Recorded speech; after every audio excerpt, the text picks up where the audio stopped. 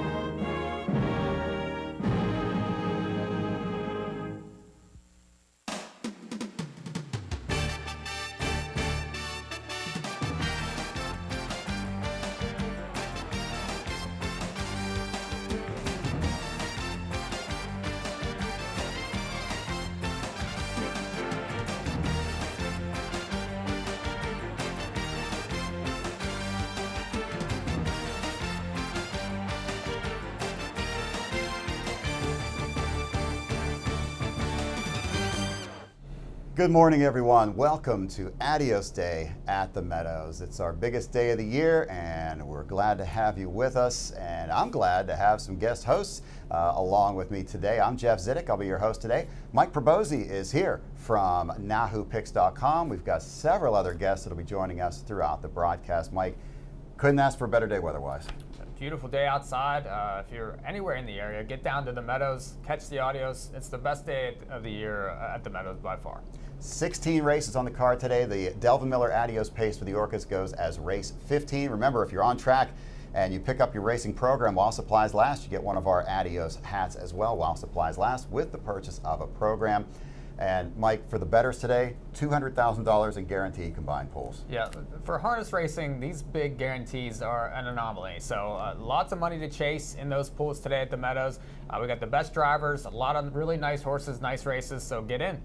Our goal today with the broadcast is to give you the best information that we can, make the show as entertaining as possible, but really our job today is to get you the best handicapping information possible so that you can make a few dollars.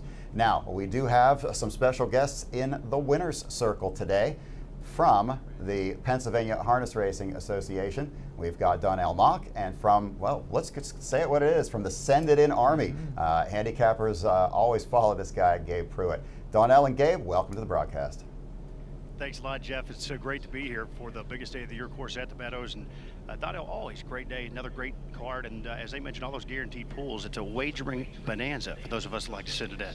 Oh my gosh, yeah, it's a great day. 16 races, 200,000 in guaranteed pools. And for everyone watching at home, they can get their free past performances at meadowsharnessracing.com. So a great way to get in on the action if you're not out here today. Yeah, they start early. That first guaranteed pool, third race of the afternoon, $10,000 in the pick five. So really starting the third race, it's rapid fire all the way through that big one, of course, race 15. And Donnell, it's always such a pleasure to be here at the Meadows for Adios Day. I tell everyone, where should I go? Where should I attend? And, we all know the big events that everyone wants to get to, the jug, et cetera, and all that. Adios Day, there's just no better day in harness racing. If you haven't been here, you got to make a plan to get here on Adios Day. Oh my gosh, the atmosphere here is one of a kind. The fans love it. Everyone's in their purple today. The apron's going to be filled. It's always a great day, so we love Adios Day. All right, we're looking forward to it, guys. We're about 41 minutes from race one. Jeff, I know you've got the changes for this afternoon's card. We're going to hope this breeze keeps up on the apron. Best of luck to everyone out there playing today. Gabe, we've got just a few program changes, but a couple of driver changes that are going to affect the early double. Aaron Merriman will not be here for the first two races, so let's get you to those program changes as we have them at this time. And that starts in the first race. Malicious, that is the 5, Malicious in the first. Make the driver Brady Brown. Brady Brown will be driving number 5, Malicious, in today's first race. In the second race, number 3, Calvin K. Make the driver, Anthony McDonald. Anthony McDonald will be driving number 3, Calvin K. in today's second race. In the third race, couple of updates. Number 1, Captain Ashton, and number 5, Brooklyn Wolf should both be listed as geldings. Once again, in the third, number 1, Captain Ashton, and the 5, Brooklyn Wolf should be listed as geldings. And then let's jump all the way back to the last horse on the card in the 16th race today, number 9, Ollie Strikes Fame. Make the driver, Jesse Bernard. Jesse Bernard will be driving number 9, Ollie Strikes Fame, in today's 16th race. Well, the feature today, of course, is the $350,000 Delvin Miller, the Adios, the Pace for the Orchids. It will go as race 15 on our program today. The field of 9, you see on your screen, 2 elimination races last week, won by Wish You Well and Captain Albano. They selected their post positions for this week's final by luck of the draw, and then the other 7 horses were drawn separately by luck of the draw. So we're going to take a quick look at both of those elimination races, starting with the first elim. And Mike, wish you well. That final quarter was amazing. Huge final quarter for the Meadows. You do not see final quarters like that at this racetrack, and he just exploded down the stretch. If he could produce that similar kick, he's going to be very dangerous in this race. Keep an eye on this replay. We're going to pick it up just past the half. Wish You Well. By the time they get to the middle of the final turn, he is dead last. Watch for David Miller and number 2, Wish You Well. Backstretch with a short advantage over Captain Luke. That's Hunting for Chrome in third. Outer Banks sits mid-pack now in fourth. Wish You Well is fifth. Sweet Beach Life starts his bid from sixth, to be followed to the outside by R&B Band. Into the turn, they head for the 3/4. It's Clever Cody with a lead. Captain Luke second, Hunting for Chromes to the outside third. Some cover now for Sweet Beach Life. 3/4, 122. Around the final turn, Clever Cody here in footsteps. Hunting for Chrome quickly advances on the outside and puts the nose in front. Clever Cody's going to have to rise to the challenge now. Captain Luke is trapped in for now third. Sweet Beach Life, the outside, they turn for home. Hunting for Chrome has taken command and drawn clear. Wish You Well, firing late from the far outside. Wish You Well at 25-1 goes right on by in 149-1. One thing for sure about Wish You Well this week, you're not getting 25-1. Not even close. I would expect around 5-1 in this race, depending on how much Captain Albano takes in the win pool. Captain Albano, he had things all his way in his elimination, so not really a lot to analyze as far as that race, but what are you watching for with some of the other horses? Well, there's other horses in this race. I prefer Sweet Beach Life in this race. I feel that his move was stymied a little bit on the backside last week and lost his momentum. He was huge in that Messenger final earlier this year. I think a late move. Travis Alexander always has his horses ready to fire late, so he's going to be a price. He's 10-1 morning line. I'm hoping for somewhere close to that. I think he's very live in the final. Well, the likely favorite will be Captain Albano. Let's go back and take a look at his victory last week in his Adios elimination. 55-second opening half mile. Down the backstretch fourth, Time Is On My Side is covered up by Nuclear, who's fifth. He's getting ready to move 3 wide. Rush In is sixth, and coming to the outside is Booming Economy. Farther back, still off stride, Number Cruncher. Heading toward the 3/4, Captain Albano in command so far. Courtship hanging him on the outside in second. On the inside is Noblesville, 3 deep. There goes Nuclear. Racing next on the inside, Time Is On My Side's going to need some racing room. Booming Economy ready to go 3 wide. Off 3/4, 122-4. Captain Albano steps on the gas pedal, opens up 2 lengths on Noblesville. Time Is On My Side takes over third. Nuclear alongside that one. Rush In needs room. They turn for home. It's all Captain Albano. He stepped clear. Noblesville is second. Time Is On My Side on the inside. Through the stretch, it's all Captain Albano to get the win. Close for place, 149-2. Relatively easy win last week for Captain Albano. Should have plenty left in the tank for today's featured Delvin Miller, the Adios, the Pace for the Orchids. Well, it's time to welcome in one more person to our broadcasts as we always talk about our Nahu Picks selections. Mike, you kind of started Nahu Picks, but with the Meadows, you turned things over to a young man from the area, and that's Kevin Plaucha. Yeah, very ambitious young man that is very tied into this Meadows circuit. He's doing very well with his selections, and I'm proud to have him on the website. Well, let's go over to Studio B, and fresh off his pancake breakfast, Kevin Plaucha. Welcome to the broadcast today. Thanks, guys. Really nice card. We've got 16 big races. As you get further into this card, the fields get bigger and it gets trickier, especially that pick 8, 20 set minimum, 15% takeout, that $15,000 guaranteed pool. That's a tough sequence. It spans all the way from race 8 to the Adios, and it's a tough card. As I mentioned, you've got some nice stakes appetizers early, but as you get more and more into it, we've got some fuller fields and some great wagering opportunities throughout the card. Thank you, Kevin. All right, well, it's time to start a handicapping run through the program. Today, you'll hear my selections. We got Mikey P's, and we got Kevin's throughout the day. Donnell and Gabe will give us some spot plays, and then, hey, we're going to get some extra handicapping information from the one member of the team we haven't introduced yet, but he'll be here a little later. And from In the Money Media, that's Edison Hatter. He'll be in the paddock today. So let's run through the handicapping numbers. Race 1 will start the early pick 4 and our rolling doubles. Brady Brown drives the 5 Malucious, condition to Pacers in the first. Morning line to the 3 Swifty Lazar. I'm going to Swifty Lazar. Up in class, but many in this race today are up in class. Mike? 6-3-2-5 for me. I'll try Quick Trick. A couple of nice final quarters in those last 2 starts. Kevin? 6-4-3-2 for me. Quick Trick, facing some older horses as of late, should have plenty of pace to chase in this first race. Moving on to race 2, our second today is for $7,000 claiming Pacers. Again, a driver change on the 3, Calvin K. It's going to be Anthony McDonald. Morning line says the 4, Mateo. I had a hard time with this race, I'll be honest with you. I'm going to go to the 2, Lions Beach Boy off the inside post draw. He had a rough trip last week. Wide open race, 5-2-4-7 for me. Oki from Muskogee, barn change and a drop. 5-2-3-4 for me. Oki from Muskogee tends to shine at this 7,000 claiming level. Wide open race, though, could see anyone winning it. Race 3 is the first of our Grand Circuit stake races today. It's the first division of the Roy Davis Arden Downs 2-year-old colt and gelding pace. This is kind of an Adios preview. We call this all the time because these are the horses that may be coming back next year for the Adios. It's a $10,000 guaranteed pool in the early pick 5 that starts in race 3. Morning line to the 2 Poppies Rocket. I think he's going to be a solid favorite in here. I like 2-6-3-7, and boy, I'm seeing a lot of blue on that screen. 2-6-3-5 for me. Poppy's Rocket, he's obvious. The 6, the Wild Bill Wide, another one. I thought raced pretty well first time out. 2-6-4-7. These Poppy Rob Hanovers have come out swinging. Poppy's Rocket was third behind 2 of the best-looking colts in North America right now. Tough to beat. Our 4th race on the program today is a claiming handicap pace, going for a purse of $12,000. It'll be our first pentafecta of the afternoon in race 4. The morning line in the 4th race says the 7 Kilowatt Kid, who was second last week. He's got 3 wins and 2 seconds showing in his last 5 appearances. I'm going to try the 5 In Rock We Trust, claimed last week for the Dirk Simpson barn. Bumps up in class, but he's been very sharp lately. I'm going to go with my pentafecta ticket, 5, 7, 2, 3, and 8. 7-1-5-3-4 for me. Kilowatt Kid, just very consistent, speedy from any post. He's going to be tough to pass. He's going to be tough, but I think he'll be overbet again. I'll go 5-1-2-7-3. In Rock We Trust has never been better. He won his last race by 5 1/4. I'll go to him off the jumping class. Let's go to the 5th race. It's another Grand Circuit stake. It's the lone division of the Dwayne Parker Arden Downs 3-year-old filly trot.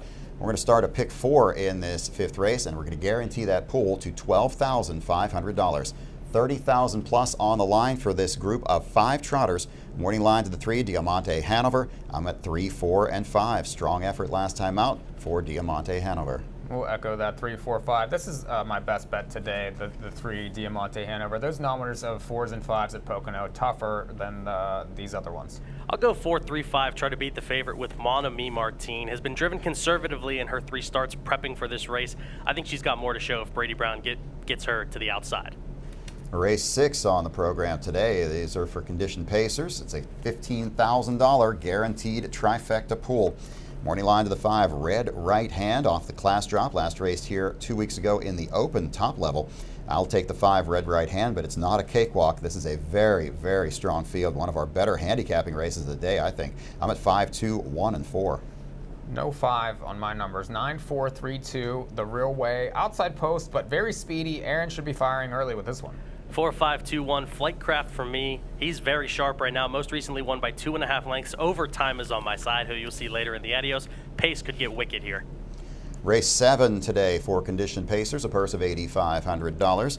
Morning line's going to go to the 2 Elliott Moose in from Northfield for the Bill Rhodes stable. I went to the 1 Captain Max Henry's second start back after some time away, as this one in the Burke Barn was 7 of 18 last year. Still looking for that first win of this season. I'm going to try him here. 1, 4, 5, 7, and 8.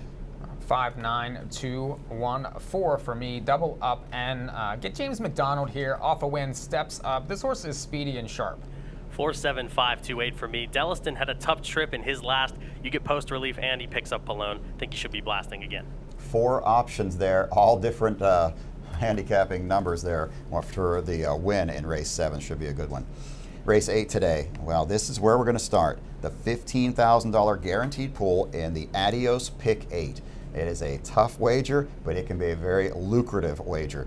The Roy Davis Arden Downs 2-year-old colt pace is the 8th race, 22,000 plus on the line. Again, it starts that 20-cent pick 8, and it has a low takeout of just 15%. 15% takeout on the Adios Pick 8 with a $15,000 guaranteed pool.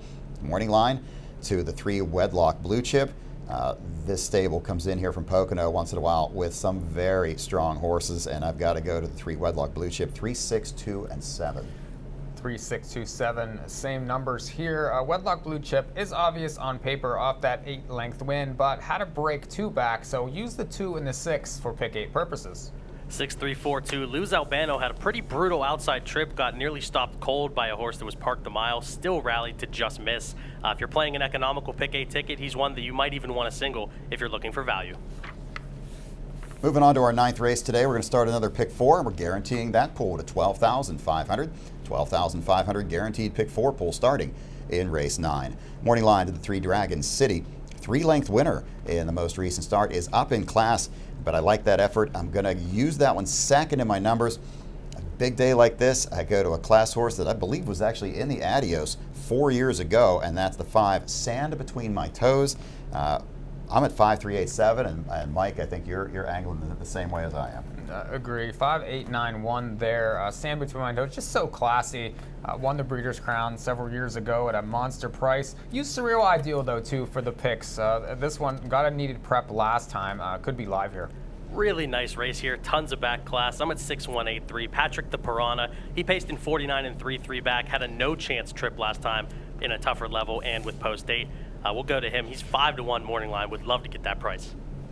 Let's move to the 10th race. Our sub feature today. It's the sister race, the companion race to the Adios. It's the Quentin Patterson Adio Volo. $104,225 on the line for the purse. For the bettors, there's a $15,000 guaranteed trifecta pool, and what a field. This is a tremendous group here. Morning line to the 7 My Girl EJ, but you've got My Girl EJ with $830,000 made lifetime, Geocentric with $614,000 lifetime. Between the two of them, they've won 18 of 34 races in their career, but they're not the only ones in here that are good. There are some very strong contenders. I'm going to the 2 Geocentric, and my pick is strictly based on post. I'm at 2, 7, 3, 5. 7, 2, 3, 5 for me. My Girl EJ won here on Adios Day last year. Loves the racetrack. Couldn't be any classier. This race is must-watch TV for sure. I'm at 2, 8, 7, 5. Geocentric had a brutal trip in her last. Was still making up ground on My Girl EJ. Throw in the 8 a Sweet Beach here. McDonald and Harris. There's no way that he's going to take back. Let's go to the 11th race. The Adios Pick 5 starts in the 11th. It's a $12,500 guaranteed pool for races 11 through 15. Race 11 is for pacers going for $9,000 in purse money. Morning line to the outside, the 7 Infinite Symbol. This is the lone mare in the field taking on the boys today. She's the morning line favorite. I'm going to the 3 Woodmere Androli off a 4.5 length win in a lower level in what was the first start in the Presto Barn. I'm at 3, 4, 2, and 7. 2, 3, 7, 5 for me. The 7 comes off a 6 scratch, 2 and 3 draw inside here, and I think should line up 1 too early. I think they'll be 1 too late. 2, 3, 6, 7 for me. Despite Wren taking off of the 2, he jumped up to the 10 claimers and just went too fast last time. We'll look for some more rating from Tetrick. 12th race today is the James Mandarino Arden Downs 3-year-old colt and gelding trot. A Grand Circuit stake for a purse of $36,873. Now, please note this is a field of 10, so numbers 1 through 9 will be on the gate. Number 10, Frank the Tank, will start the race as a trailer in the second tier. Morning line to the 3, Splendid. Splendid has won several in a row. It goes way back off the program, so he's won at least 6, if not possibly all 7 of his races in a row. Splendid is tremendous right now, and I cannot pick against this one. 3, 1, 7, 5, and 4 for me. 3, 8, 1, 9, and 4 for me. Splendid is obvious, much needed prep off the layoff last time for another win. But if you're looking for a price here, the 8 Activation needs to stay flat, but has plenty of speed, and if able to stay flat, I think could have a chance late.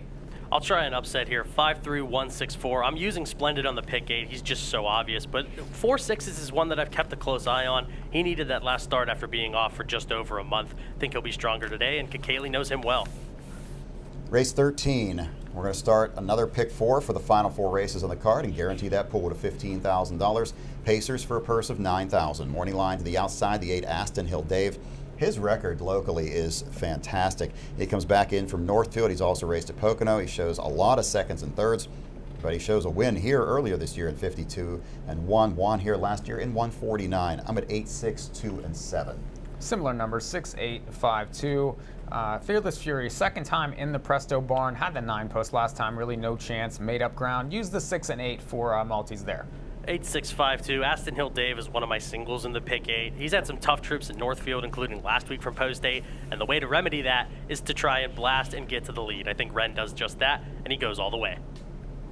Race 14 is the Mary Lib Miller Arden Downs 2-year-old filly pace, the Grand Circuit Stake. Guaranteed trifecta pool, $17,500. The purse more than $36,000 on the line.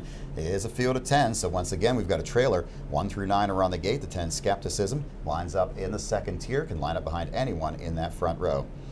Well, I think this is a Burke stable opportunity here for them to really hit the board with possibly all 3 of them. I've got 2 of them in the top 2 spots. I'm taking the 4 Always Anna Hanover. I'm at 4, 1, 3, and 7. 4, 7, 9, 1 for me. The 4 and 7 have been facing sire stakes foes. They get a drop in here. I think one of them win the 14th. 7, 4, 1, 10 for me. Always Anna Hanover, very obvious. But Daily Double Deo has been facing 2 of the best 2-year-old fillies in Poppy Grad and West Winds. I think she's got more speed to show. She had a weird trip last week. We'll talk more about it later. Race 15 is the 58th running of the Delvin Miller, the Adios, the pace for the Orchids. We have for the bettors a $50,000 guaranteed trifecta pool, a $25,000 guaranteed superfecta pool, and for the owners and trainers in this race, it's a $350,000 purse. It's our feature race for the year. Morning line goes to the top 2 are the 2 elimination race winners last week, the 4 Captain Albano and the 2 Wish You Well. Morning line 4, 2, 5, 9, and 7. I tried as hard as I could to find a longer shot, and I couldn't do it. I think if Captain Albano gets left alone in the front, he's going to be the one to be the winner. If he gets roughed up, then I think Wish You Well can get him. I'm at 4, 2, 5, 7, 6, but Mike, you are the lone dissenter here. I am. Number 7, Sweet Beach Life, is my pick in the race. 10-1 morning line. As we talked on the pre-show here, I felt that his momentum was stopped in the last race early. He has a wicked kick. This pace could be quicker than it looks on paper, and I like him flying late. 4, 1, 2, 7, 6 for me. I just think there's no getting past Captain Albano, and even if that pace is quick, I think Albano could just sit in a nice 4-hole, come first over, and draw away. There's no way Todd McCarthy's going to leave him on the inside and try and look for room late. So all over Captain Albano in this Adios final. Finally, our 16th race today, driver change on the 9, Ollie Strikes Fame to Jesse Bernard, conditioned Pacers for $7,400. First, lay 6 for the 1 Cashed Up. He's the morning line favorite. I think he's going to be tough to beat today from the inside post. His 2 Meadows starts have been from post 9 and 8. Let's go 1, 6, 4, and 2 with Cashed Up. 1, 6, 7, 8 for me. Agree on Cashed Up. Adds lay 6. Should be up close early, especially from that inside draw. 1, 6, 3, 4 for me in the finale. Cashed Up, just missed from post 8. Although last year in the finale, we saw the pace get absolutely wicked. Curious how it goes here, but I'll side with the morning line favorite. Well, those are your handicapping numbers for today's 16 race card here on Adios Day. Let's take one more look at the program changes. In the first, number 5, Malucious, make the driver Brady Brown. Brady Brown will be driving number 5, Malucious, in today's first race. In the second race, number 3, Calvin K. Make the driver Anthony McDonald. Anthony McDonald drives number 3, Calvin K. in the second race. In the third race, please note that both the 1, Captain Ashton, and the 5, Brooklyn Wolf, should be listed as geldings. And finally, in that 16th race, number 9, Ollie Strikes Fame, the driver will be Jesse Bernard. Jesse Bernard drives the 9, Ollie Strikes Fame in race 16. Track is fast. Temperature to start the day is 80. It's going to head up a lot closer to 90 by the time we get to the Adios later today. I'm Jeff Zidek here with Mike Probosi, Kevin Plaucha as well, Donnell Mock, Gabe Pruitt, Edison Hatter. We've got a lot of handicapping opinions to give you throughout the day today, and you're going to need them because you've got $200,000 worth of guaranteed pools on today's racing card. So great opportunity. We're calling it the richest day in PA for the bettors for a reason. $200,000 in guaranteed pools. And Mike, I know that Adios pick 8 is a wager that you really enjoyed last year. Edison enjoyed it too. He enjoyed it for about 7.5 of those 8 races. Yeah, he was alive to It's My Show, and in the final there, and he had played Cannibal all year and left him off his ticket. So ultimately, he failed in his pick 8 quest. This year's another year, and I think we're all going to chase it. Well, it's nice and cool up here in the booth, but it's a little warmer outside. Let's send it downstairs right now to the winner's circle and Gabe and Donnell. Thanks so much, Jeff. And yes, it is a little warm. Did he say it was going to get warmer, by the way, this afternoon?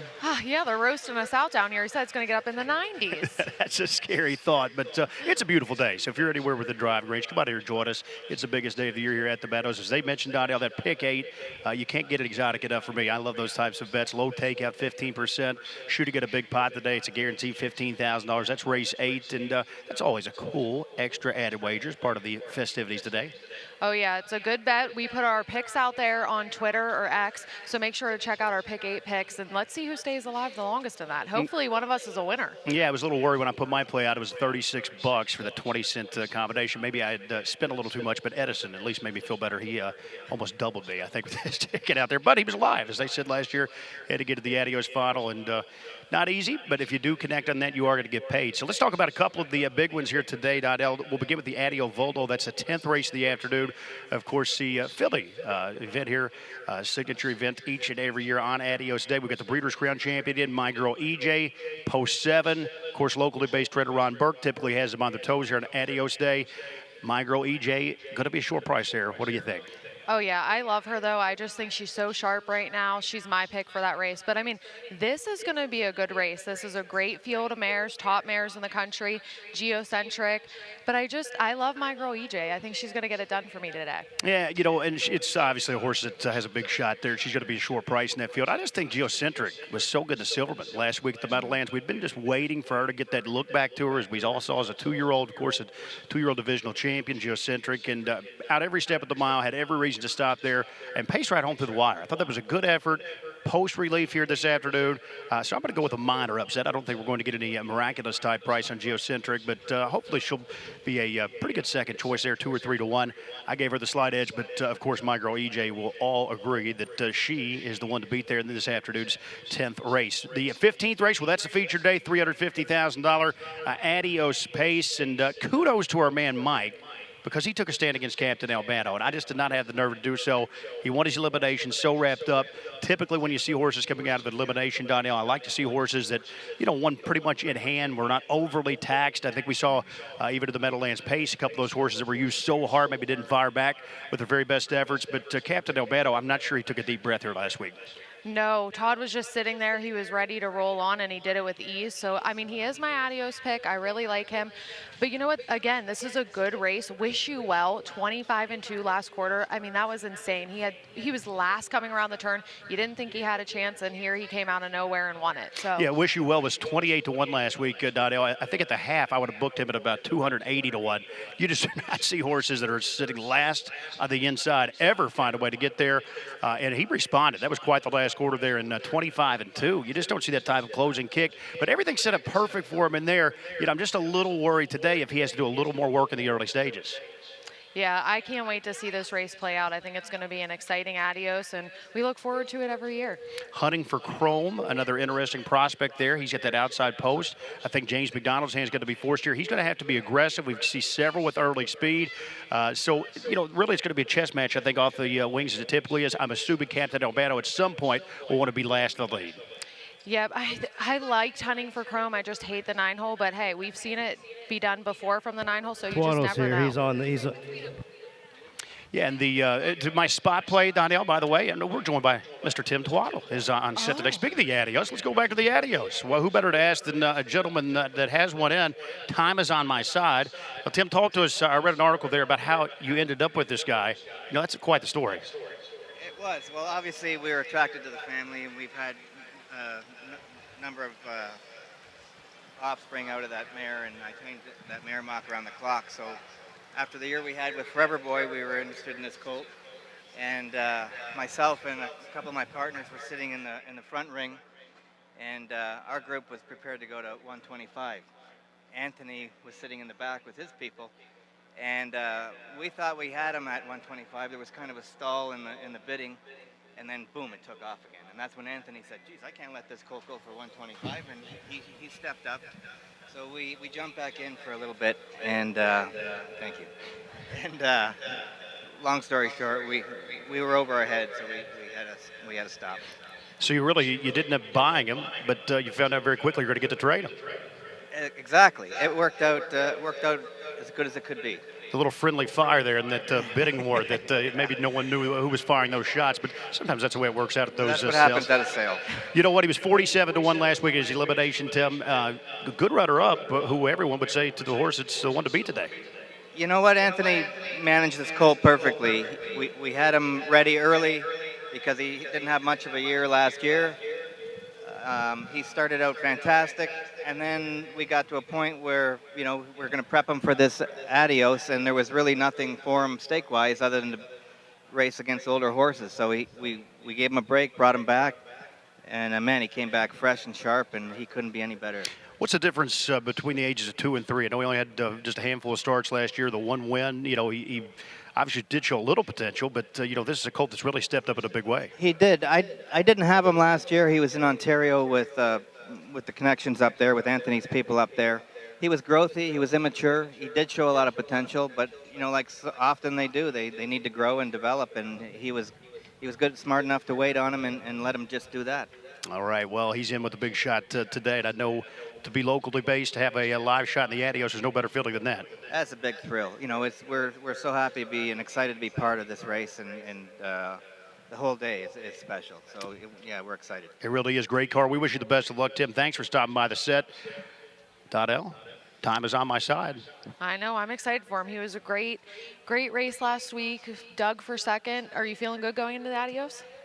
I was obviously hoping for an inside draw like everybody was, but it's a horse race, so we'll see what happens. Anthony will do what he has to do. Everyone's expecting, it's going to get crazy. Anthony only knows how to leave, but he's very, very sharp guy, and he'll adapt and do whatever he sees fit, and hopefully it works out in our favor, because he's got like I say, he's coming in sharp, and he's got as good a chance as any of them. Yeah, it could be a wicked pace scenario. It looks like on paper. It could get crazy. It might, sometimes you expect those and it goes the opposite. So. Yeah, when everyone's thinking the same thing, right. sometimes we'll everyone see. decides to It'll go be fun to counter. watch. It will be fun to watch. We're looking forward to that. Tim's got time is on my side. He's got post 6 in the big dance today, guys. We're 11 minutes from the lid lifter to kick off a big day here at the Meadows. Thank you, Donnell, Gabe, and Tim Twaddle. Best of luck to Tim and the other local trainers, and of course everybody with today's Delvin Miller Adios pace for the Orchids. Well, it's time to get set for our opener today, and we've got about 10 or 11 minutes to go until our first of 16. Right now, let's hear, by way of video, from the longtime voice of the Meadows, Roger Houston. This is Take 5, highlighting Western Pennsylvania's most innovative and successful businesses. Hi everybody, welcome to Take 5. I'm Joe Klemchak. The countdown is on to Adios Day. It's coming up Saturday, July 27th, the biggest race on the harness racing calendar. And joining me today is the world famous track announcer, Roger Houston. Roger, incredible honor to see you. How you doing? Joe, pleasure to be with you. Let's talk Adios today. How many times did you call that event? I called 43 of them. They started in 1976, and my last one was in 2019. Wow. And I never heard the story. How did you get into race announcing? My uncle was an announcer, and when I was in high school, I would go to the races with him every single night. And one time he took me to a matinee program in Wilmington, Ohio, and announced over the PA system, "Roger, you should come to the judges' stand." I went over there, and he said, "I got to go to the bathroom. I'll be right back." He didn't come back. And 65 years later, you're still doing it. Still doing it. Races all across the world. 184,000 races in 8 countries and Wow. 160 racetracks. Wow. I know the Adios is near and dear to your heart. Yeah. What makes it so special? Well, the very first year I was here, 1976, Armbro Ranger, world's record. Keystone Ore, 2nd Division, world's record. Come back for the final, Armbro Ranger, another world's record. And I like my world's records, and I was a fan ever since. Kind of set the scene for us. When people show up to the Adios, what can they expect? Well, it's going to be a packed apron level. Get up close to the horses coming home and seeing them warm up and such. The MSOA, I'll have a table and free sunglasses while the supply lasts. Going to give a Yeti cooler away. Pennsylvania Horse Racing Association is going to give a Blackstone grill away so people can get some nice prices if they're lucky enough. And I think the big thing is you're up close to the horses. So it sounds like a family fun event. It's really something for everybody. Definitely a family fun event. Probably, I would say, a quarter of the attendance will be youngsters under the age of 18. And please tell us you'll be there maybe calling a couple races. Is that possible? Oh, we might call a couple races, but it's funny, Jeff Ziddick was my backup for 25 years. I'm his backup now, and I'll call a couple. Okay. Roger, as we close, for someone who has never seen a harness race before, what would you say to them? It's thrilling. It's exciting. The thing I like to say is, if you're into the wagering, it's one of the few things you can go to that you may go home with more money than you came with. Roger, you're a true Pittsburgh treasure. Thank you so much. Thank you for having me, Joe. Best wishes. Folks. We've got 8 minutes on the board, 8 till post for our first today. First of 16, and we've got some other things going on. You want to make sure you stop by. If you're on track, you want to stop by the Pennsylvania Horse Racing Association booth outside on the apron level. And we're going to talk more about that in a moment. They've got some trivia going on, some track trivia where you can win some prizes. Don't forget, we do have a change in this first race. Number 5, Malucious. The driver is going to be Brady Brown. Brady Brown is driving number 5, Malucious, in this first race today. Race 1 is for Pacers, winners of 4, but not more than 7 races lifetime. Purse is $12,000. Driver choices in this one. Aaron Merriman was named on the 2 and the 5, but of course Merriman's not here. But just for your handicapping knowledge, he did take the 5 Malucious over the 2. The driver choice still in effect. Ronnie Wren named on the 3 and the 6. He's driving the 3 Swifty Lazar. Morning line goes to the 3 Swifty Lazar. I'm at 3-2-6-5, 3-2-6 and 5 for me in the opener, as we've got Kevin and Mike as well. So guys, give us a little look at your selections here. 6-4-3-2 for me. I like Quick Trick. He's had some tough trips at Northfield as of late, going up against some nice older horses. Was most recently 4th by a length, but he kicked 27-3. That was against non-winners of 10,000 last 4. It's kind of a comparative class. Winners of 4, not more than 7 in that non-winners of 10,000 type class. They're somewhat comparative. We saw it last night with the Trotters. 3-Point Blue Chip had been racing in a class similar to that, and then that was in a non-winners of 10,000 last 4, so it's pretty comparative. I like him. There's a couple horses in here that they only know going to the front, like the 5 Malucious. I mean, we've seen him get to the half in 54 and change a bunch of times. If Lems just wants to sit just a little bit off the pace with Quick Trick, I think he can, and I think he'll have enough time to circle up late. So I'm at 6-4-3-2. 6-3-2-5 for me. Agree on Quick Trick. This horse has a 50 mark at Scioto. The bigger track suits his style, I think. The class is a slight drop for him. He should play very well versus these horses. For multi-leg purposes, though, I would use the 2 and the 3.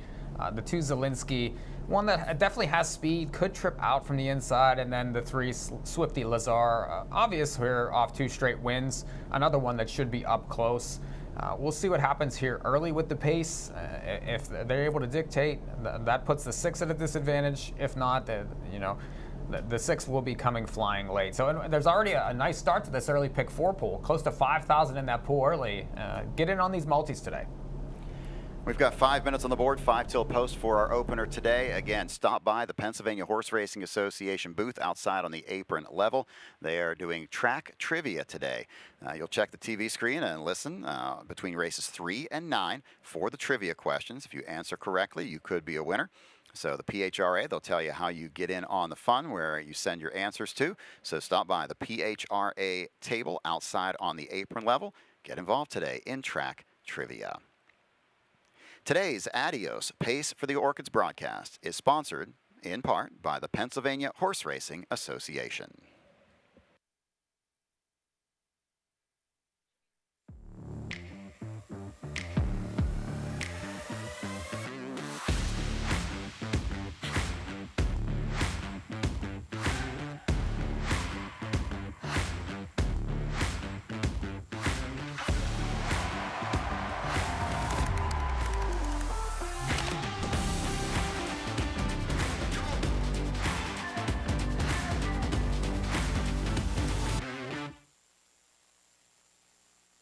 Christian Harness Horsemen's Association is a national ministry. We have chaplains at various racetracks. I've been the chaplain at the Meadows for over 30 years. Our ministry gives scholarships to young people who are part of our harness racing family. We minister in every way that a local church does, from ministering to the kids to the oldest adults and everybody in between. Post time is 4 minutes away, 4 on the board for our opener today. Track is fast, beautiful day for racing. We're going to get our card started at around 81 degrees, but it will be climbing throughout the afternoon. Even money right now on the 6 Quick Trick, newcomer to the Meadows from Northfield Park. Jeff Conger bringing one over. It's the first time this season he's brought one over to the Meadows.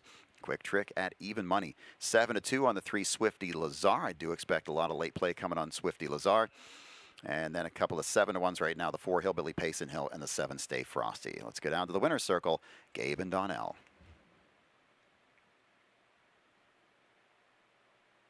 Race here as we get set to kick off the card on Adios Day. Pick 4 action, so we're already in the pools here as far as the horizontals go right here in the opener. A good overnight event. The money playing out a little differently than I anticipated. We've got even money right now on Quick Trick. Ships in from Northfield. What do you make of that? As Jeff said, Jeff Conner ships over here for the first time on Adios Day of the year.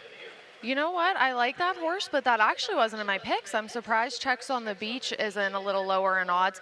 I mean, yeah, last start finished 8th, but this horse was winning before that, and first time Meadows here, so I think that's going to be an interesting price for number 1. Yeah, the ones up there double digits right now on the board. I actually like the 5 Malicious. No, do note Aaron Merriman running a little tardy here with us here today, so we'll await Aaron's arrival. But for now, we've got Brady Brown's going to be up. You've got Post 5, always the most successful, the winningest post in any 5/8 track. Of course, early speed. You know, not a huge winner, Donnell, just 5-46, 1 win this year, 1 win last year. But I thought he could utilize that speed and really get off the wings here. I'm a little shocked that he's 9-1 when you know he's going to be forwardly placed. Yeah, this is definitely an interesting race, and I mean, place those bets and money can be made here. Yeah, good field here as we get set. Again, Quick Trick on the board right now at even money. I know your top choice, Donnell, comes off back-to-back wins. I believe the 3 Swifty Lazar for the Burke Brigade, who look to get here off on the right foot. Yeah, you're not going to get a great price, but I like this horse, and I'm not sure he can be beat. Ron Burke, we'll see how his day starts out. He has a lot in today, but him and Ronnie Wren always team up and usually have a few wins on the card. All right, well, comes up a sharp win, a lifetime best ever last out 2 in a row. You couldn't be sharper head again. 5-2 right now on your top choice. The second choice, Jeff, as we get set here to kick off Adios Day. They'll be on the track shortly for the first pick 4 on the card.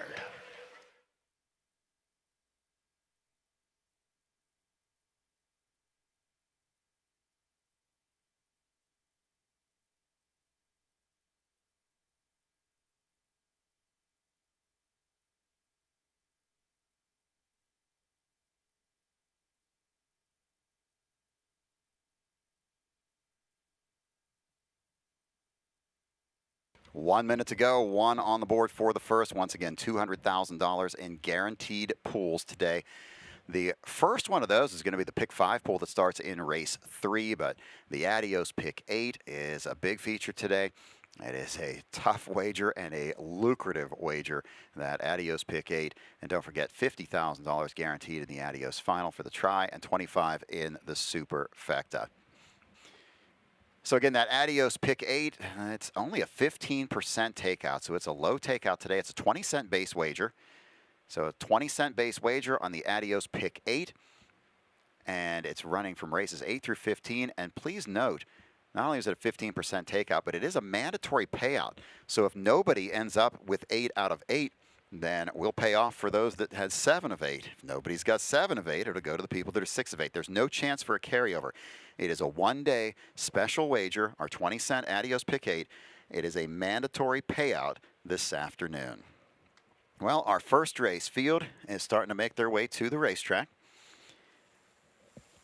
4 to 5 right now on the 6 quick trick is the choice.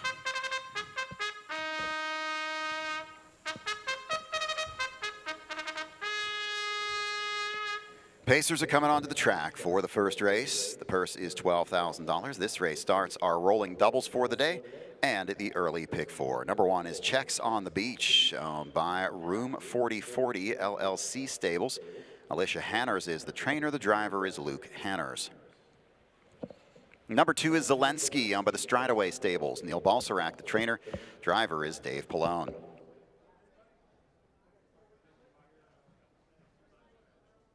Three is Swifty Lazar, owned by the Burke Racing Stable. Frank Baldacchino, Phil Calora, J&T Silva, Purnell, and Libby. Ron Burke, the trainer. The driver is Ronnie Wren.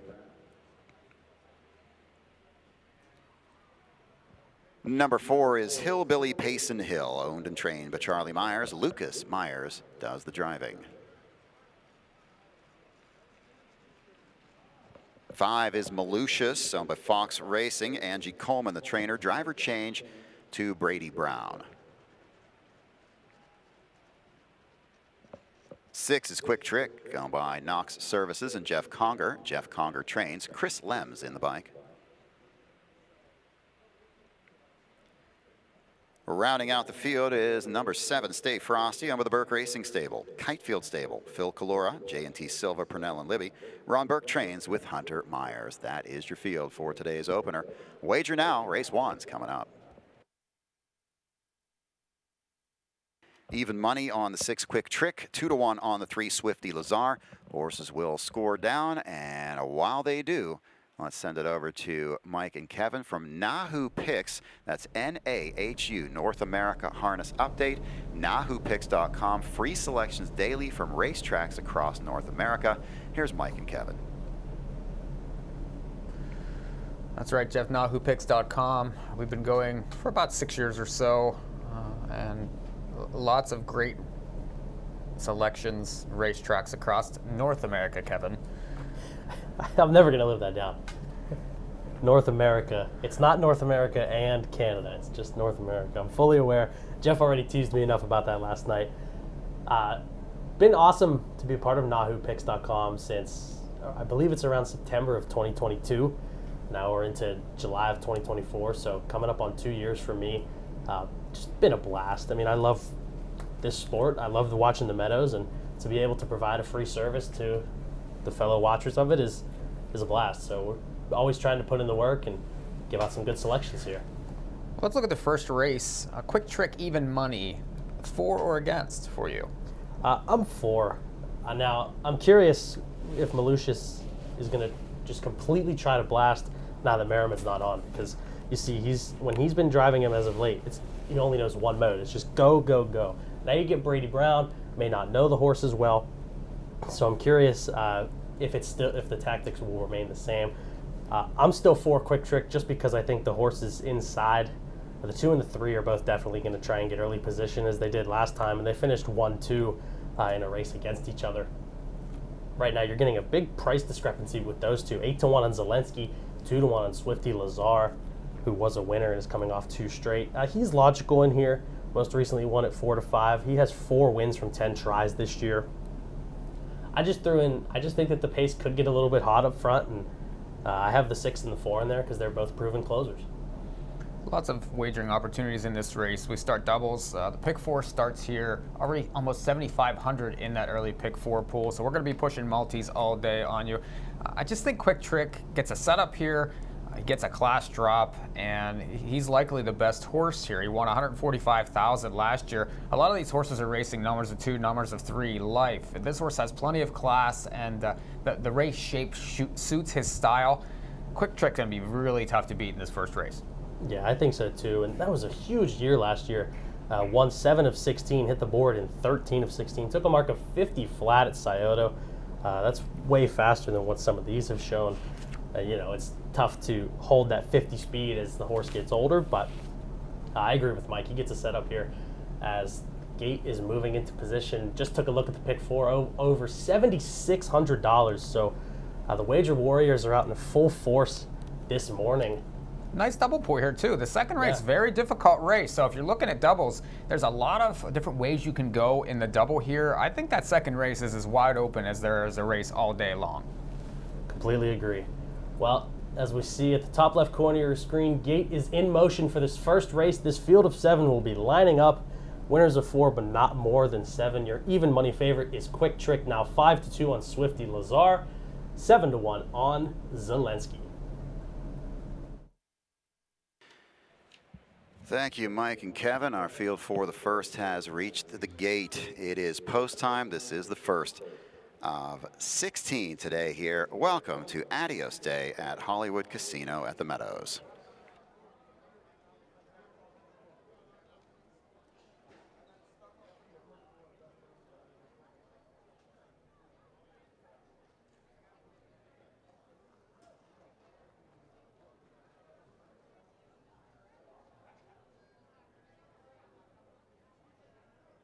Field of Pacers on Gate, race 1.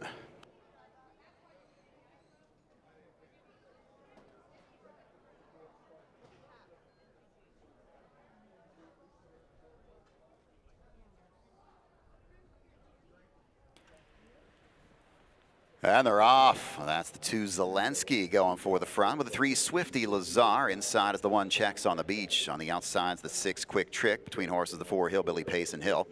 Getting away 6th into that first turn is Malicious, and the early trailer is Stay Frosty. By the 8th pole and around the first turn, it's Swifty Lazar holding the lead for now, but gets a challenge from Quick Trick. Chris Lem's going to send that one onward to the front. Zelensky watches this battle from third as they go to a 27 flat opening quarter. They'll move into the lane and pass the grandstand for the first time. Quick Trick, the heavy 1-9 favorite, holds the lead. Swifty Lazar second, then it's Zelensky third. Checks on the Beach sits mid-pack in 4th, then it's Hillbilly Pace and Hill 5th. Malicious 6th, trailer is Stay Frosty. Field of 7 in the opener, roll through the turn and head for the half. Quick Trick is on the engine. Racing second is Swifty Lazar. Zelensky paces third. Checks on the Beach 4th, halfway home in 56, a 29-second second quarter. To the backstretch, the 1 to catch is Quick Trick. Swifty Lazar second, followed by Zelensky. Checks on the Beach, stays to the inside as Hillbilly Pace and Hill makes the move for Myers from 5th, now 4th. Racing 6th is Malicious. Trailer is Stay Frosty. Into the turn, they head for the 3 quarters. It's Quick Trick in front. Swifty Lazar second. Up on the outside, Hillbilly Pace and Hill doing things all alone. He's now moving to second on the outside off 3 quarters, 1:23.3, a strong 27.3 third quarter. Around the final turn, Quick Trick leads it. Hillbilly Pace and Hill on the outside. Swifty Lazar's gotten a great trip as they turn for home. Quick Trick with the lead. Swifty Lazar trying to catch him in the passing lane, but Quick Trick is strong all the way today. Wire to wire winner in the opener. It's Quick Trick. Mile in 1:51. 6-3, 4 and 2 unofficially. 6-3, 4-2. A very strong mile to start the day by Quick Trick. Now, Jeff Conger, I said he hadn't had any horses come over to the Meadows at all this season.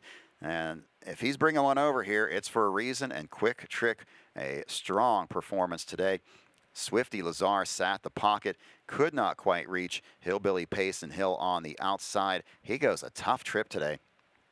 and does, I believe, hold the show spot over Zelensky. It's going to be 6-3, 4, and 2, 6-3, 4, 2 in the first race. Crossing the line 1-9 on Quick Trick.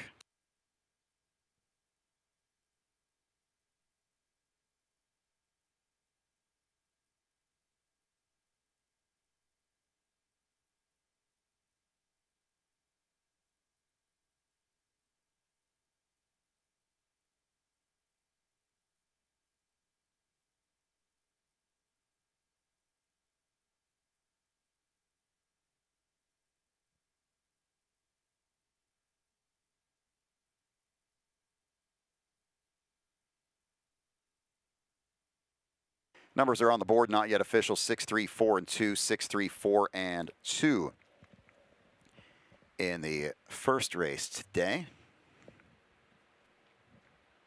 Quick Trick, Chris Lems. Be his 47th this season at the Meadows. Back in front of the stands, the winner of today's first race, number 6, Quick Trick, owned by Knox Services of Mount Vernon, Ohio, and trainer Jeff Conger of Hudson, Ohio. Chris Lems picks up the winning drive. Quick Trick, 4-year-old gelding by Racing Hill, wins for the second time in 7 starts on the season. It's a season best win today of 151 flat.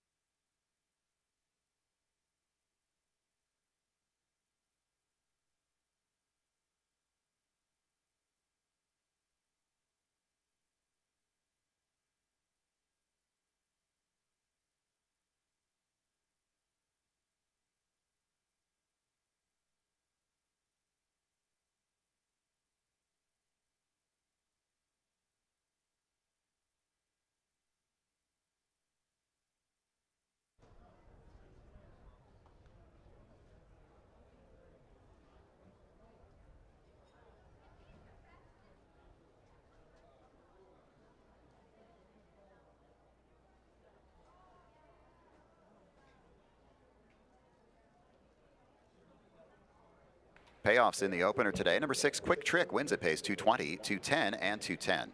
Number 3, Swifty Lazar, 260 and 210. Number 4, Hillbilly Pace and Hill, 420 to show.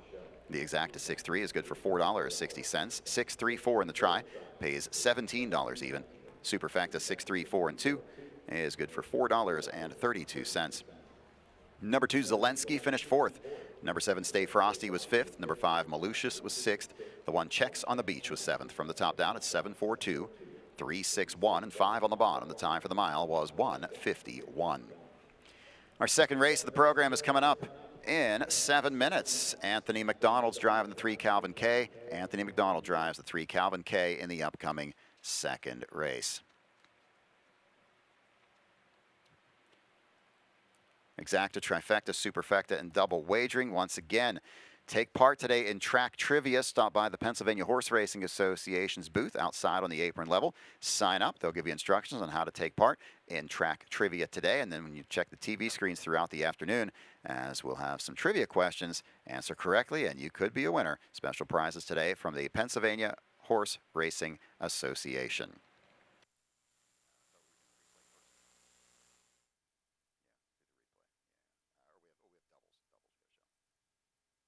6 minutes on the board till our second race. There's your double will pays. They favor number 4, Mateo, at $8. Second choice, the 2 Lions Beach Boy, at $10.60.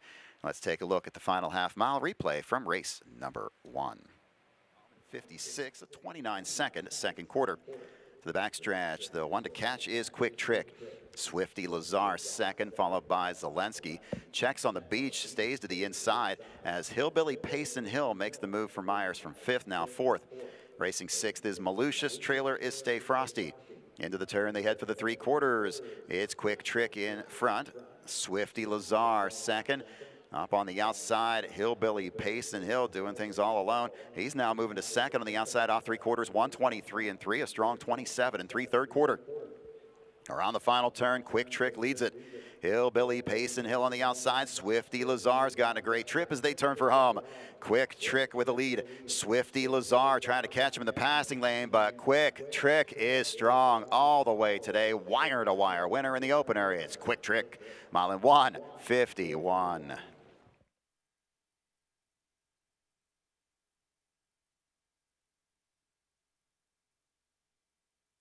Quick Trick got the victory, and we are down to just 4 minutes to go, 4 till post for our second race. The Adios Pace for the Orchids broadcast is sponsored today in part by the Pennsylvania Horse Racing Association.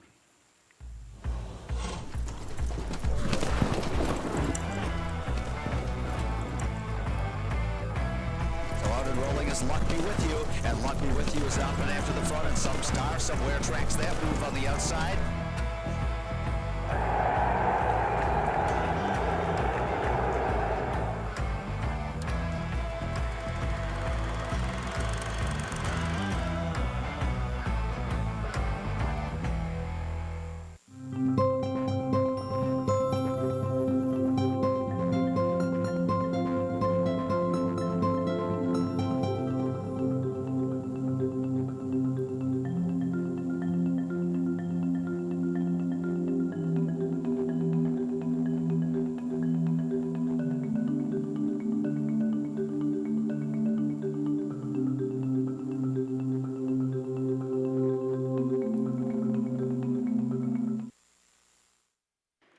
Post time just 3 minutes away, 3 on the board. These are claiming pacers going for a purse of $6,500. Anthony McDonald driving the 3 Calvin K.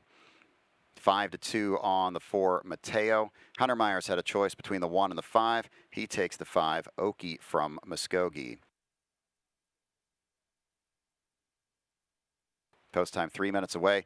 The morning line says 4, 2, 5, and 3 with Mateo. I'm going to the 2 Lions Beach Boy. I'm at 2-9-1-5. Kevin says 5, 2, 3, 4. Mike Probosi at 5, 2, 4, and 7. Let's go down to the winner's circle.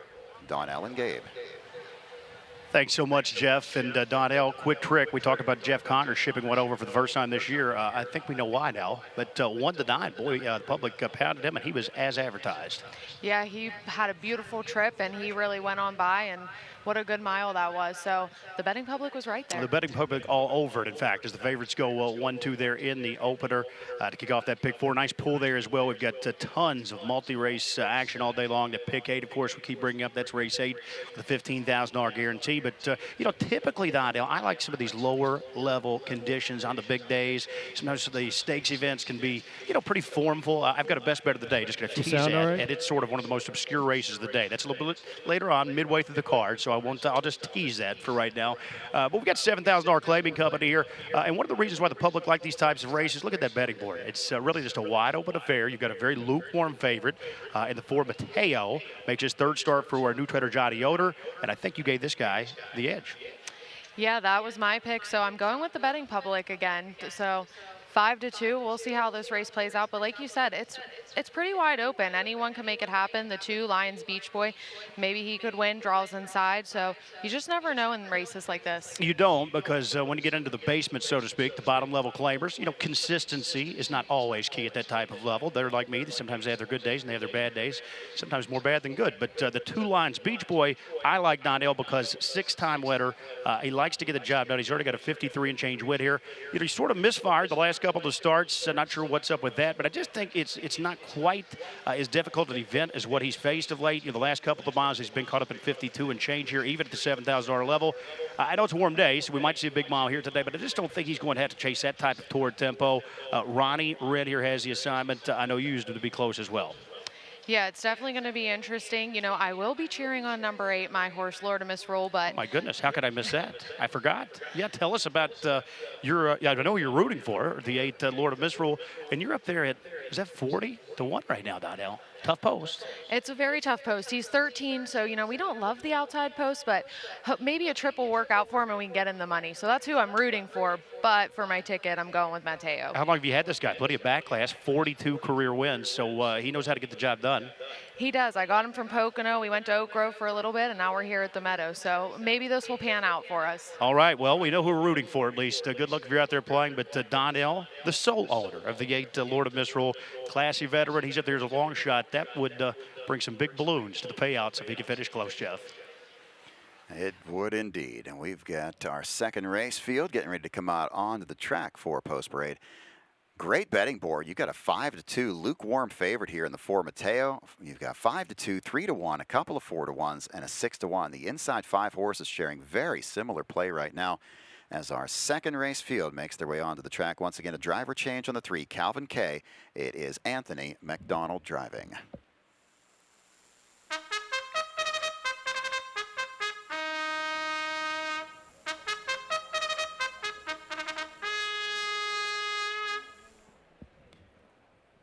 Horses are coming onto the track for the second race, claiming pacers for a purse of $6,500. Number 1 is Ruffle Up, owned and trained by Ramiro Porfilio. The driver is Jack Colleen.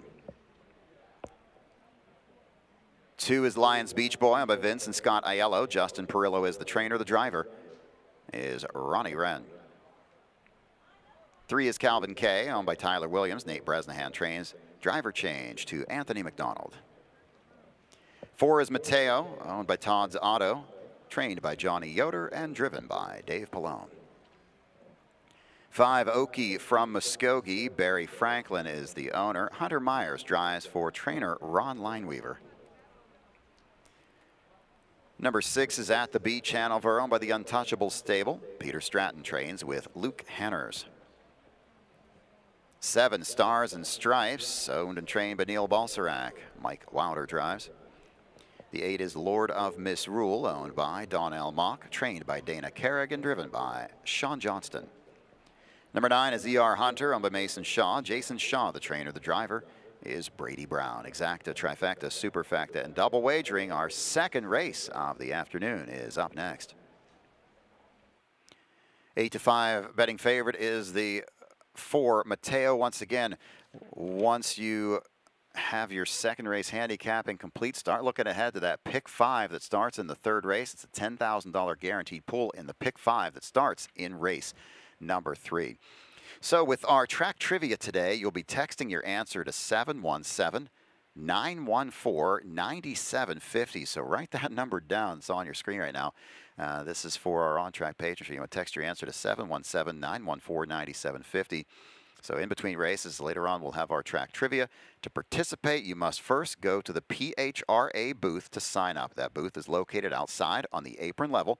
Once again, stop by and visit the Pennsylvania Horse Racing Association booth outside on the apron level. You've got to go there and sign up prior to competing. Questions will appear between races on the big screen. And if you're the first to respond correctly, you will win a PHRA prize pack. And if you're a winner, they'll respond to your text message and tell you to come and claim your prize at the PHRA booth. So once again, stop by the PHRA booth on the outside apron level. Get ready to play track trivia. Mike and Kevin, horses are on the track warming up. What are you seeing out of this second race? 7 claimers here on the pace, wide open race. Lots of chances. Ruffle Up took some early money, Kevin. 20-1 morning line, 6-1 currently on the board. Yeah, I got a really bad trip last time. Was parked every step. This was the one that Hunter Myers chose off, but he was taking some early money all the way down to as low as 7-2. Classy veteran here, 13, has made over $400,000, but has struggled as of late in the last 2 seasons. Has been lightly raced. There's the 2 Lions Beach Boy, old classy horse, 20 lifetime wins. I think he can bounce back here. Yeah, I think he can too. I think Ronnie Wren getting back on is key. He's going to have a much better chance to get away closer to the action. He's had some tough trips too in his last couple. Went 3 wide last time. Had reason to tire, I think. Right now he's on the board at 7-2.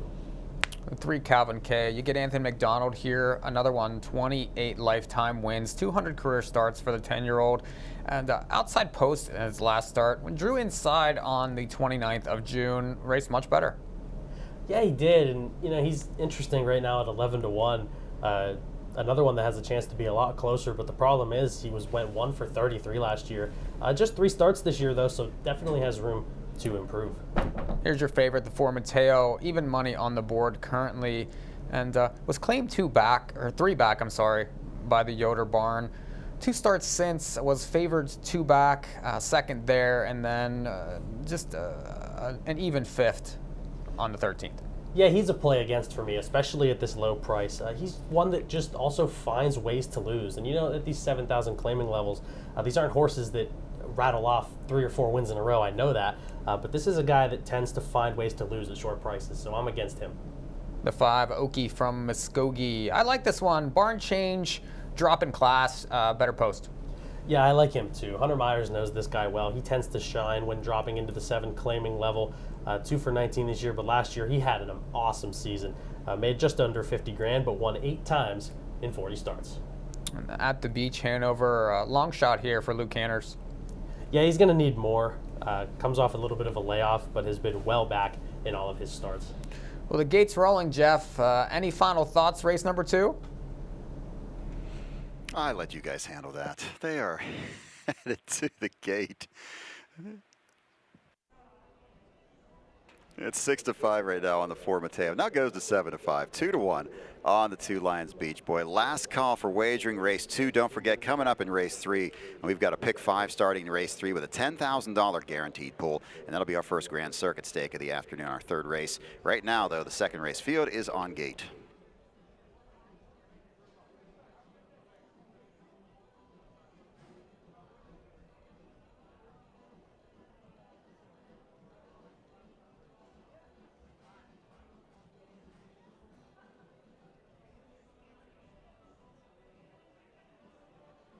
Field behind the gate, race 2.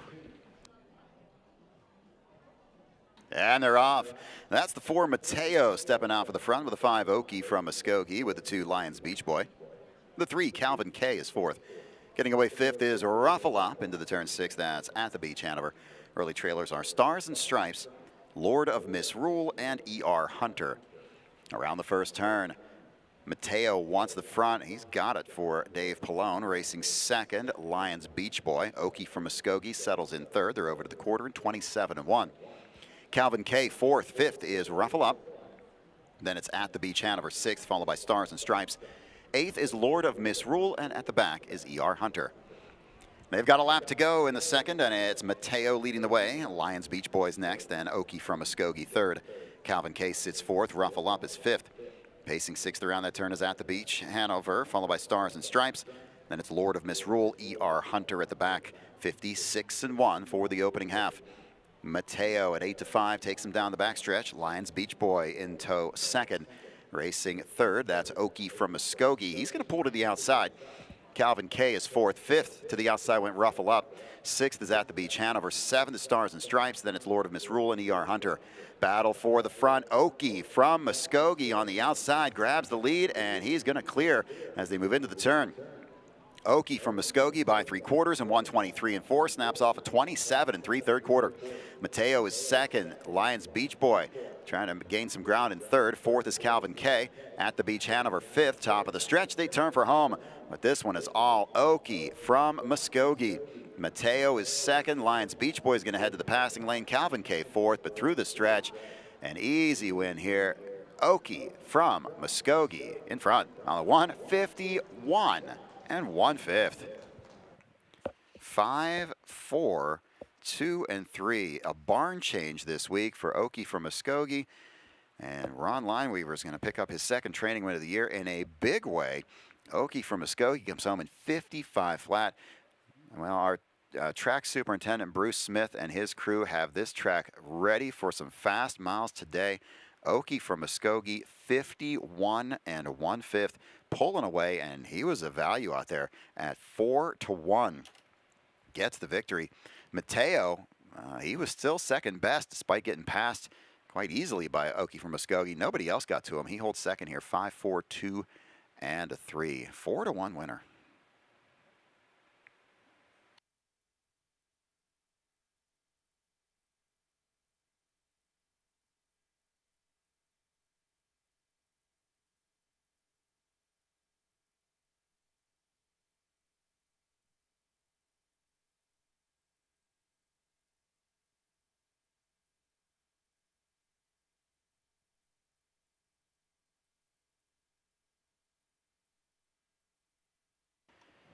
Numbers are on the board, not yet official. 5, 4, 2, and 3. 5, 4, 2, 3. Oki from Muskogee over Mateo.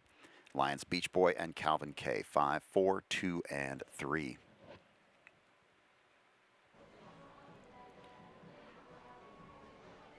Returning to the winner's circle, number 5, Oki from Muskogee, owned by Barry Franklin of Westbury, New York. Ron Lineweaver gets the training victory. Hunter Myers with the winning drive. Oki from Muskogee, 7-year-old gelding by Varadero Hanover. Now a 3-time winner and 20 starts on the season. This is his 19th career victory. This one is the quickest. Covering the mile here today, a lifetime best 1:51 1/5.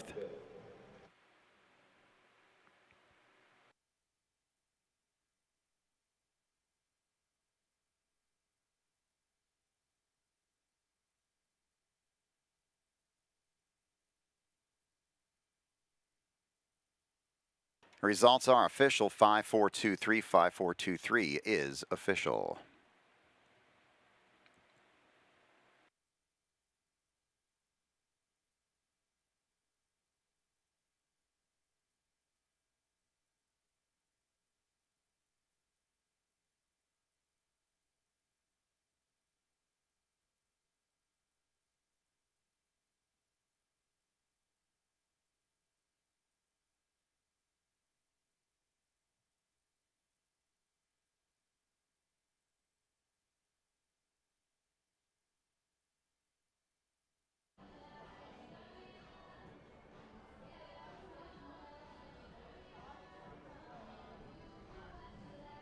In the second, number 5, Oki from Muskogee pays $10.80, $4.20, and $3. Number 4, Mateo, $3 to place, $2.20 to show. Number 2, Lions Beach Boy, $2.20. 5-4 Exacta pays $34.60, 5-4-2 in the try. $80 even, the Superfecta, $30.50. The double 6 and 5 pays $11. Number 3, Calvin K was 4th. Number 9, ER Hunter was 5th. Number 6, At the Beach Hanover 6th. The 7 Stars and Stripes was 7th. Number 8, Lord of Misrule was 8th. And the 1 Ruffle Up was 9th. Top down is 9-3-4, 2-1-6, 7-8, and 5 on the bottom. The mile 1:51 1/5.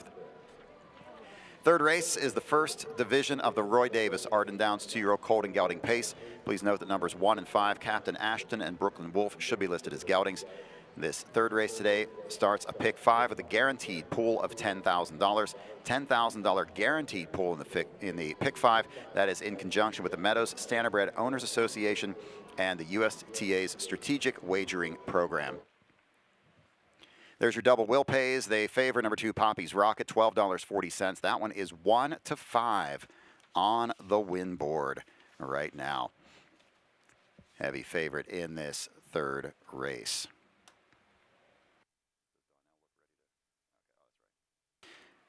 Let's take a look at a replay of race 2. Mateo at 8-5 takes him down the backstretch. Lions Beach Boy in tow second.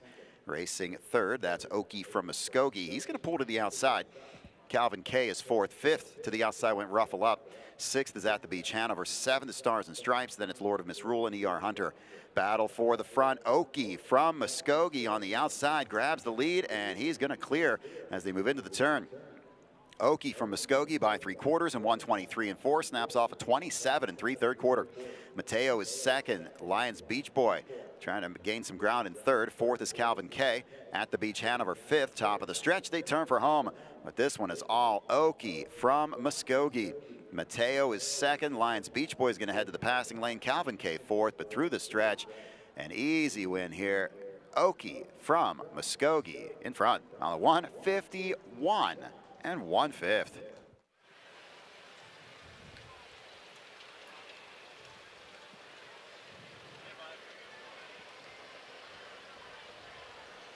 Back here on Adios Day at the Meadows, I'm Gabe Pruitt, joined by Donnell Mock. And Donnell, well, you got caught up in a tough one there. I missed the memo on Oki from Muskogee. A little bit of a class dip, a barn change, and boom, 1080 Mutual as he put an impressive effort.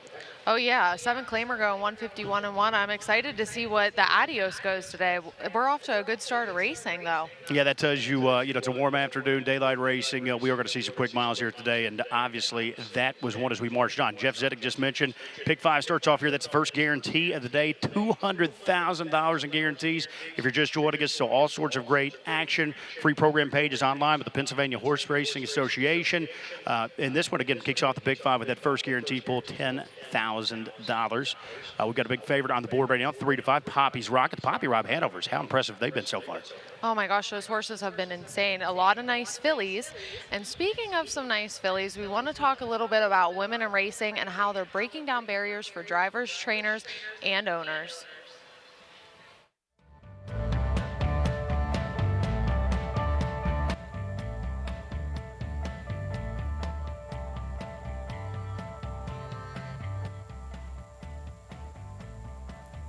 I ask myself that a lot whenever I'm in the barn at 5 a.m. and it's 95 degrees and it's humid, but I get to the barn every day and I'm like, man, this is really cool. Like I have like that in the morning whenever I'm jogging and the sun's coming up over the barn, I'm like, wow, that's pretty cool. Like nobody else gets to do that in the morning.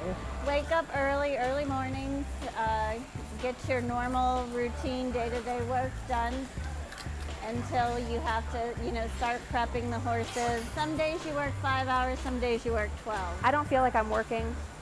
I don't wake up in the morning and dread coming to work. I get to come to work and play with horses all day. A lot of women are trying to come through and break through and kind of make the name for themselves in the sport. Myself, because I don't have family in the business, so it's harder for me because I don't have family to have that little window to get in.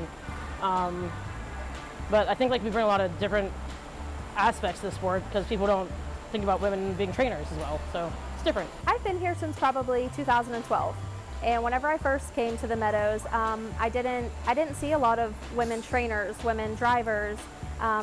Most of the caretakers in the barns were male. I just feel like it's definitely growing.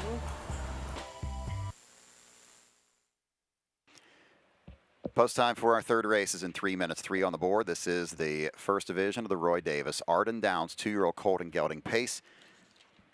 The stakes record for the Roy Davis is 151-2, set in 2020 by Southwind Gendry.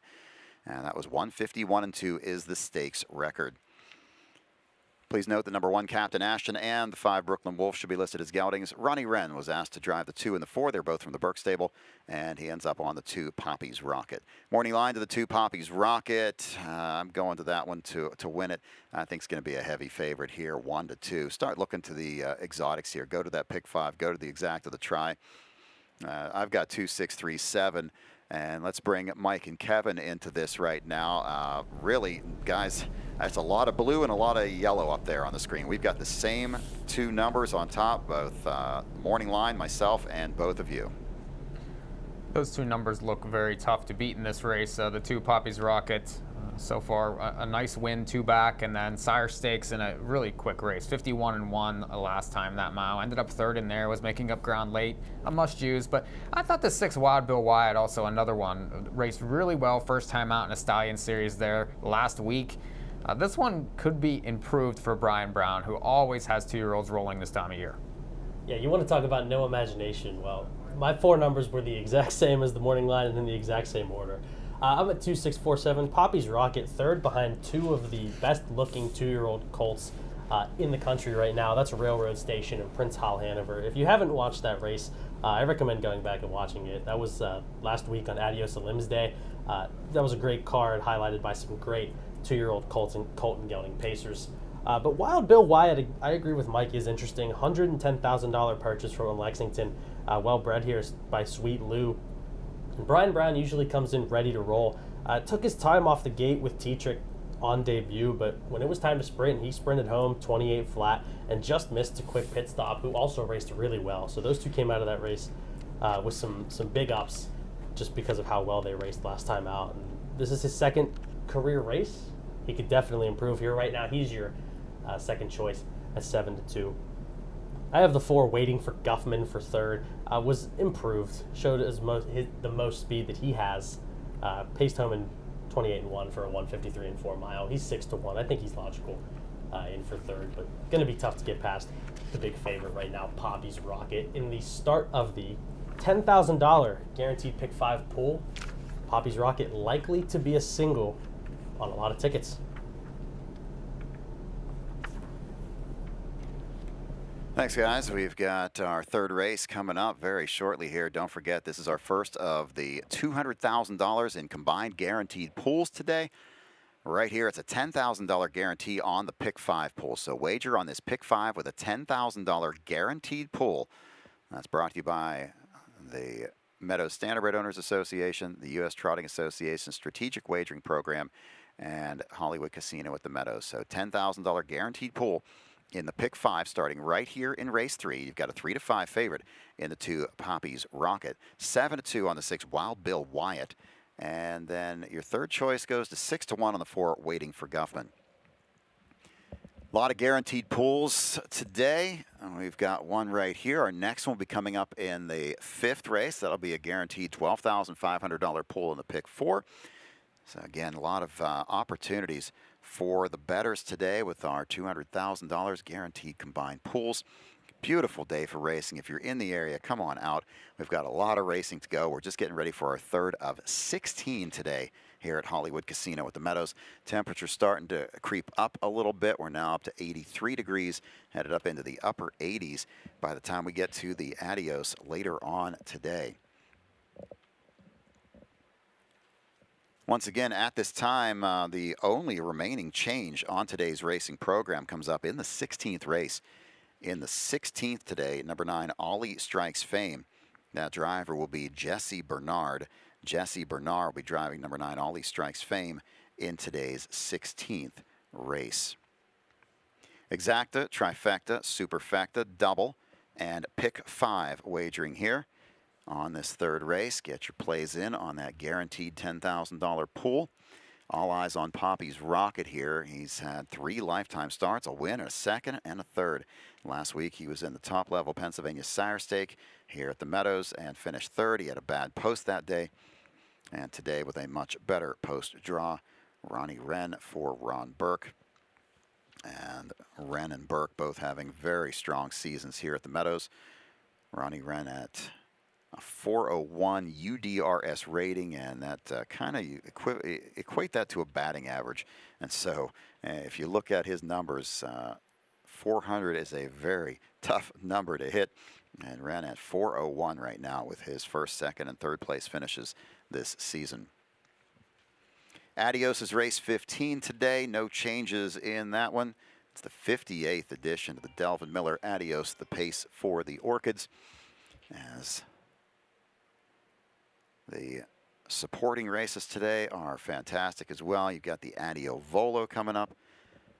Our first stake of the afternoon coming up right here in race 3. This race named in honor of Roy Davis. Roy Davis was a longtime horse owner here at the Meadows. His horses all were given the Spur name, and for the patrons that have been with us for some time, the first local horse to ever win the Adios Pace was Barberry Spur back in 1985, and of course that was Roy Davis. He was the first local owner ever to win an Adios, and we honor his memory by naming this Arden Downs stake after him. Horses for today's Adios were housed in the Adios Village Barn this week. Got to take a look at that. Our field for this third race will be stepping out onto the track momentarily. Don't forget, the PHRA's track trivia is going to get started after this race. You want to stop by the PHRA tent located outside on the apron level. Got to sign up and then take part in track trivia, your chance to win a prize pack courtesy of the Pennsylvania Horse Racing Association. You can see our horses getting ready to come out for the third. Heavy favorite here, Poppy's Rocket. Well, just went up a little bit, just went up from 1-5 to 2-5, but best advice I can give you in this one is if you like Poppy's Rocket, you're not getting any value to win. That's where you've got to look to the exacta, the trifecta, superfecta, the double, the pick 5. pair this one up with somebody else and go into those exotic pools, because a win wager is just not going to bring back a whole lot of value right now with Poppy's Rocket sitting out there at 40 cents on the dollar. Double Will Pays favoring Poppy's Rocket, $12.40, so a strong choice there. Second call to the 6 Wild Bill Wyatt at $49.60. And then your third choice at $83.20 is the 4 Waiting for Guffman. Field 4, the third, making their way out onto the racetrack for Post Parade.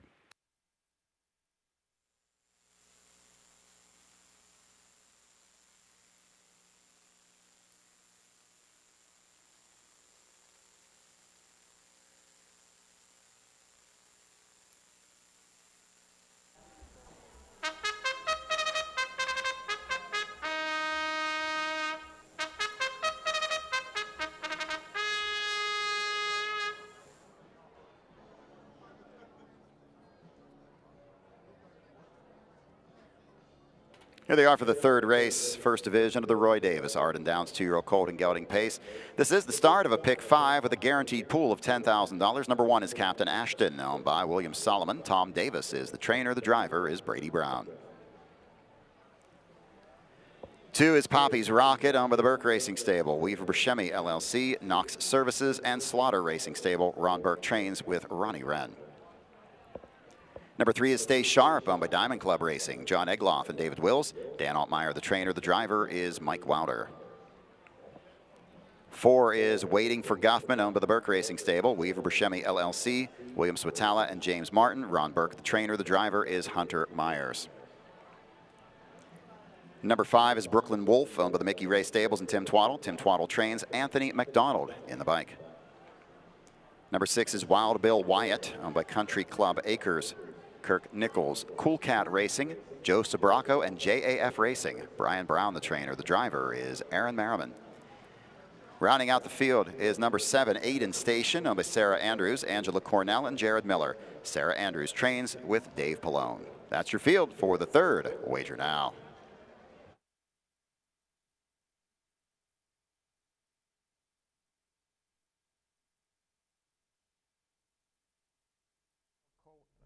Two-year-old colt and gelding Arden Downs Pacers here going for $21,858. Starts this pick 5, guaranteed 10,000 pool. Kevin, do you have a pick 5 ticket that you're in on? Got a couple of cheaper ones, just because you have a very heavy favorite in this third race. You could have a very heavy favorite winning in the 5th race. But the race, all the other races, 4, 6, and 7, you've got full fields and competitive races here. So, I mean, me personally, I usually just like to have cheaper tickets, but this is a spot where, you know, if you can have some good opinions in these full field races and you can hammer down on those, you're going to get paid. Full field of 9 in the 4th, 6th, and the 7th, all with multiple live horses. So here in this third race, though, just very logical, in a single Poppy's Rocket. But Wild Bill Wyatt makes this race very interesting just because of that one career start. You know, how much improvement is he going to make? Well, there's Captain Ashton on the track. Third start here for Tom Davis, Brady Brown. Looms a long shot. He's 25-1, but with these young horses, they can improve quickly. A fresh gelding on this one. Yeah, you see some natural progression here. Paced 56-2 on debut, and then last week improved nearly a whole second, pacing 55-3 behind War No More and Luz Albano. 2 nice horses coming out of that race. This 2-year-old by Captain Crunch. You got Brady Brown on board for trainer Tom Davis right now. He's on the board at 30-1. 1-5 currently on Poppy's Rockets. 4 against, you say 4? Yeah, 4. Just really hard to get by. You know, with these young horses, there's really not much to go on. And when you see a horse pace 51-3 behind 2 horses like Railroad Station and Prince Hal Hanover, just very tough to beat. As you see him right now on the track, not looking the best right now, but we'll see if Ronnie Wren can calm him down as he heads up to the gate. Okay, all right. That 3 stays sharp. Dan Altmeyer, Mike Wilder. 2 pretty nice races from off the pace in the last 2 starts. Another one that could be improved here for Sharp Connections. Yeah, that last race was interesting. You know, Dan the Torpedoes won that race on the front, but had some nice closers. Crunchy and Stay Sharp both came from the back, and both raced very well. Despite only a 29-second final quarter, he raced really well there. 155 and 4 in his latest. He's got some late kick though that can make him interesting to hit the ticket here right now. He's 18-1. The 4 waiting for Guffman. 8-1 currently on the board off a 9-2 morning line. It's Burke. Hunter Myers driving here. Was 7-1 last time versus Stallion Series. That qualifier on June the 25th was solid. Yeah, it was. A little bit of concern with that break on debut against Pants on Fire and Poppy's Rocket. He was 30-1 in that race, but rebounded well. Kicked home 28-1 for a 153 and 4 mile. That 8-1 makes sense. He's the next logical type here behind the 2 favorites. The 5 Brooklyn Wolf. These are some of my favorite connections here. Tim Twaddle, Anthony McDonald.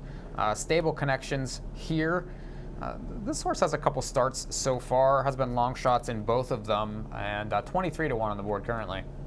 Yeah, he might be blasting out to the lead. We saw that last time despite him being a big price. He blasted out to the lead from post 6, got there in 27 and 4. Bit of a quick quarter. He still paced home strong though, 28 and 4. We'll see if he can take any step forward. He's another long shot that's going to need to show more in his 3rd start. Big purchase though, $130,000 for the Twaddles out of Sweet Lou. The 6 Wild Bill Wyatt. One I like in this race from Merriman and Brown. I thought raced very well on debut. Could have very easily been the winner in that race had it not been for a quick pit stop digging in late. Yeah, he was really interesting coming into that race on debut. How much was he going to improve? How much was he going to show? And you got 13-1 last week and just missed. Right now, 7-2. Curious again just how much more of a step forward he'll take. The 7 Aiden Station. Dave Pallone, Sarah Andrews. Was inside pylons last time. Prior start finished 2nd, then a pop-up 2-year-old here. Yeah, he raced fine, only missed by a length of 3/4. He's going to need to show more, though. Curious where Pallone puts him off the car.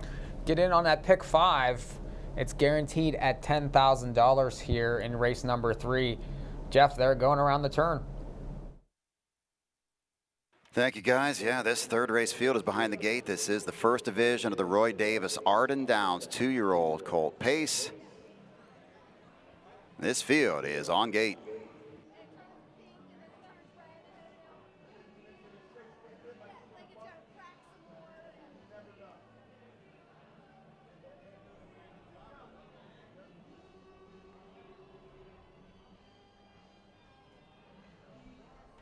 And they're off. Quick start for the 6 Wild Bill Wyatt with the 7 Aiden Station. The 5 Brooklyn Wolf 3rd. Into the turn 4th, the 2 Poppy's Rocket. That stays sharp in 5th. Away 6th into the 1st turn is Captain Ashton. Trailing the field early is Waiting for Guffman. By the 8th pole and around the 1st turn, Wild Bill Wyatt, Aaron Merriman right to the front. Have a 2-length advantage over Aiden Station. That's Brooklyn Wolf 3rd, but Poppy's Rocket, the 1-9 favorite, got away 4th. He is already rolling on the outside toward the front. 27 and 3 for the opening quarter. Poppy's Rocket and Ronnie Wren up to take the lead on the outside from Wild Bill Wyatt. Racing 3rd is Aiden Station. 4th, that's Brooklyn Wolf, followed by Stay Sharp in 5th. Captain Ashton is 6th, and Waiting for Guffman's at the back. Into the turn, they head for the halfway point. It's Poppy's Rocket with the lead. Wild Bill Wyatt is 2nd. Next in 3rd, that's Aiden Station. Brooklyn Wolf sits 4th. Stay Sharp is 5th. Trailers are Captain Ashton and Waiting for Guffman. Halfway home in 57, reasonable half here for Poppy's Rocket. Takes him down the backstretch. He leads Wild Bill Wyatt. Racing 3rd is Aiden Station, then it's Brooklyn Wolf in 4th. Stay Sharp 5th, couple of lengths to Captain Ashton. Going to the outside is Waiting for Guffman. But no challengers up front for Poppy's Rocket. Wild Bill Wyatt staying with him 2nd. Aiden Stations lost a little bit of ground in 3rd. Trying to gain it back now with Brooklyn Wolf 4th. 5th is Stay Sharp, 3/4, 125 and 4. Around the last turn, Poppy's Rocket leads it. Wild Bill Wyatt's going to give him a shot in the stretch. That's Aiden Station 3rd. Brooklyn Wolf 4th. Top of the stretch, they turn for home. Turning 1st is Poppy's Rocket. He bears out a bit. Wild Bill Wyatt is 2nd. Racing 3rd is Aiden Station. Through the stretch, Poppy's Rocket with the lead. Wild Bill Wyatt on the inside for 2nd, but it's all Poppy's Rocket in front. Mile 153 and 2. 267 and a photo. 267 and a photo. 153 and 2/5. Poppy's Rocket. really was not pressed. That 29 and 2 second quarter was more than enough of a breather for him, and he was unchallenged here. Wild Bill Wyatt will stay with him, but couldn't get past him. It was a 27 and 3 final quarter, and look at Ronnie Wren. He is not asking much at all out of Poppy's Rocket. This horse is cruising home to the win in the first division of the Roy Davis Arden Downs 2-year-old colt pace.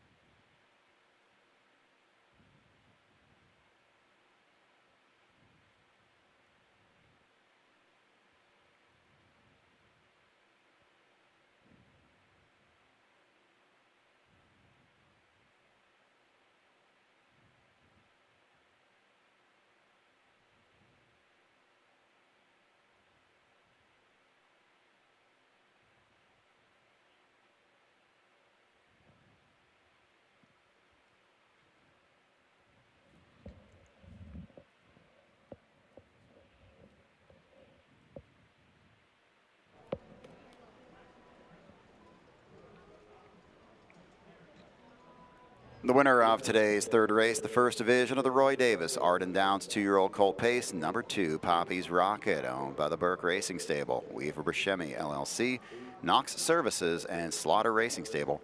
Ron Burke gets the training victory. Ronnie Wren with the winning drive. Poppy's Rocket, 2-year-old getting by Poppy Rob Hanover. Now a 2-time winner and 4 lifetime starts, sets a new career best today with a mile of 1:53 and 2. Large group awaiting Poppy's Rocket in the winner's circle. And we want to call your attention to the winner's circle at this time.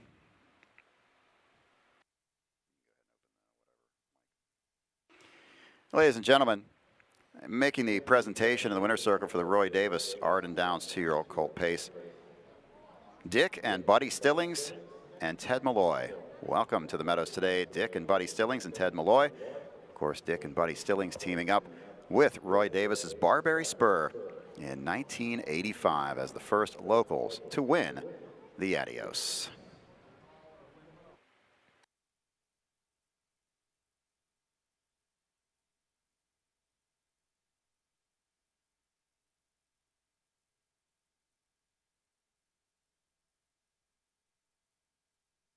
It's official, 267 and 5, 2675 is official.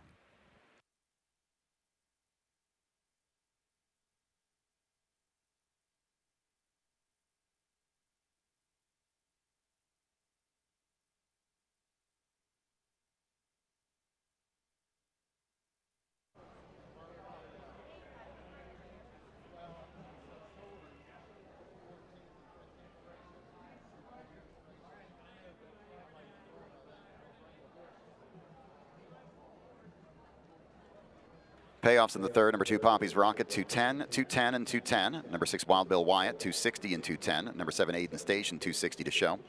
2-6 Exacta, $3.40. 2-6-7 in the try pays $11.40.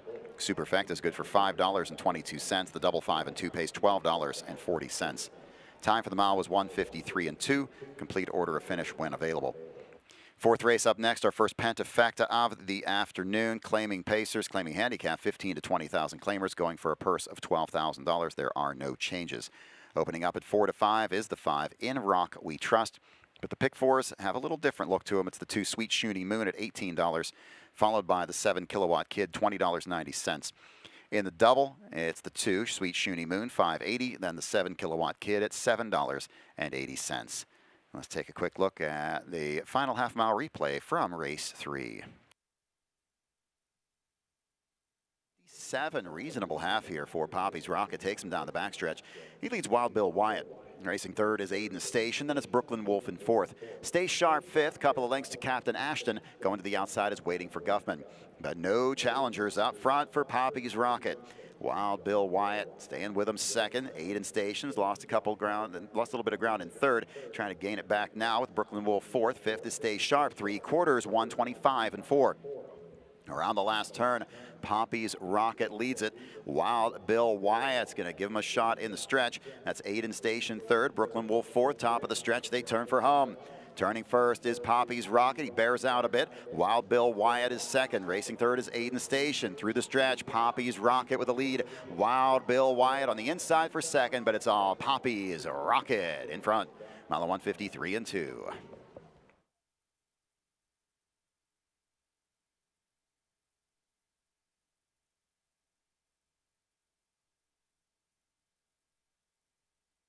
Here's the complete order of finish in that third race from the top down. The one, Captain Ashton, was 7th. Number 2, Poppy's Rocket, the race winner.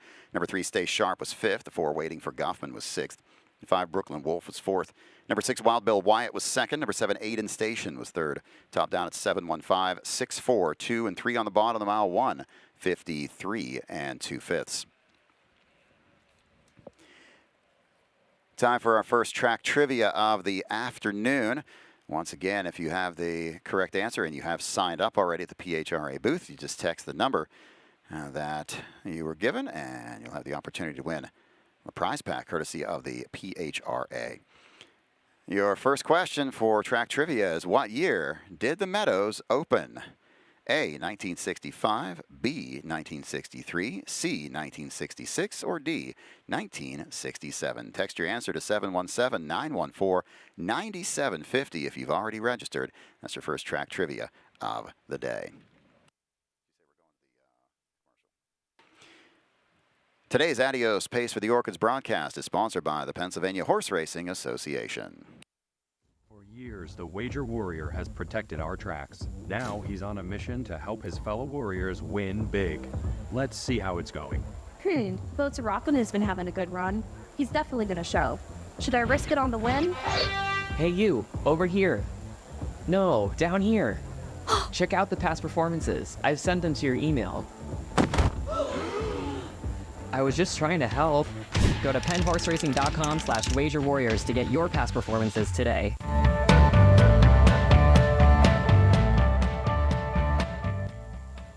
I have known since 2016 when Roger Houston first invited me over to the Vincent Delaney Memorial that the people of Ireland and the UK are incredible fans of the Meadows racetrack. They have followed us. They watch our races. First time that you're there, they know who you are. They're saying hello. Of course, everyone all over the world knows Roger Houston. But it was amazing to be able to go over with Aaron Merriman, my own husband. I met Mike and Heather at the VDM when I was 17, and I wanted to come over and see how it went. But I had to wait until I was 18 to travel by myself, so the day I turned 18, I came over to the U.S. And I was only supposed to visit, but I ended up staying. Bringing over Jack Colleen to the area, it was amazing the quality of horses that they have there. We knew immediately that their horses would be able to compete here at the Meadows racetrack. Several have gone and been exported from Ireland over here to race at the Meadows. They've been successful at the highest levels, as well as Jack Colleen, who is now working his way up as a driver here in the Meadows colony. 3 minutes on the board, 3 till posts for our fourth race. No changes, claiming handicap pacers for $12,000. Morning line, and this one goes to the 7 kilowatt kid. Some driver choices in this one. Dave Pallone was named on 4 different horses: the 1, the 2, the 5, and the 8. He takes the 2, Sweet Shoonie Moon. Aaron Merriman was asked to drive the 3, 4, and 9. He's driving the 9, the Thunder Rolls. Morning line to the 7. I'm going to take the 5, In Rock We Trust, up in class today after a claim by the Dirk Simpson barn from the Brandon Presto stable. This is his 3rd different barn in 3 starts. So I'm going to the 5. My Pentafecta ticket here in the 4th says 5, 7, 2, 3, and 8. 5, 7, 2, 3, 8 for me. Kevin goes to the 5. Mikey P goes to the 7. The morning line to the 7. Right now, let's send the broadcast down to Donnell and Gabe. Thanks so much, Jeff and Donnell. The pick five starts off there with our first guarantee of the day. We easily were over the $10,000 mark there, and it was Poppy's Rocket who got it done. Our second 1 to 9 shot of the day, but I'm alive in the pick 5. I don't think I'm the only one, though. You're doing good so far. Let's see if you can make it through the rest of the races. And we talked about Poppy Rob Hanover, of course, his first crop. It's great to see him off on a good footing there as a stallion. He went that world record, most unbelievable mile that a lot of us have ever seen here in his Adios elimination. As back in 2020, unfortunately, the last start of his career due to injury. And we do have a rare world record at his last start. The other time that happened, 1977, BG's Money in the Meadowlands Pace. If you're wondering where I came up with that, no, it was not me. And my man Hollywood Hayden was all over the scene there. So thanks for that note, Holly. But Poppy Rob Hanover getting off to a great start as a stallion. Had a nice, talented youngster there. Got it done to kick off today's Pick 5. Well, let's get to the business at hand. That's the fourth race. Overnight Company here, 15 to 20 claiming handicap. First thing, Donnell, it's a race that I like to bet because I'm always trying to identify reasons to beat favorites. And we've got the two, Sweet Shutty Boot, who I'm very familiar with. This guy raced in Lexington, very fast, but he can be very erratic. Sometimes an all-or-nothing type. He seems to make breaks on occasion just for the sport of doing so. We'll see what we get from him. He's going to be a short price, so is he vulnerable? Perhaps. We've got the 5 coming off a claim. You just never know what to expect when that's the case. All that having been said, you are price shopping here in this event, I think, with your top pick. I am. I'm going with 3 Southport Beach. You know, this horse was on a break, qualified, and then last week I'm taking that as a tightener and still was third. So I think this horse is going to bring something to this class. I mean, the 5, this horse has been racing good, but this is up in class for a new barn, so we're going to see how that plays out. But I like the 3, and I think you're going to get a nice price. Yeah, I just don't think there's that much of a discrepancy between these horses, for the differential and odds up there. It's not going to shock any of us if we see the 5 get the job done. Dirk Simpson does a great job as a trader, but he's just a short price on the board. I'm going to go to the 2 Sweet Shutty Boone. Again, he is erratic. I hope the 5 to 2 holds all or nothing in my mind. We'll see if he can put it together here on Adios Day. We'll be on the track shortly. We'll go back upstairs to Jeff Setting. Thank you, Gabe and Donnell. By the way, for our patrons on track, get ready. The guys from Tratter House are here, and they'll be doing a T-shirt toss coming up very shortly. So get ready for the T-shirt toss today from the guys from Tratter House. Field coming onto the track for race number 4.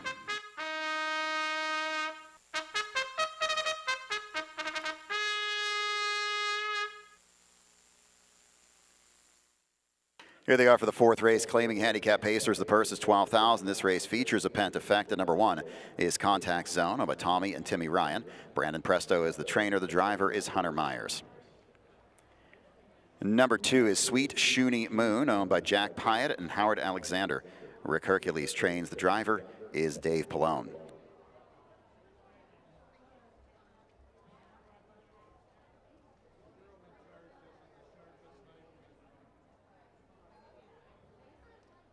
Number 3 is Southport Beach, owned by Rocco Stebbins. Brandon Presto trains. The driver is Mike Wilder. 4, The Boss Said, I'm a Jeff Demir and Howard Bayless. Sandy Sokol trains with Anthony McDonald. 5, In Rock We Trust, owned by the Dirk Simpson stable. Cliff and Zach Dvorkin. Dirk Simpson trains. The driver is Matt Kakali. 6, Roger That Blue Chip, owned by Mark Jakubik. Scott Betts trains. Jeremy Indoff at the lines. 7 is Kilowatt Kid, under the No Recall stable. Ron Burke, the trainer, the driver, Ronnie Wren. Number 8 is Mr. Spot, under Darius Oshadar. Angie Coleman trains. James McDonald drives. 9 is the Thunder Rolls, owned by GG Racing. Bill Rhodes trains. Driver is Aaron Merriman. Exacta, trifecta, superfecta, double, and pentafecta wagering on the 4th. Now, if you will turn your programs back later in the card, we have an upcoming scratch just received in a later race. If you go to the 13th race, in today's 13th scratch, number 4, Stalking Me Hanover, has been scratched by the judges. Scratch number 4, Stalking Me Hanover, scratched by the judges, a scratch from today's 13th race. Horses are scoring down for the 4th race, 8 to 5 on the 5 In Rock We Trust. Let's hear from our NahooPicks.com experts, Kevin and Mike. Back here looking at race number 4. And, solid board here. The favorite, number 5, In Rock We Trust, 9 to 5. Close behind, though, the 2 and the 7, both 2.5 to 1 currently. Kevin, so far the track very swift.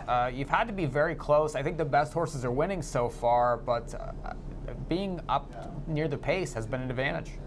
Yeah, it sure has. And, we've got a tough race here because you've got the logical levers The 5 and the 7 and the 2, has that inside post edge over the others. But on the outside, curious to see what the 8 and 9 do. Mr. Spot off that solid second in a lower level was kind of a spot where he was, he really should have won. But before that, he was a solid third. Curious what those two do from the outside with aggressive guys, James McDonald and Aaron Merriman in the bike. Horses are on the track, the 1 Contact Zone, 20-1, 18 actually currently for Brandon Presto. I have this horse rated second here in my picks. I like the inside post. I think that this horse shipping back off that Scioto race has a shot. Yeah, so do I. I have him in for second too. I'm really surprised at that 17-1 price. Just a lot bigger than what he has been, just below 4-1 and just above 5-1. Now he's all the way up at 17-1, has that post edge, and could be sitting just off of a hot pace here and could capitalize. He has some nice closing kick. To Sweet Shoni Moon, Rick Hercules claimed 3 back. A nice win last time, now steps up. Yeah, showed some versatility in his last 2. Came from the back, finished 3rd, and then last week went to the front and did not look back at even money. Now you're getting 5-2. He's very logical in here, and like I mentioned before, has that post edge. Pallone could quarter pole move him to the front. I would not be surprised. 3 Southport Beach, 6-1 currently off a 12-1 morning line. Had missed time. Nice race for Brandon Presto last time. Yeah, I threw him in for 5th. Just one of many that could be a contender in here. Taking some solid money. Needed that last race after some time off and actually made 2 moves in that race. So he could be ready here. Sneaky one here at 6-1. Four's the Boss said was claimed last time by the Sokol Barn. Anthony McDonald up now. Probably needs to improve. Yeah, I think so too. Was kind of waiting for him to step up with a nice race in that non-winners of 9 and even classes below that, but just hasn't happened. He's a long shot. Well, they're headed to the gate here. There's the 5 In Rock We Trust. Certainly taking money here off that 5-length blowout victory. Yeah, I like that one off the step up. Like I mentioned, that hot pace. Really curious to see what these outside horses do. Kakali could have him up close or just off of it, and I really like him off that blowout win. Even board right now. You have 3 horses, 2-1, 5-2, 5-2, the 2, the 5, the 7, all very close on the board. Jeff, let's go to race 4. Thank you, guys. Our 4th race field has reached the gate. Last call for wagering on this Pentafacta 4th.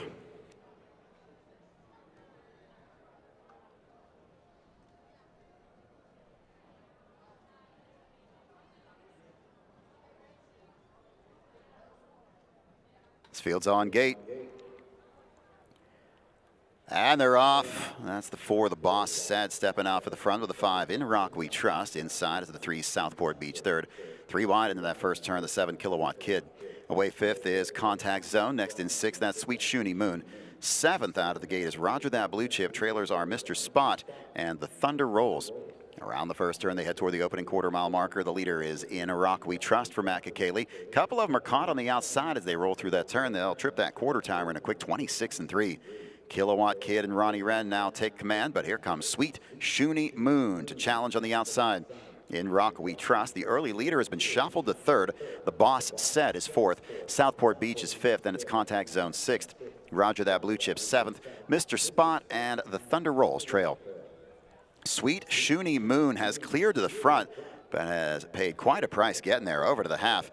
And by that marker in a fast 54 3/5 seconds. They'll straighten out down the backstretch. Sweet Shuni Moon leads it by a length and 3/4. Racing second is Kilowatt Kid. In Rock We Trust is 3rd. The Boss Said 4th. He's going to come to the outside. Picking up the cover will be Southport Beach, now 5th.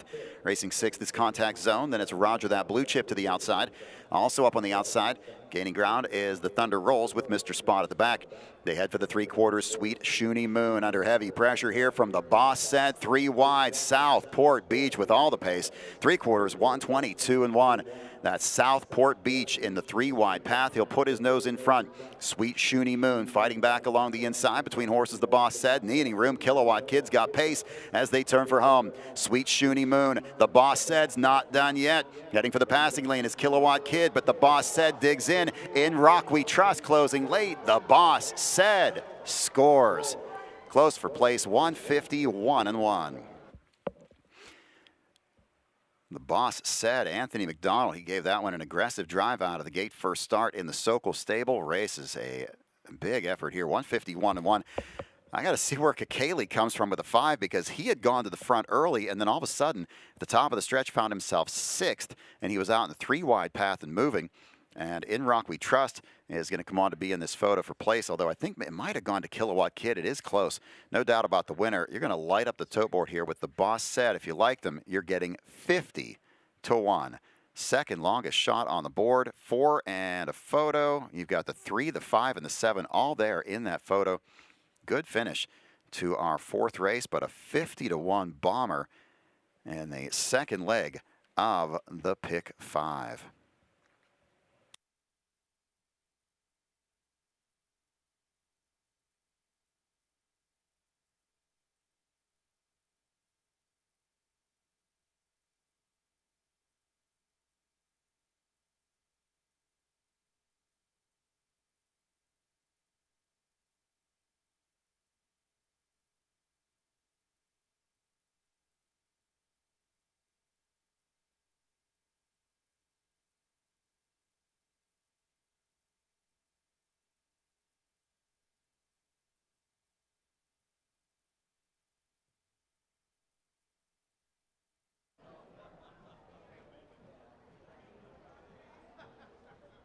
Back in front of the stands, the winner of the 4th, number 4, the Boss Said, by Jeff Demir of North Huntington, PA.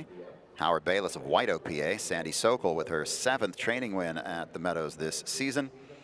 Anthony McDonald gets the winning drive. The Boss Said, 5-year-old, getting by Huntsville, now a 9-time winner in his career.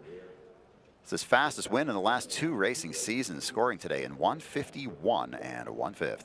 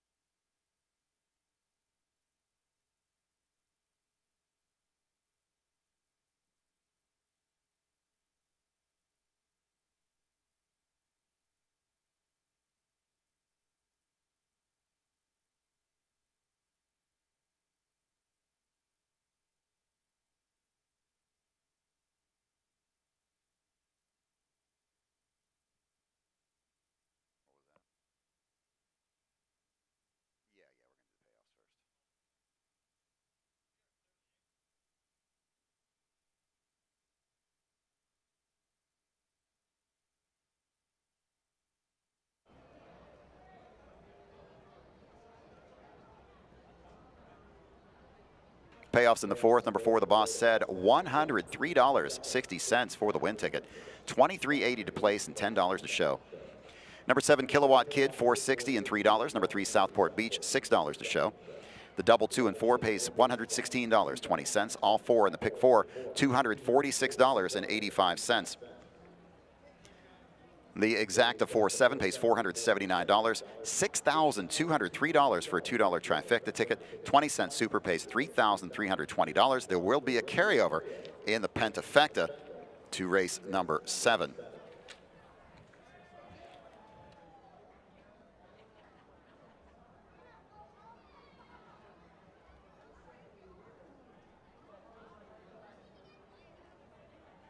Coming home 4th was the 5, In Rock We Trust. Number 2, Sweet Shoonie Moon, 5th. Number 1, Contact Zone was 6th. Number 9, the Thunder Roll, 7th. Number 8, Mr. Spot was 8th. The 6, Roger That Blue Chip was 9th. Top down 653, 149, 28 and 7 on the bottom of the mile, 151 and 1. And there were several claims. Multiple claims were entered on the 2, Sweet Shoonie Moon. Multiple claims entered on the 2, Sweet Shoonie Moon. The claim goes to William Mullen and Howard Taylor. William Mullen and Howard Taylor claimed the 2, Sweet Shoonie Moon, for $15,000. The trainer will be William Mullen. There were multiple claims entered on number 5, In Rock We Trust. The claim goes to Rocco Stebbins. Rocco Stebbins claims the 5, In Rock We Trust. The trainer will be Brandon Presto. We have 8 minutes to go, 8 till post for the 5th race. There's your carryover in the Pentafecta. More than 600 carried over to the Penta in race number 7. Up next, we've got a $12,500 guaranteed pool in the pick 4. guaranteed pool in the pick 4 starting here in race 5. It's $12,500. Race 5 is the Dwayne Parker Arden Downs 3-year-old filly trot. At this time, we're going to get ready to send things down to the winner's circle. Representing the Meadows Standardbred Owners Association, let's go to Kim Hankins. Good afternoon. Hope everybody's going to have a great Adios day. We've got great weather, but right now we're here to honor Camera Bartolotta, our senator from this area, and we appreciate her help in supporting racing here at the Meadows and throughout the state. And here to accept her award is President Pro Tem Kim Ward from Westmoreland County, and we really appreciate her support, especially in the leadership position that she's in. So this is her award. I'll give it to her Chief of Staff. There we go. There you go. Kim, if you'd like to say a few words. I would like to say a few words. Remember, I'm a politician. I like to talk. We're here today on behalf of Senator Bartolotta to recognize and we're so thankful for Kim Hankins. And she has sent an accommodation from the Pennsylvania State Senate, which I'm going to read. Whereas the Senate of Pennsylvania takes great pleasure in recognizing those citizens who, through dedication and excellence, contribute in a meaningful way to the well-being of their communities and ultimately to all of the people of this great Commonwealth. And whereas Kim P. Hankins is being so appreciated and recognized from the Meadows Standardbred Owners Association after 17 years of dedicated service. Whereas the Senate of the Commonwealth of Pennsylvania notes with great pride that Mr. Hankins was named the 2024 Mary Lib Miller Awardee of the Keystone Chapter of the United States Harness Writers Association, the organization's most distinguished honor. He is a former Harness Horseman International Person of the Year. The Meadows Standardbred Owners Association is a nonprofit organization that represents the interests of 700 trainers, drivers, caretakers, and handlers of the equine industry. Now, therefore, the Senate of the Commonwealth of Pennsylvania extends heartfelt congratulations to Kim P. Hankins upon the occasion of his well-deserved recognition, express appreciation for the exemplary dedication to duty which he demonstrated, and extends best wishes for a most happy future, and directs that a copy of this document, sponsored by Senator Camera Bartolotta, be transmitted to Kim P. Hankins, 527 Meadowlands Farm Road, Meadowlands, Pennsylvania. Let's hear it for Kim. He's awesome. I've known him for a long time, and he's a very dedicated servant to this industry. We're lucky we have you. Thank you so much, Kim. I appreciate the recognition and look forward to working with you in the future.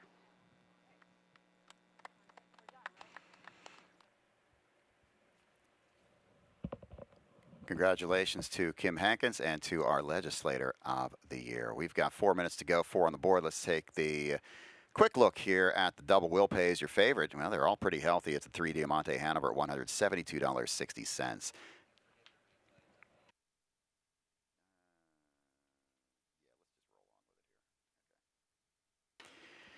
Our fifth race is the Dwayne Parker Arden Downs 3-year-old filly trot. Grand Circuit Stake event for a purse of $30,098. Morning line to the 3 Diamante Hanover, 154 and 1 3 back, 154 and 2 last start. Those times are just kind of laying out there a little bit ahead of everybody else what they've been doing. So Diamante Hanover I think is going to take the bulk of the play right now at even money. I'm at 345. 345 for me in this one. As you see, Kevin at 435, Mike at 34 and 5 as well. So this next race is dedicated to the memory of veteran horseman Dwayne Parker. as he is a longtime regular here at the Meadows. And I know, I'll send it down to Gabe and Donnell. And Donnell, I know you've known the Parker family for a long time. Yeah, what a great family they are. I mean, an inspiration to all, and, you know, talking about our young individuals, because Mr. Parker really inspired this young generation. Let's take a look at Brad Burke, who's on our 30 under 30 list.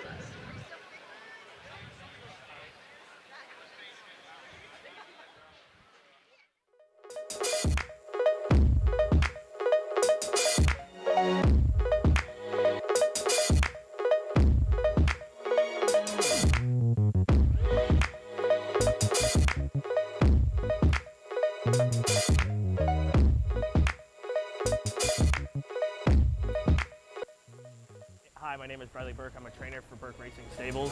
So just because my family has a stable, I mean, my brother, so I have one older brother, he chose not to go into the business, and I almost chose not to go into the business either. It was really until college happened and COVID happened that my dad needed a little extra hands around the farm, that me and my brother started working here, that I really found out that I really do love it. I was always wanting to work somewhere outside. For college, I went to the University of Florida with a plant science degree. So I always wanted to be out, like, you know, in nature. I could never sit behind a desk 9 to 5. And I started working here, and I really felt like I found a home. At the end of the day, something that my father and even my grandfather, is just like a family thing, is we don't like losing. I like winning. So no matter what I'm going to be doing, I'm going to try to win, try to do the best as I can. 2 minutes on the board, 2 till post. And let's go on to our next trivia question for PHRA's Track Trivia. Text your answer if you've already signed up. Text your answer to 717-914-9750. If you have not signed up, stop by the PHRA tent to get involved. We still have several more questions to go. This question is, what driver has the most Adios wins? It's either A, Dave Pallone, B, Ron Pierce, C, Tim Tetrick, or D, John Campbell. Who has the most Adios wins? Take part in PHRA Track Trivia. Text your answer to that number. But if you haven't signed up, stop by the tent for the PHRA located outside on the apron level. Post time coming up in a minute.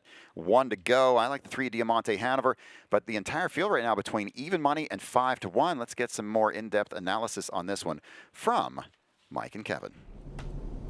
Arden Dowd's 3-year-old filly trotters here going for $30,000. And Diamante Hanover currently 1 to 2 now on the board. Looks pretty obvious on paper. Those numbers of 4, numbers of 5 races at Pocono are going in 54. Now Pocono typically is a second or 2 faster than the Meadows racetrack here. So when you're looking at final times, that can deceive, but this horse has a class edge over many here, Kevin. Yeah, she definitely does. And with a short field, you know, if Kikeli gets her to the front and, you know, reasonable half, you're going to have a tough time catching her. But I did go to the 4 Monami Martine. I tried to beat the favorite here. I just think she's been driven conservatively in her first 3 starts this year after a lot of time off, after September of last year, where she was 4th in the Keystone Classic. Gave her some time off. She's come back pretty well, 3/3 in her 3 starts this year, most recently missed by a neck. I just think that if Brady Brown's able to angle her out late and show her some racetrack, you know, she's going to have the ability to potentially get by as long as they're not walking on the front end. But, you know, short field of 5. They're going for $30,000 here. We've got another guaranteed pool here, $12,500 guaranteed in the pick 4 pool. Races 5, 6, 7, and 8. Already race 5. To me, I feel like this card is already flying by, but I know we've got a lot more to get at here. About 4,000 in that pick 4 pool so far. That's going to go up very quickly. Kevin, how would you play the pick 4 here? Would you single, or would you be too deep to start? You're going to use the 3? Yeah, it's kind of an interesting start to the sequence here because, you know, if you want to play against that big favorite, she's kind of tough to use just because it's going to kill your value. Like if you're going too deep and using the favorite in this spot, it might kill your value. Now I know we have some nice condition races after that, 2 full fields of 9, and then followed by another division of the Roy Davis. So it's definitely interesting how to play this. I would probably just single Monami Martine. Now I know that I'm taking a big risk here against the favorite, knowing that if she loses, well, I'm out of the pick 4. But you know, for value purposes, I think that I'll try and beat the 3 here, and then I could spread a little bit in races 6 and 7, and then race 8 I think has a pretty Nice single you could take a chance on. Get some nice second choice money on Luz Albano potentially. He could go off at about 5-2 depending on what Wedlock Blue Chip goes off as. So another cheaper ticket from me. That's just the way that I like to play things. But if you beat the favorite here in this first leg, the prices could go up pretty well here. I like your style there. You're singling a couple prices in that pick 4, and then that's where the value comes. I mean, the opening pick 4 paid very well. Now, we had a 50-1 shot there to finish up, so that's what made that ticket. But the horses are getting ready to come out to the track for race number 5.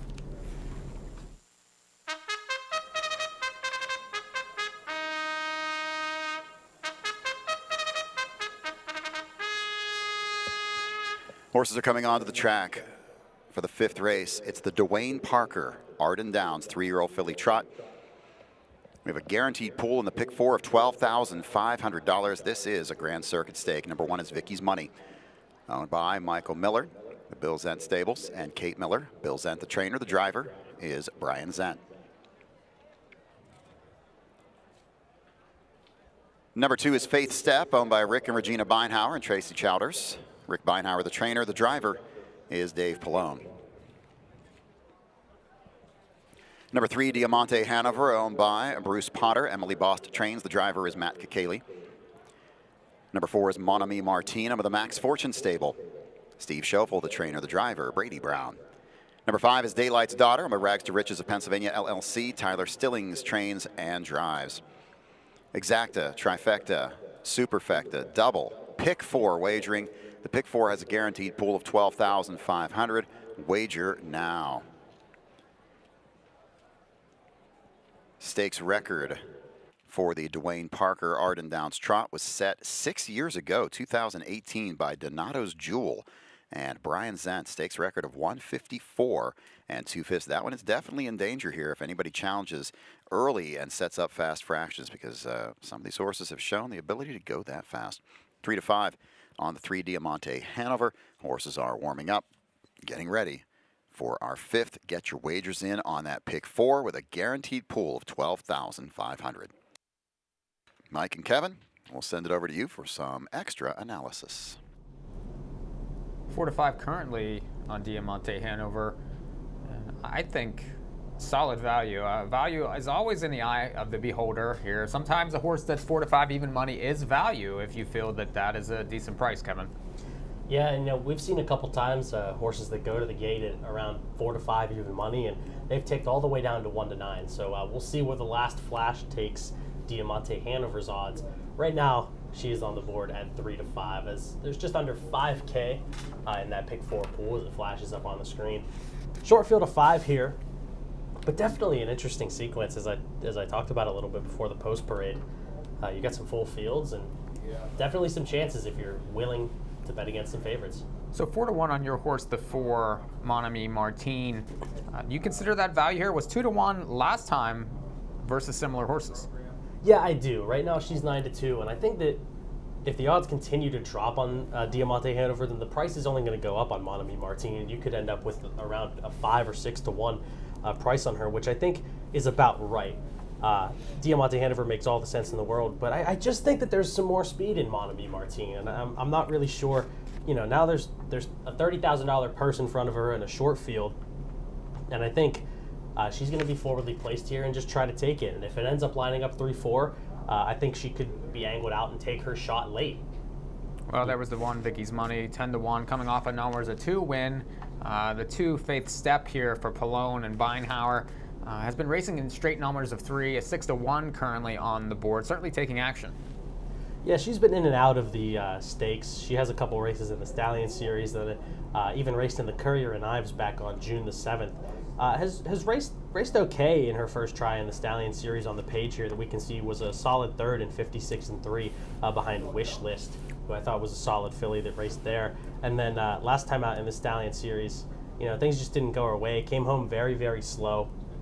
And then 2 back, she made a break. Rebounded well, though, last time out with Pallone in the bike.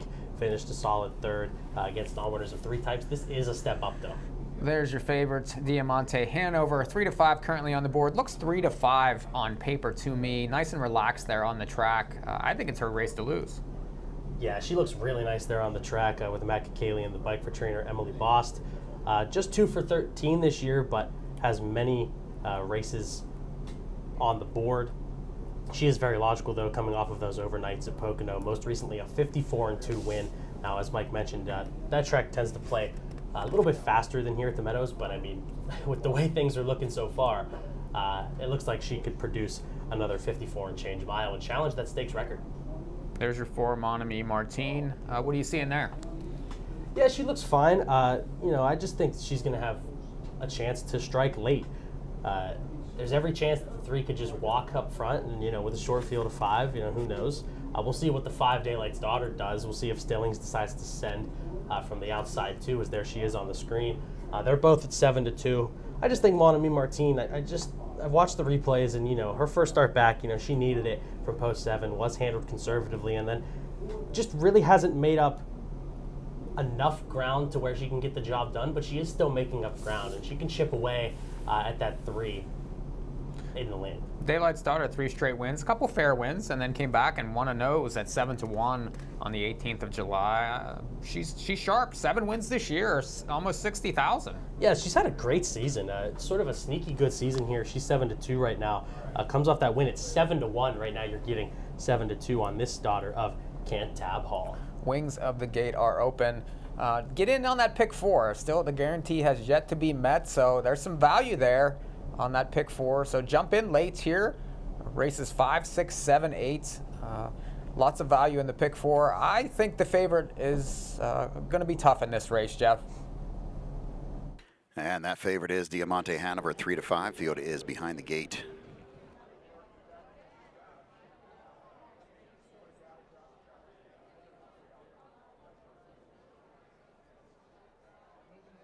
Trotters are behind the gate for the Dwayne Parker Arden Downs 3-year-old filly trot, a Grand Circuit stake. The field is ready to roll. And they're off. And the 4 Mon Ami Martine and the 3 Diamante Hanover fire out for the front. The 5 Daylight's Daughter looks to drop in 3rd. Getting away 4th, the 2 Faith Step, and the early trailer is Vicky's Money. They move into the first turn by the 8th pole. Matt Kakali sends Diamante Hanover to the front. Mon Ami Martine takes the seat in 2nd. Then it's Daylight's Daughter 3rd. Faith Step is 4th. Vicky's Money is trotting 5th. Field around turn over to the opening quarter-mile marker at that station. A quick 27 2/5. Quick quarter trotted here by Diamante Hanover. Mon Ami Martine staying with her 2nd. Then it's Daylight's Daughter 3rd. Faith Step 4th. And at the back is Vicky's Money. Less than a lap to go. Diamante Hanover leads this Arden Downs field into the turn. It's Mon Ami Martine 2nd. Racing 3rd is Daylight's Daughter. Trotting 4th, that's Faith Step, and Vicky's Money is 5th. Halfway home in 56 seconds. They'll head to the backstretch. It's Diamante Hanover by 2 lengths. Mon Ami Martine is 2nd. Racing 3rd is Daylight's Daughter. Gap of 2.5 to Faith Step 4th, and another 2 to Vicky's Money. Well spread out with 3/8 of a mile to go. Diamante Hanover leads it. Mon Ami Martine starts to inch closer in 2nd, as does Daylight's Daughter 3rd. Faith Step 4th, and the trailer Vicky's Money is going to step to the outside. Diamante Hanover has covered 3/4 of a mile in 1:24 4. Can't get away, though, from Mon Ami Martine, who's staying with her. Daylight's Daughter 3rd. Vicky's Money starting to close some ground on the outside 4th. Faith Step 5th. Top of the stretch. They turn for home in the Dwayne Parker trot. The leader is Diamante Hanover. Mon Ami Martine 2nd and comes to the outside. Through the stretch, it's Diamante Hanover. Mon Ami Martine is closing. Diamante Hanover on the inside. Mon Ami Martine on the outside. Diamante Hanover hangs on in 1:55 flat. Got a little closer than I thought it was going to be there after the 56-second opening half. Thought Diamante Hanover was just going to keep rolling, but slowed down a bit in that final half, coming home in 59 seconds. And Mon Ami Martine almost got to her late. Watch them as they turn for home off 3/4 in 1:24 4, 30 1/5 in the final quarter. Kakali pops the earplugs at the top of the stretch. Has a decent advantage, but Brady Brown and Mon Ami Martine cut into that gap with every stride, but just can't quite get there in time. Vicky's Money coming from 5th to get 3rd, 3, 4, and 1. Good finish in this Grand Circuit filly trot.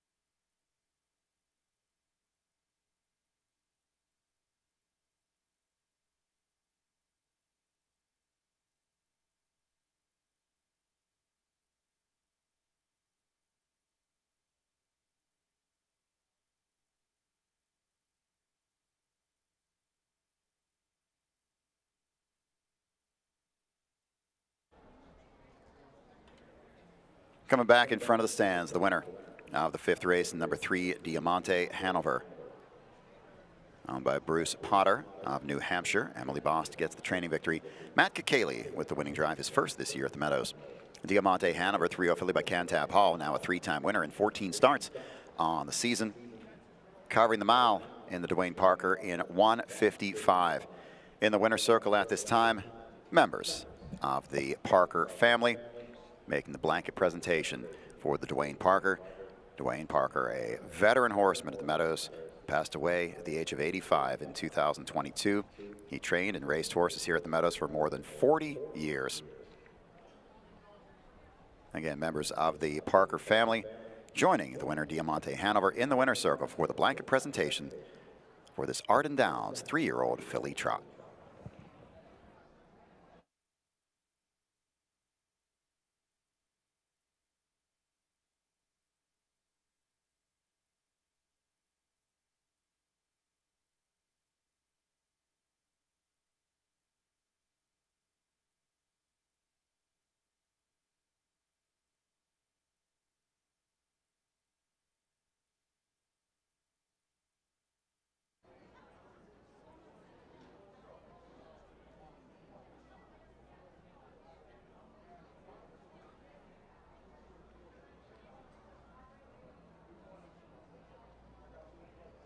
Payoffs in the 5th, number 3, Diamante Hanover, $340, $240, and $210.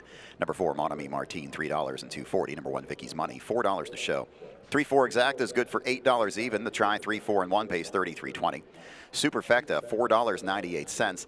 The double 4 and 3, $172.60.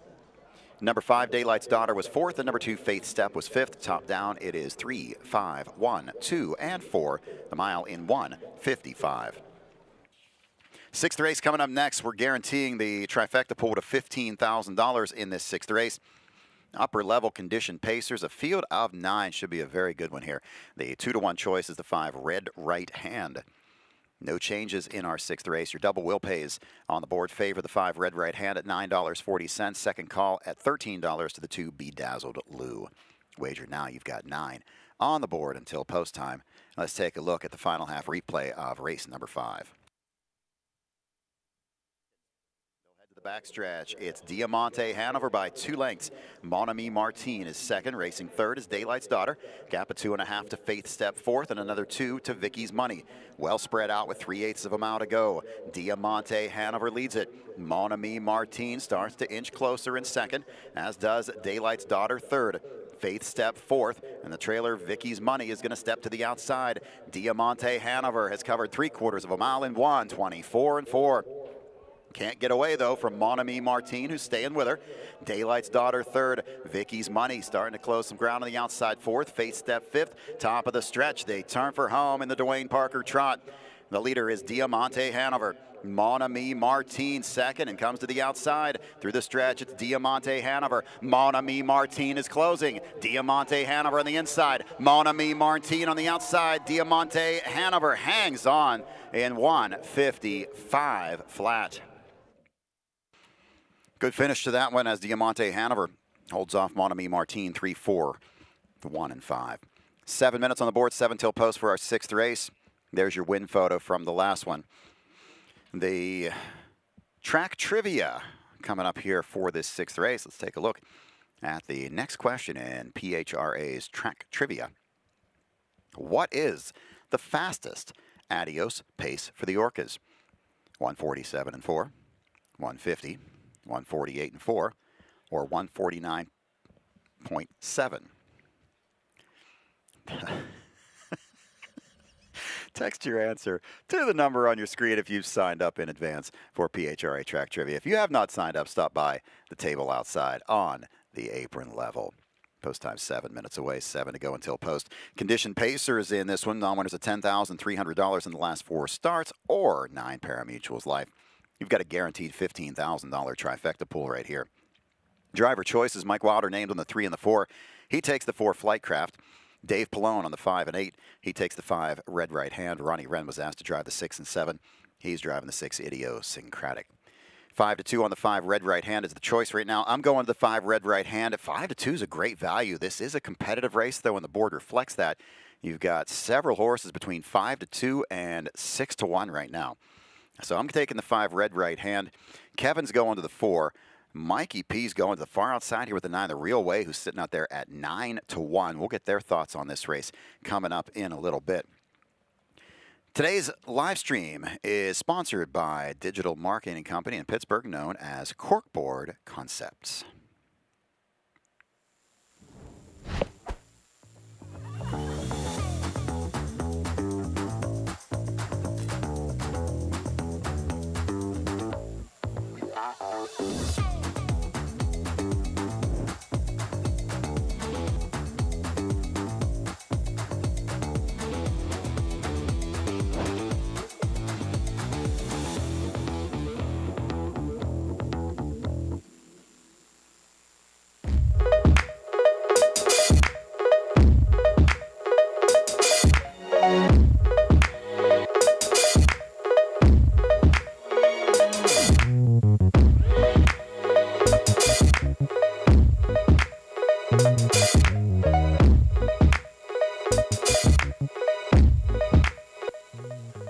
I've always wanted to do it. I mean, I had barrel horses growing up and I always came to the barn with my family, but my dad always talks about when I was about a year or 2 old, I wandered off when they were outside and I was in the field with a bunch of yearlings and standing in the middle of them and they're all looking at me. He was terrified, but I guess they knew that they shouldn't hurt me, but My name's Delana. I love horse racing because I grew up in the industry and I just think it's an amazing place to be at. I love horses and like all animals really. I do photo finish, so like when the races go on, I'm usually up in my booth.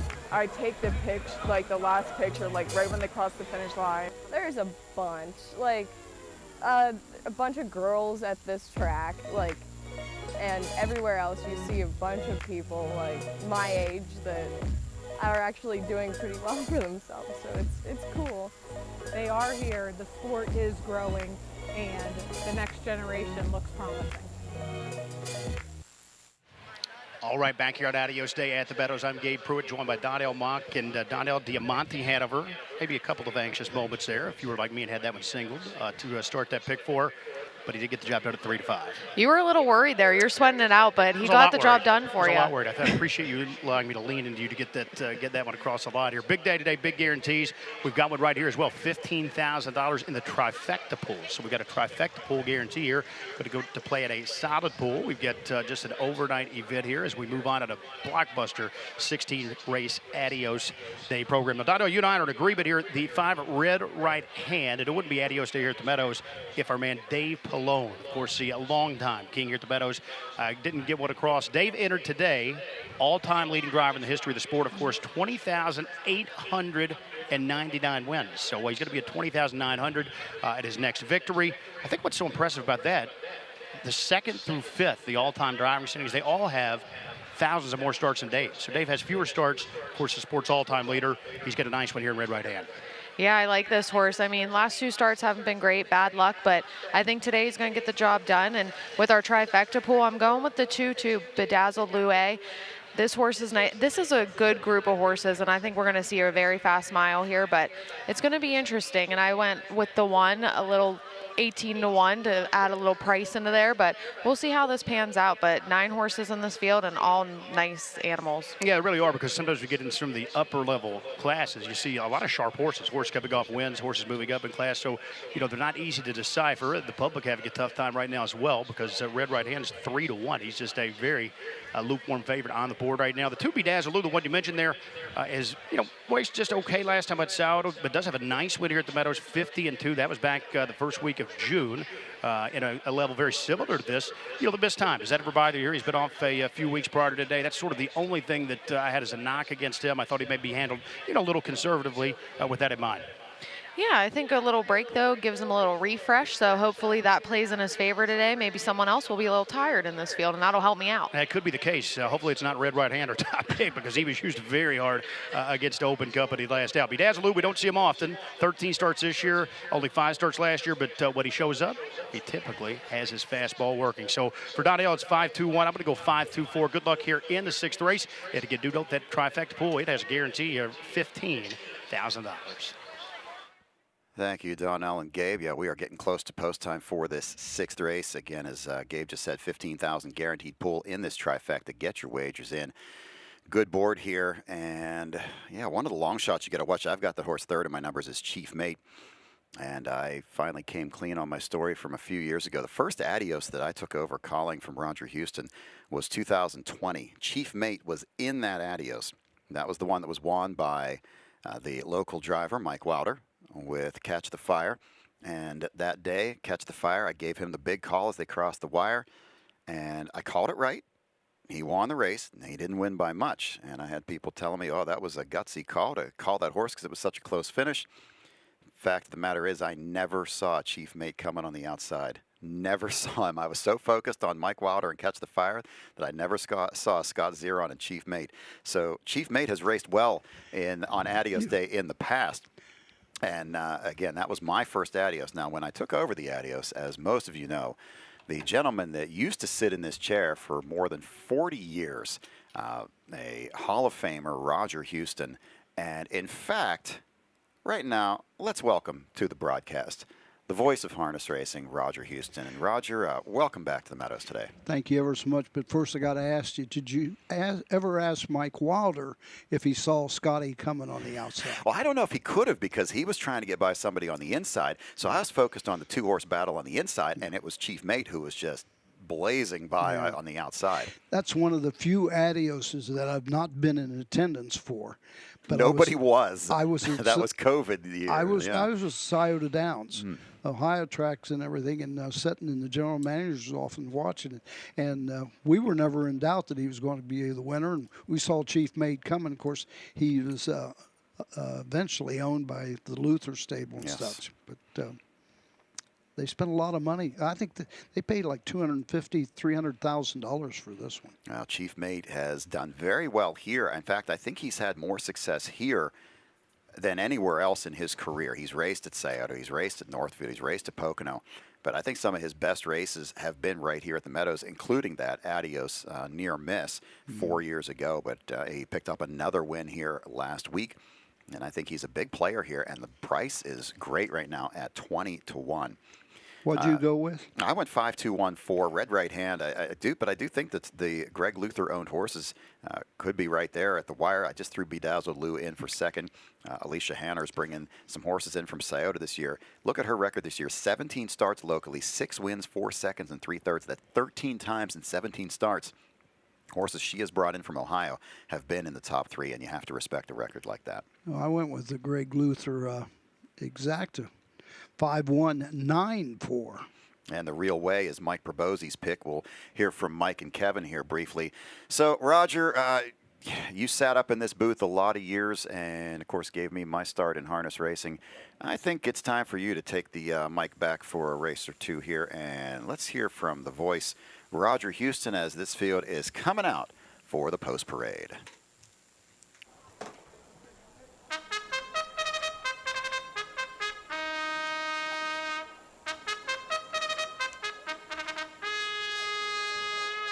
Horses are leaving the paddock and coming to the track for the day's 6th race, a condition pacing event for a purse of $12,500, $15,000 guaranteed trifecta pool.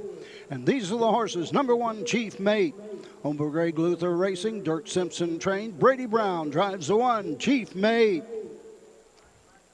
Number 2, Bedazzled Lou A. Royal Rock Racing, Luke Hanners owns. Alicia Hanners trains. Luke Hanners drives the 2, Bedazzled Lou A. Number 3, Prince of Tides. Randy Bendis and Pollock Racing. Randy Bendis trained. James McDonald drives the 3, Prince of Tides. Number 4, Flight Craft. 10-pin stable. Art Parker, Tom Klosky Jr., A. Parker, Norm Parker trains. Mike Wilder drives the 4, Flight Craft. Number 5 is Red Right Hand. Greg Luther Racing, Todd Luther trained. Dave Pallone, the 5, Red Right Hand. Number 6 is Idiosyncratic. Burke Racing Stable, Weaver Buscemi, Ron Burke trains. Ronnie Wren Jr. drives the 6, Idiosyncratic. Number 7, Lusain Bolt. Burke Racing Stable, E. Novak, Howard Taylor, Weaver Buscemi, Ron Burke trains. Hunter Myers, the 7, Lusain Bolt. Number 8 is Double Medal. Rick Burks owns, Tim Twaddle trains. Anthony McDonald drives the 8, Double Medal. And number 9, The Real Way. Randy Bendis and Pollock Racing. Randy Bendis trains. Aaron Merriman in the sulky of the 9, The Real Way. Win, play, show, rolling double, exacta, trifecta, 20-cent superfecta. Don't forget, $15,000 guaranteed trifecta pool on the 6. Don't be shut out. Wager now. Right now at 2-1 is the 5, Red Right Hand. As they score down, let's send it over to our NahooPicks.com experts, Mike and Kevin. Nice race here, this upper level condition. Non-winners of 10-3, last 4. Perfect race to have a guaranteed trifecta pool in. $15,000 for this full field. Some nice horses, lots of back class money here right now. 2-1 on Red Right Hand, the pick of Jeff Zidek, but not the pick of Mike Probosi. I went to the 9, The Real Way, and speed, and Aaron Merriman from the 9 post has been in the exacta in his last 3 starts. This is a 4-year-old, and I won 152 last year, so lots of class for this one, and just needs to get that Aaron Merriman magic from that outside post to get a spot early. There's a lot of tough horses in this race. Trip's going to matter. The track is playing to speed, though, so you could do worse here. This horse is 7-1 currently. I think we'll drift up a little more off that 4-1 morning line. And but there's others in here. The 4, Flight Craft, I think, plays. The 3, Prince of Tides, you get James McDonald now. And even the 2, Bedazzled Lou, another one. Better post, drop in class. Lots to like. Yeah, that 2 is one that's been kind of closing as of late. And I hate to have the same angle, like all card long. But again, this is a race where there's a lot of early speed, and there could be a potential hot pace here. I mean, we even saw it in the last race where there were only 5 horses in that field, and there ended up being a pretty fast first half. So position's going to matter a ton here, as right now we see the 1, Chief Mate. Right now, 9-1 on the board, was higher earlier, but is taking some money. Well, Roger's in the booth with Jeff. No, I'm not. He's not? Nice. He's in, I'm not. We got the voice over there. I'm here. I like since I'm on with the voice. I've never been on with the voice, so I have to engage the voice a little bit to talk about this 6th race here. Roger, I've been watching you for 25 years, so unbelievable to be on the broadcast here with you. Well, pleasure to be with you. Always nice to be back in Meadows, although I say even today, Jeff is sitting in my old chair and I'm in his old chair, so we switched chairs today. Well, like you used to do, we used to do close look at the field. Usually we'd go through these horses. We've been doing that most of the day here. Yeah. And looking on the track, looking at the 5 right now, Red Right Hand, 5-2 on the board. What are your thoughts there? Well, he got hung out of the rail. Didn't get hung. He made a quarter pole move and was 3rd on the outside at the quarter in the last effort. That opening quarter was 26-1. Horse reasonably could get a bit tired coming home. Disappointing. He finished 8th, beating 4 lengths, but then even right before that one, he made breaks to leaving, and after the start, finished 8th distance. So you got 2 very troubled lines to some degree, but I'm looking for him to kind of bounce back. I doubt that Todd Luther would have shipped him over here if he didn't think he was perfect for the race. Emptying out here as we see just before the start of this race. Right now, favoritism shifting to the 2, Bedazzled Lou, who could capitalize off this hot pace as the gate is rolling for this 6th race. Full field of 9 here, $15,000 guaranteed trifecta pool. Get your wagers in. You better hurry, because it's post time. Starter Joe Denman has called the horses to the gate. Horses and drivers moving up and moving in.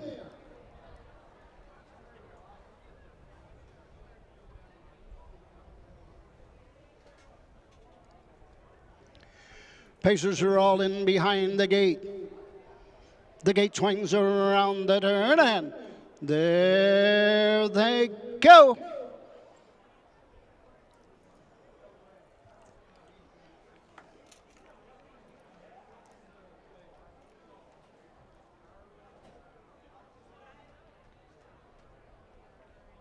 They're off and pacing, going for the lead. Chief Mate on the inside.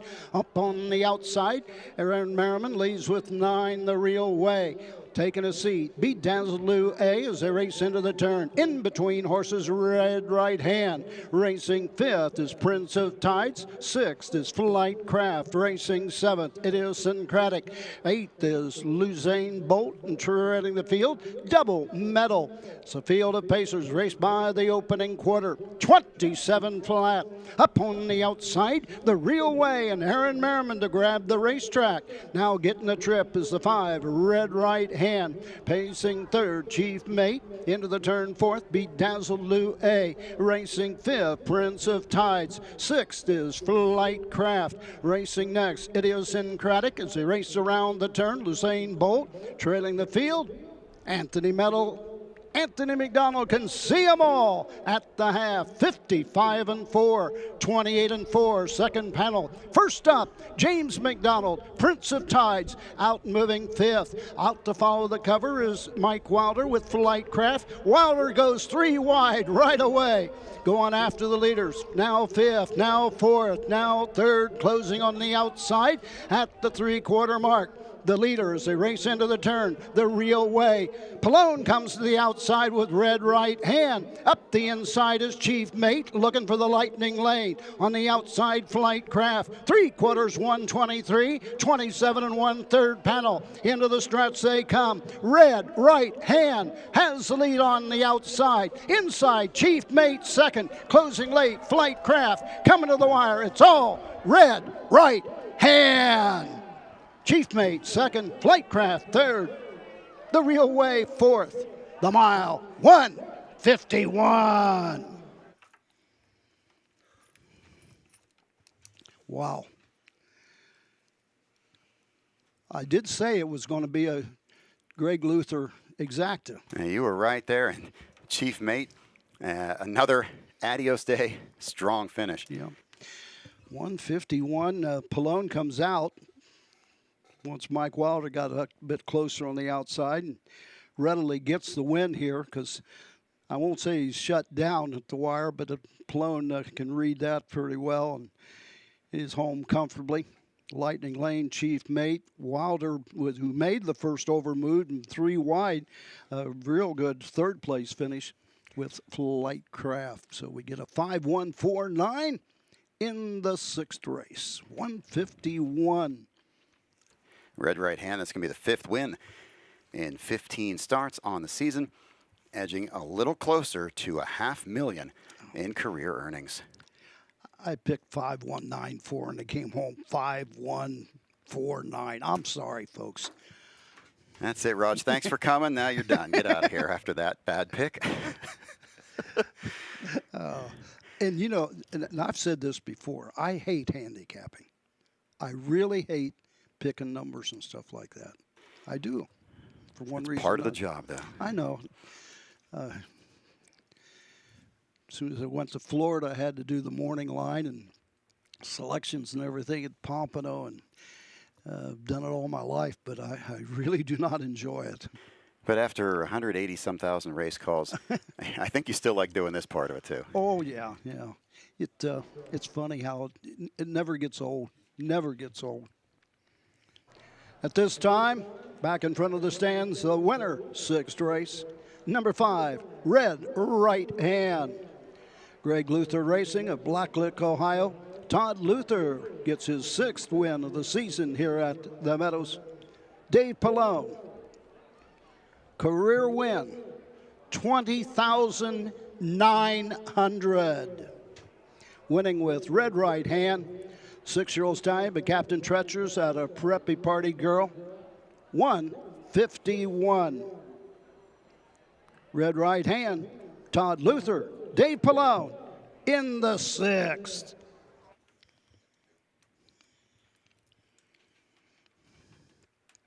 It's only proper, I guess, that Pallone win when I come in and announce a race, because Yes. I've only called around 19,000 of them. That's about right. 5149 now is official. 5149 officially in race number 6.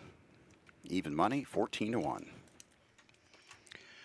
The 5, Red Right Hand, pays $422.82.80. The 1, Chief Mate, $924.80. The 4, Flight Craft, $4. The 5-1 Exacta, $41.20. 5-1-4 Try, $159.40. 20-cent Super, 5-1-4-9, $67.24. The double, 3-5, $9.40. Complete order finish. Win available. Post time for the 7th race is in 10 minutes. 10 on the board for our 7th race. Pacers in the 7th, 6-5 to open up on the 4 Delliston. Pick 5's closing out here. Your favorite is with the 2 Elliott Moose, $253. Then the 4 Delliston, $269.80. The Pentafecta has a carryover here of $629. $629 carried over into the Penta in this 7th race. 9 minutes to go until post, 9 on the board. Right now, let's take a look at the half-mile replay in race 6. 28-4, second panel. First up, James McDonald, Prince of Tides, out moving 5th. Out to follow the cover is Mike Wilder with Flight Craft. Wilder goes 3 wide right away. Going after the leaders. Now 5th, now 4th, now 3rd, closing on the outside at the 3/4 mark. The leader as they race into the turn, the real way. Pallone comes to the outside with Red Right Hand. Up the inside is Chief Mate, looking for the lightning lane. On the outside, Flight Craft. 3/4, 123, 27 1/3 panel. Into the stretch they come. Red Right Hand has the lead on the outside. Inside, Chief Mate second. Closing late, Flight Craft coming to the wire. It's all Red Right Hand. Chief Mate second, Flight Craft third, the real way fourth, the mile 151. Results are official for the 6 top down. Number 1, Chief Mate 2, the 2, Bedazzled Blue A 5, the 3, Prince of Tides 9, the 4, Flight Craft 3, the 5, Red Right Hand, the winner, the 6, Idiosyncratic 8, the 7, Lucene Bolt 7, the 8, Double Metal 6, the 9, The Real Way 4, top down 259 318 76, 4 on the bottom, the mile 151. And Roger, you gave him a $41 straight exact, and not bad. We've got 7 minutes to go on our 7th race. At this time, we want to send things down to the winner's circle. We've got a special presentation featuring the Meadows Standardbred Owners Association, as they are just about set up down there for our special scholarship presentation.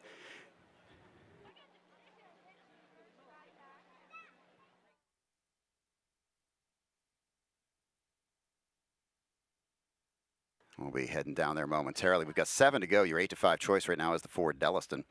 7-2 on the 1 Captain Max Henry. 7 minutes till our 7th race of the program. Don't forget, start looking ahead to that 8th race. It's the start of the Adios Pick 8. The Pick 8 starting in race number 8 today. That's our $15,000 guaranteed pool, 20-cent base wager. All right, let's send things down to the winner's circle. And representing the Meadows Standardbred Owners Association, here is Kim Hankins. Test. I'm going to photograph you after you get your award, so when they go to the next person, be ready. Test. So when they do... Go ahead, Kim. We've got you.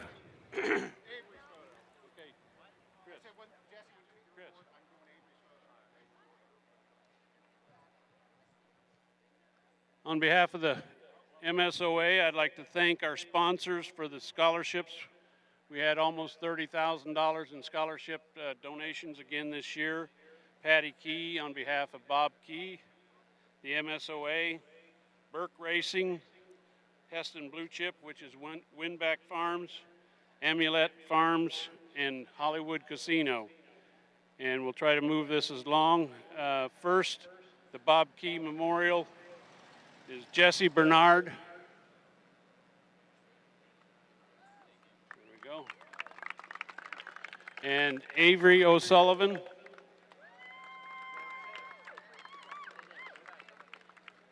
The MSOA awards is Ryan Keith.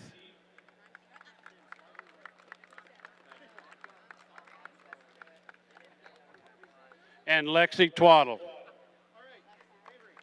represented by Meadow Twaddle.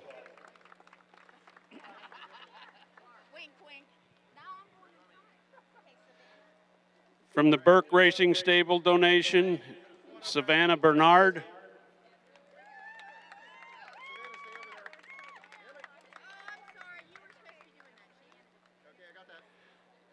Emily Sokol.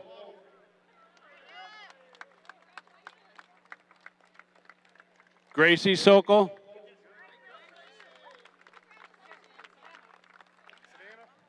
Brooke Suggs. I don't believe Brooke was able to make it today, but she will receive her. She will receive the award.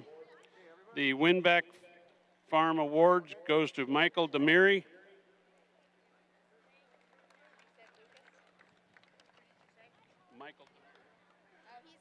Okay. Next is Lucas Blymeyer.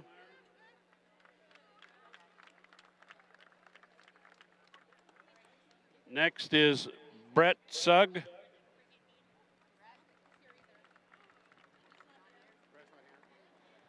And then we move into the Amulet Farm donations.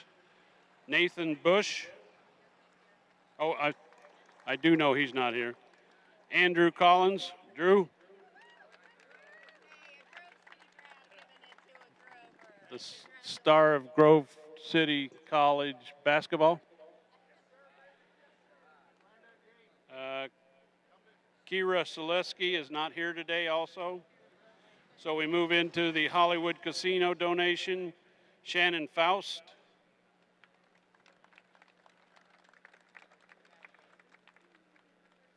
And Lauren Wilder.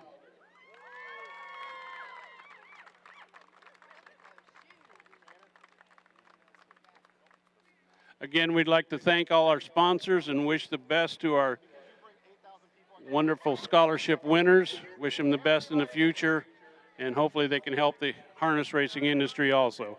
Thank you all so much. Congratulations to all the winners of this year's Meadows Standardbred Owners Association scholarships. We've got 3 minutes to go, 3 on the board until post time for this, our 7th race. Conditioned Pacers, now winners of $4,500 the last 4 starts. The purse is $8,500. And again, exacta, trifecta, superfecta, pentafecta wagering. Morning line going to the 2, Elliott Moose. Aaron Merriman named on the 2 and the 5. He picks the 2, Elliott Moose. Jeremy Indoff named on the 6 and the 9. He takes the 9, Dracaris Z. I'm going to the 1, Captain Max Henry. Second start back after some time away. I'm at 1, 4, 5, 7, and 8 for my pentafecta. 1, 4, 5, 7, and 8. You'll see Kevin and Mike's numbers on your screen right here. Kevin goes to the 4. He says 4, 7, 5, 2, 8. Mikey P at 5, 9, 2, 1, and 4. Here's your next trivia question from the PHRA, your track trivia question for the 7th race. Who is the only trainer to see their horses finish first, second, and third the same year in the Adios final? Is it Brett Pelling, Chris Ryder, Ron Burke, or Mickey Burke? That's the only trainer to have their horses finished in the top 3 spots in the same year in the Adios final: Brett Pelling, Chris Ryder, Ron Burke, or Mickey Burke. Text your answer if you've already registered to 717-914-9750.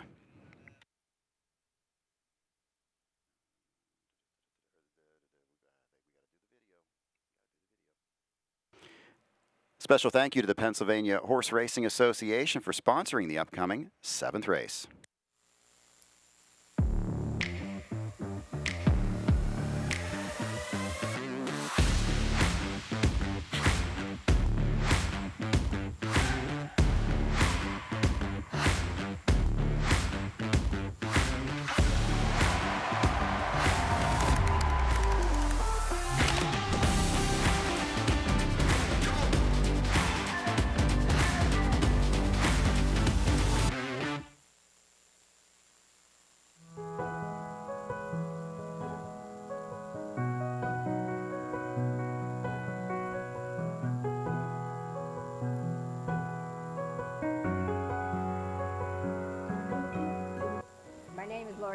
I'm an owner, driver, trainer.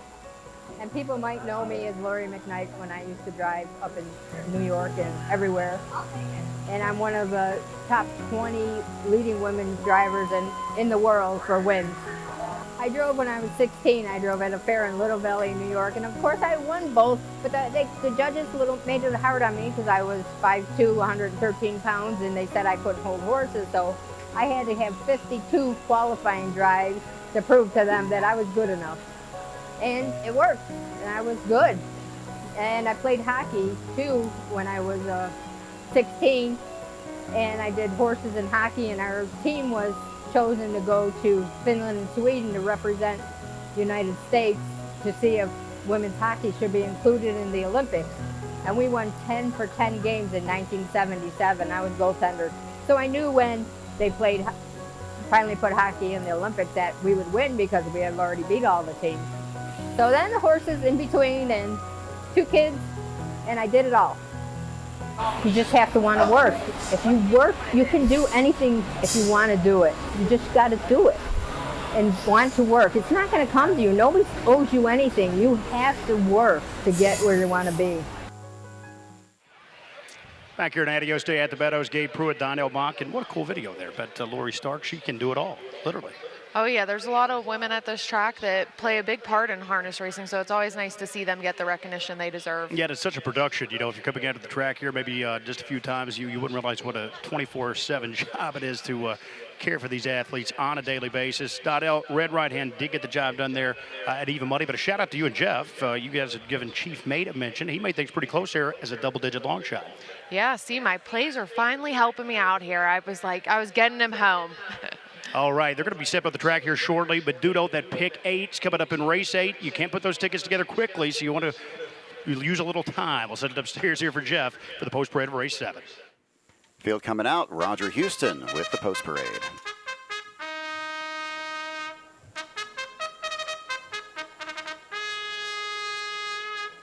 These are the horses' 7th race. Condition pace. Number 1, Captain Max Henry. Burke Racing Stable, Weaver Buscemi, Larry Carr, D. Shaver, Ron Burke trained. Ronnie Wren Jr., the 1, Captain Max Henry. Number 2, Elliott Moose.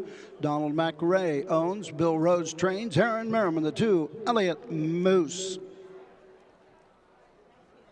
Number 3, still in the paddock, that's Taskbar Hanover. Rockridge Racing, Kevin Johnson trains. Anthony McDonald swings into the sulky seat behind the 3, Taskbar Hanover.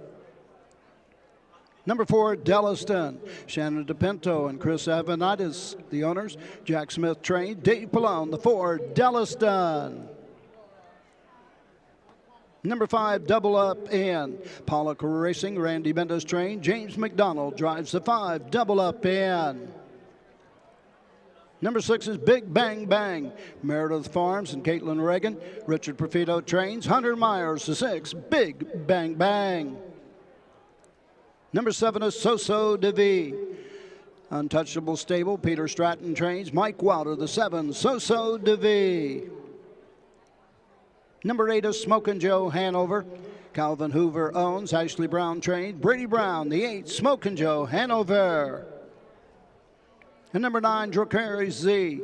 Carl Coach Leon owns and trains. Jeremy Indoff in the sulky, the 9, Dracari's Z. Win, place, show, exacta try, 20 cent super, 50 cent Penafecta, rolling double wagering on the 7th. Don't be shut out. Wager now.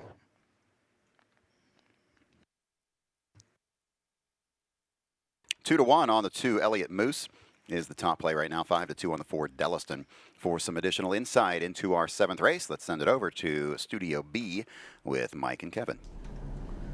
Mid-level pace here, non-winners of 4,500 last 4 starts. Good board too. 9 horses here. Favorite currently is the 2 Elliott Moose, shipping back from Northfield off a front-running win for non-winners of 2,500 last 4 at 1-9 odds. Aaron Merriman back on to drive. I went to the 5 here, double up, and off a nice win for hours of 1,800 last 4 here at the Meadows for Randy Bendis. That was a quick race, 52. Could get a similar trip here. I think 9-2, really nice value here on the 5. Yeah, I agree, especially with James McDonald getting the call. I know Merriman chose over, but Elliott Moose right now, your 2-1 favorite. Both coming off big confidence boosters that were very necessary. Double up and 2 back. Hooked wheels with a rival as they were heading to the half, so it took him out of contention. He's live here at 9-2. On the screen right now is my top pick, Delliston, right now 5-2, taking some good money. I took a huge shot with him last week at 30-1, but now he's in a much better spot from post 4. He's another contender in here. All right, guys, we're getting close to post time for this 7th race. I want to bring back onto the microphone right now Roger Houston, the longtime voice of the Meadows, Harness Racing Hall of Famer. And Roger, we were talking briefly a moment ago that you sat in this chair and did this job for 42 years, and most people at your age have retired and retired from full-time work, retired from part-time work. I think you're working harder now than you did when you were full-time. It used to be, now it's 2,500 to 3,000. Now I'm down to about 1,500 a year. So, yeah. But it's different, though. It's different. You don't have to do the same thing every day and get to go to all those county fairs in Ohio. And now you've gotten back into owning horses, which you never could do before. I've had a good week. Dog Rescuer Hanover second. He won. That was the one he won. Dog Rescuer a winner. I'll have a double with second. And this afternoon at Piketon, Ohio, Rosie Weaver and horse that I own partially with her, Glamorous Pete, was second, going for 11,000. So we've had a good week as an owner. Well, one more time today here on Adios Day. Hall of Famer Roger Houston, give us the call for race number 7. Pacers are all in behind the gate. The gate swings around the turn, and there they go.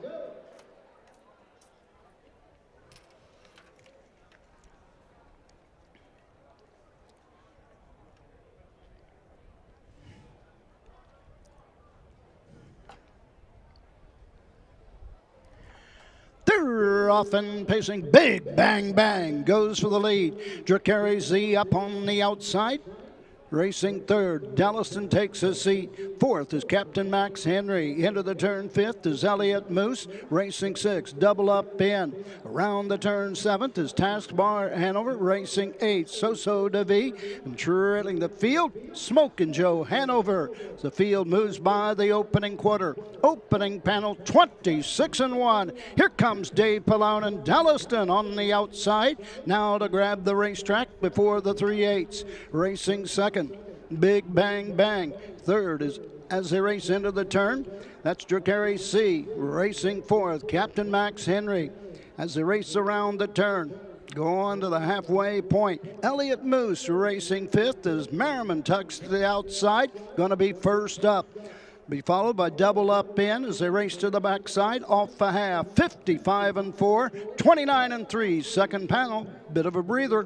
Delliston has the lead for Pallone by a length and a half, but closing on the outside with each and every stride. Elliott Moose, now third, now second, going after the leader. Big Bang Bang Racing third. Trapped in, Dracari C fourth. Double Up in on the outside fifth.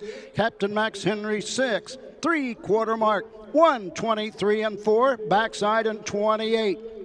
Midway around the final turn, Delliston sprints away by a length and 3/4.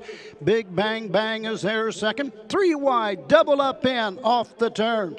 Into the stretch they come. On top of the field, it's Delliston. Up the lightning lane comes Dracari C. On the outside, Big Bang Bang. Delliston is off stride.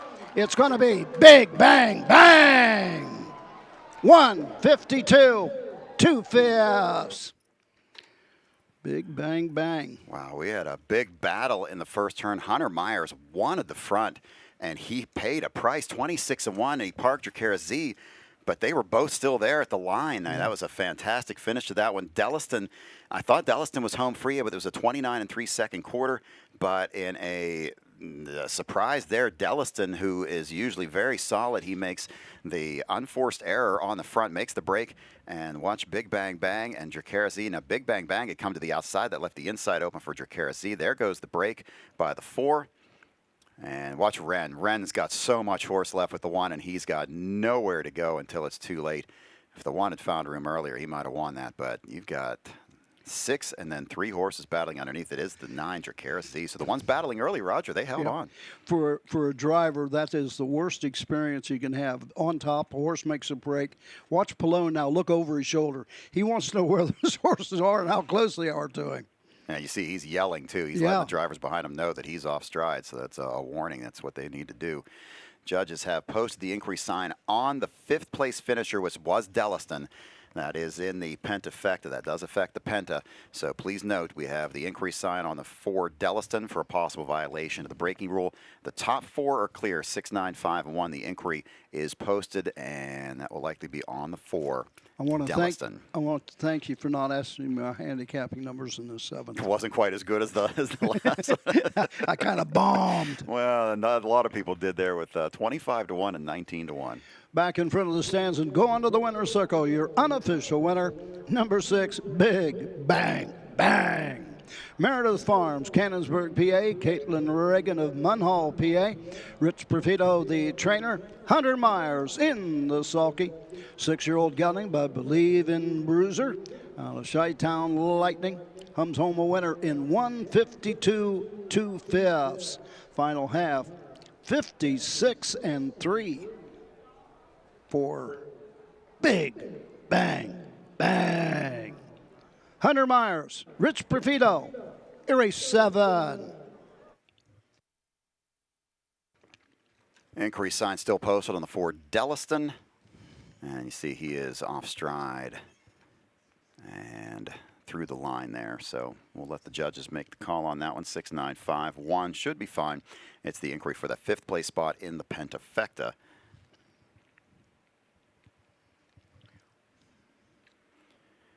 A couple long shots there, 25-1, 17-1.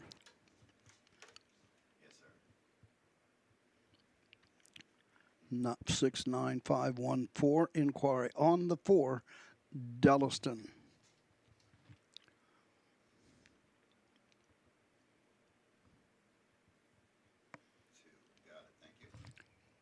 Inquiry signs down, and the 4 has been disqualified. Your attention, please. Number 4, Delliston, has been disqualified for a violation of the braking rule.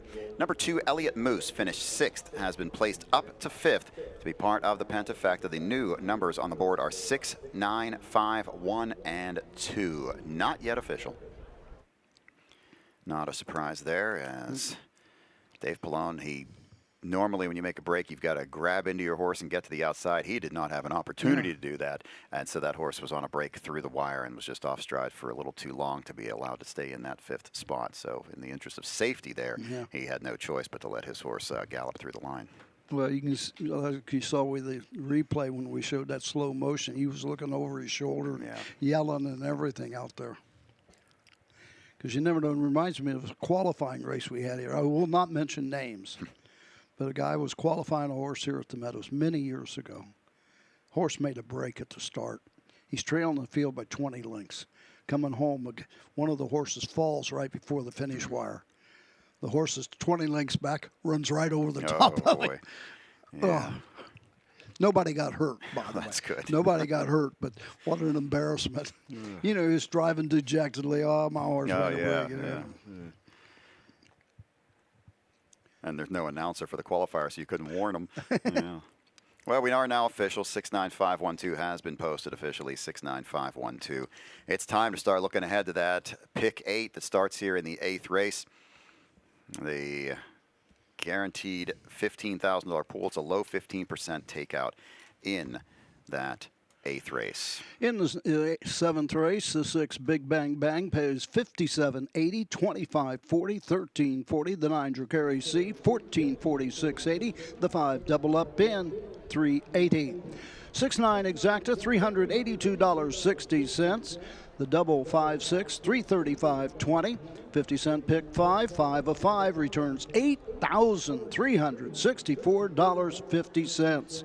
The try 695, $7,526.80. 20-cent super, $5,750.46. A carryover in the Penafecta, $1,690.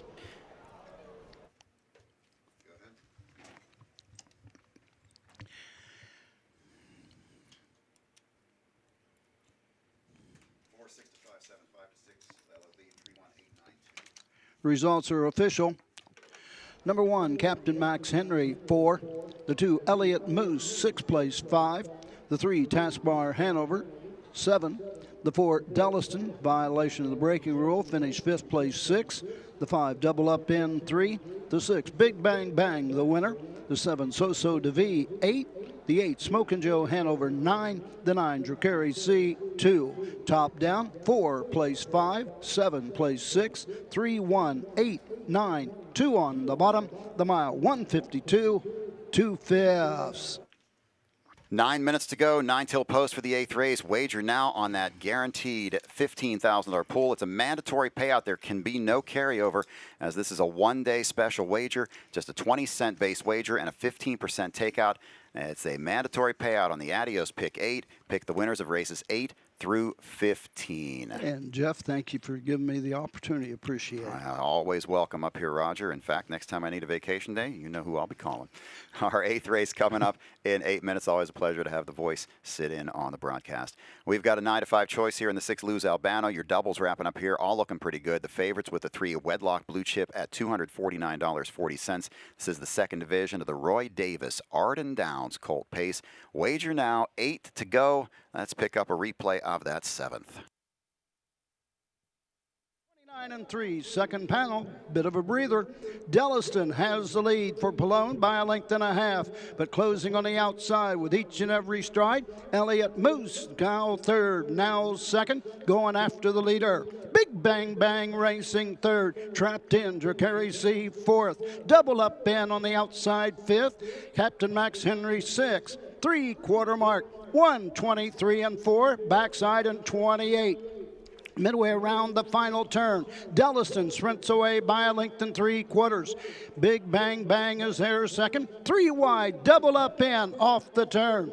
Into the stretch they come. On top of the field, it's Delliston. Up the lightning lane comes Dracari C. On the outside, Big Bang Bang. Delliston is off stride.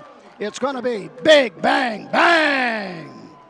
152, 2/5.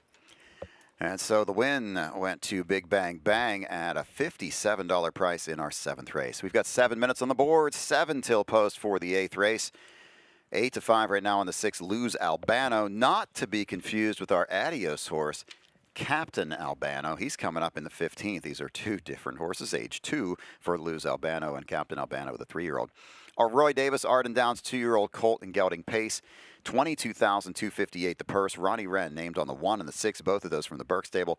He takes the 6 Luz Albano. Morning line to the 3 Wedlock Blue Chip. I'm taking Wedlock Blue Chip. I'm at 3, 6, 2, and 7. Wedlock Blue Chip, I think, is going to be a strong favorite here by the time we get to post. Off the strength of that 52 line at Philly last week. Mike also goes to the 3. Kevin says the 6 Luz Albano. He's at 6, 3, 4, 2.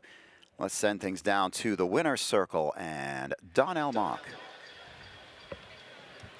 Thanks, Jeff. We're down here. What a crowd we have here today. It's really gearing up here, getting into the pick 8. I'm excited for this. Yeah, just literally sent my pick 8 action in. So, yeah, we're all geared up. Going to be a nice pool here. You see already about 5,500 change. That's got a $15,000 guaranteed stipend. Keep in mind, too, as well, Donnell, it's a one-off wager. So they're going to pay it out today.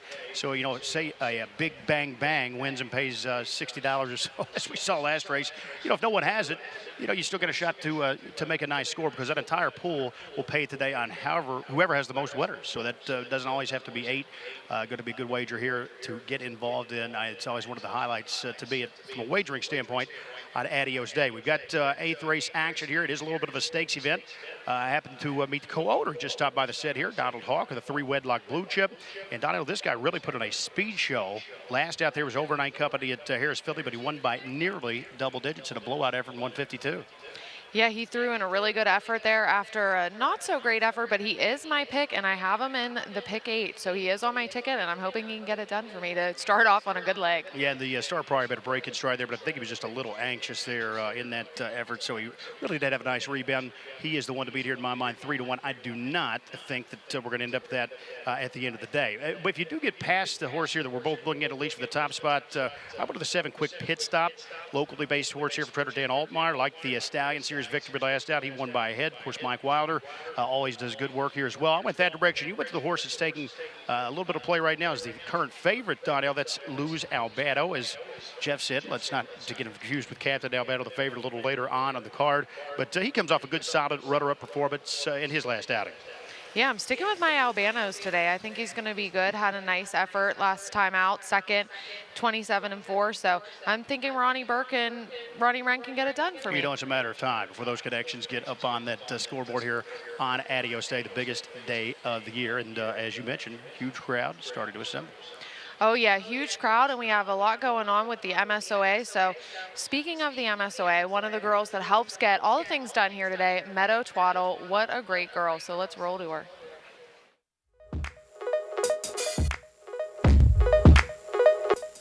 My name is Meadow Twaddle, and I am a caretaker for my dad, Tim Twaddle. I always grew up around horses, but I didn't start working until about 1.5 years ago when my dad needed an extra set of hands in the barn. The horse bug caught me fast, though. As soon as I started learning, I was obsessed, and I've been addicted ever since.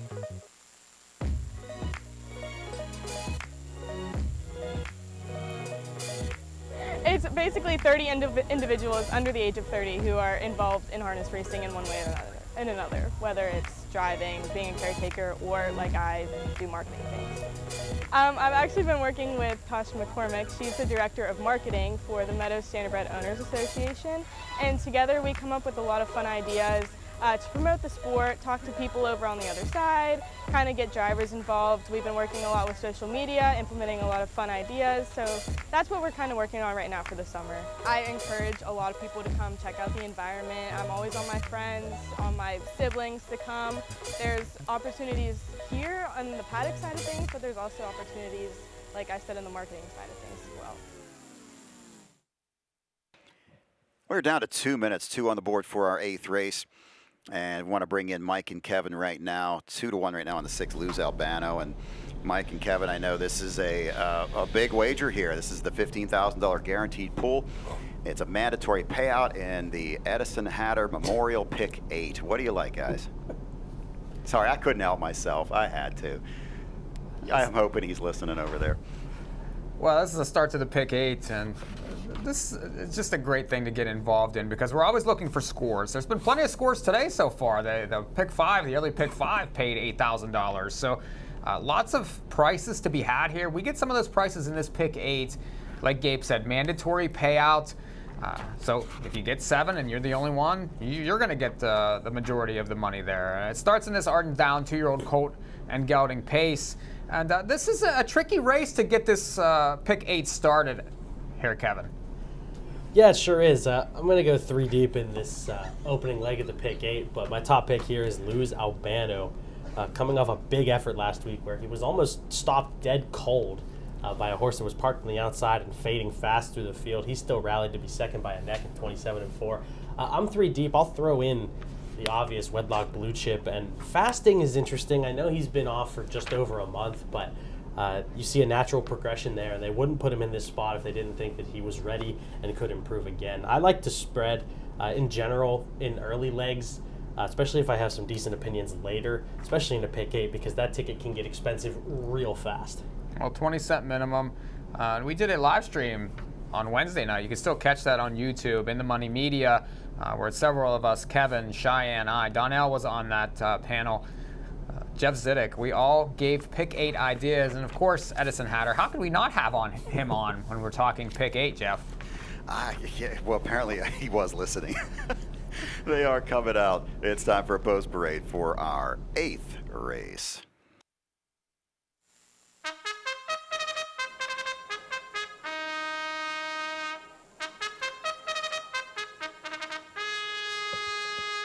Horses are coming onto the track for the 8th race. The Roy Davis Arden Downs 2-year-old colt and gelding pace for a purse of $22,258. This race features the pick 8 with a mandatory payout, and it's just a 15% takeout. Here's your field for the 8th, number 1, Defiant Character. Owned by the Burke Racing Stable, Timothy Sullivan, Robert Jackson, and Weaver Buscemi LLC. Ron Burke, the trainer. The driver is Hunter Myers. 2 is Damn the Torpedoes, owned by Milt Lehman, Alan Keith, James Bellasack, and Mark Kantrowitz. Brian Brown, the trainer. The driver is Tim Tetrick. Number 3 is Wedlock Blue Chip, owned by Richard Cortese and Donald Hawk. Roland Maller is the trainer. The driver is Troy Byer.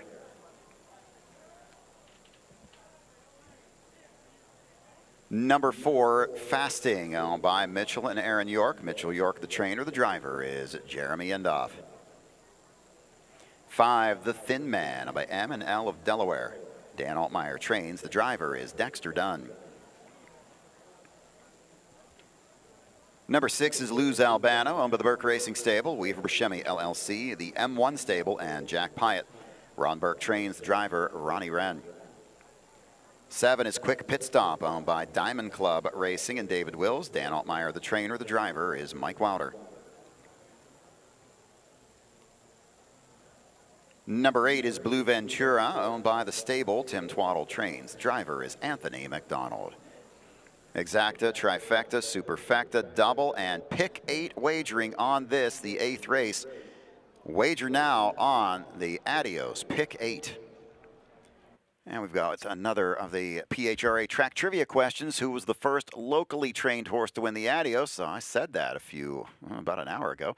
So be ready to answer that one right now. A is By the Missile. B, Catch the Fire. C, Barberry Spur. D, Albatross. First locally trained horse to win the Adios. Text your answer to 717-914-9750.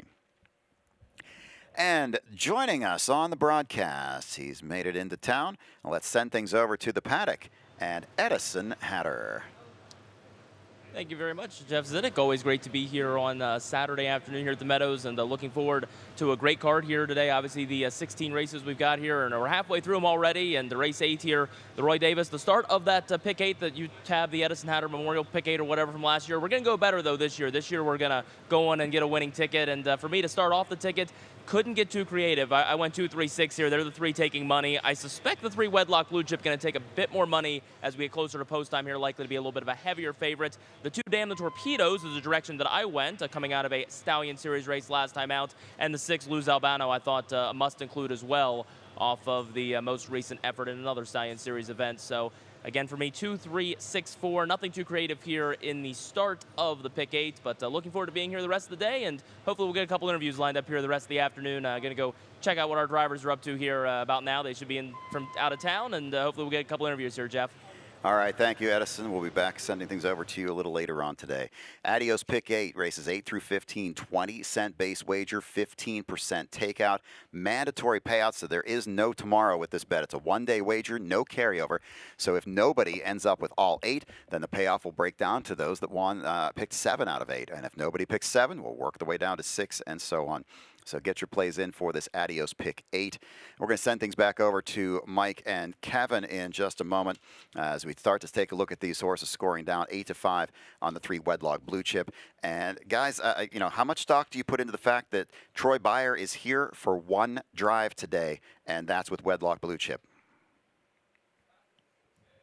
I don't blame him for showing up. Comes off a blowout 8 3/4 length win with a 27-3 kick on the 18th of July at Philly. And this horse is obviously improving. He could be a big 2-year-old to going forward this year. So if I was driving this horse, I think I would want to show up. Yeah, this is sort of the prove-it start for Wedlock Blue Chip. You know, was that race a fluke? I know he won by 8 3/4 lengths. You know, might speak to the field that he was facing, but that 52 mile, you know, is he going to be able to repeat that speed? And there's others in here that could challenge him, both in talent and speed. There's the 2 Damn the Torpedoes. This is Brian Brown. Nice win, first out last week here at the Meadows from an outside post, too. Tetrick was on for that one. He's back in here. Definitely a chance. On these big days, these Brian Brown 2-year-olds come firing. Yeah, they sure do, and that was a nice win last time out. You get the post relief with him. Tetrick's going to put him in a good spot, I think. Right now, he's 2-1. He's the second choice in here. I kind of expected him to be up towards third choice, maybe towards the 7-2 morning line. I expect his price to drift up just a touch. There's Wedlock Blue Chip, the favorite here. 8-5 currently. I think value. Yeah, I mean, it certainly is. If you think he's going to be anywhere close to that 52 mile that he showed, he seems like a must-use in this pick 8, unless you're really trying to swing against Troy Beyer in here to drive him. And we're just going to see, you know, this $10,000 Harrisburg purchase, 2 wins in 3 starts, that break in between at Pocono. We'll see if he just really likes Philly. And this track is playing really fast. It's almost playing like Philly does on most weekends.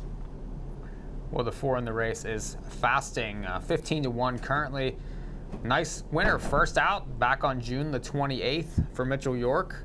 Horse took a little money in that race, was 7.5-1, kicked 27-4. I like horses that can win first out. This horse definitely could improve here. Yeah, they walked the first half, but he still out-sprinted them all late. And right now, I think 15-1 is great value. I threw him in for third, and I threw him onto my pick 8 ticket. As I mentioned earlier, despite the month off, I don't think the connections would put him in this spot unless they thought he had a chance. And I think you see the natural progression there from 57-1 to 56 to 55-3. I think he's got a lot more to show here, and we'll see what he can do right now on the board at 16-1. Another big price is the 5, the Thin Man. Dexter Dunn in from out of town. I think Dexter is the top driver in the sport currently. Nice to see him show up for the big days. This horse, you're getting a price because he hasn't quite shown the ability to beat these quite yet. Yeah, he hasn't, but there was a little bit of expectation there when he was purchased at the sale for $75,000. We'll see what he can do, just his 4th career start. I think he's going to need a little bit more speed, but we've said that about a couple, and they've proven us wrong. The 6 is Luz Albano. This is Ron Burke, Ronnie Wren, the horse I know you fancy quite a bit in this start. Yeah, I really like him here, and if you're looking to go economical with your pick 8 ticket, I honestly think this is a horse, despite how competitive this field is, I think this is a horse that you could realistically single. I just think that last effort was so impressive on Adios Elims, the Adios Elims card last week. Just a really tough trip. That horse that was backing through the field ended up pulling to the outside, so Wren was able to get him going again, and he just missed. He almost got to War No More despite that, and it was a really nice effort. I think 5-2 is actually pretty decent value on him. A horse that's scary to me is the 7, Quick Pit Stop. As another Dan Altmaier trained horse. Mike Water driving here. Nice win last time over a horse that was very competitive early in the card. Yeah, just another nice horse in this competitive field here. Won at 6-1 from the back, and now you're getting 10-1. I mean, that's definitely worth a poke. Some good value on Quick Pit Stop here. And the 8, Blue Aventura. This is Anthony McDonald here for Tim Twaddle. Again, some of my favorite connections. Anthony has produced a 50-1 upset on this card. Yeah, a couple nice finishes from him, and you see the improved speed last time out, paced in 54-1. Tough post, though. If he blasts to the lead, you're going to see others retake. He's in a tough spot. Well, Kevin, we're starting the pick 8 here. 15,000 guaranteed pull. You got your ticket in? Yes, it is. You have yours in. My tickets are in. I'm sure Edison's tickets are in. It absolutely is. And guys, let me jump in here for a second because what you're seeing on your screen right now, these are your Adios horses. The entrance for the Delvin Miller Adios pace for the Orchids coming down from the Adios Village into the paddock as they will start to get their equipment on and get ready to warm up a little later on for our 15th race. They'll warm up around 45 minutes to an hour before the race. But there are your Adios horses making their way from the Adios Village down into the paddock. It's a field of 9. That'll be race 15 today, which is the final leg of this pick 8. So we're getting close to final call for wagering on the pick 8. Final thoughts on the 8th race, guys? For me, it's Wedlock Blue Chip or Lose Albano, but there's others that have a chance here. This is 2-year-olds can improve very quickly. There's plenty of room to single some horses later. If you wanted to spread big in this opening leg, you definitely could. Well, the field has reached the gate for the 8th race. This is your final call for wagering on the Adios pick 8. Last call for wagering. Field for the 8th race is approaching the gate. Final check of the tote board shows the 3 Wedlock Blue Chip as the 8-5 favorite. It's post time.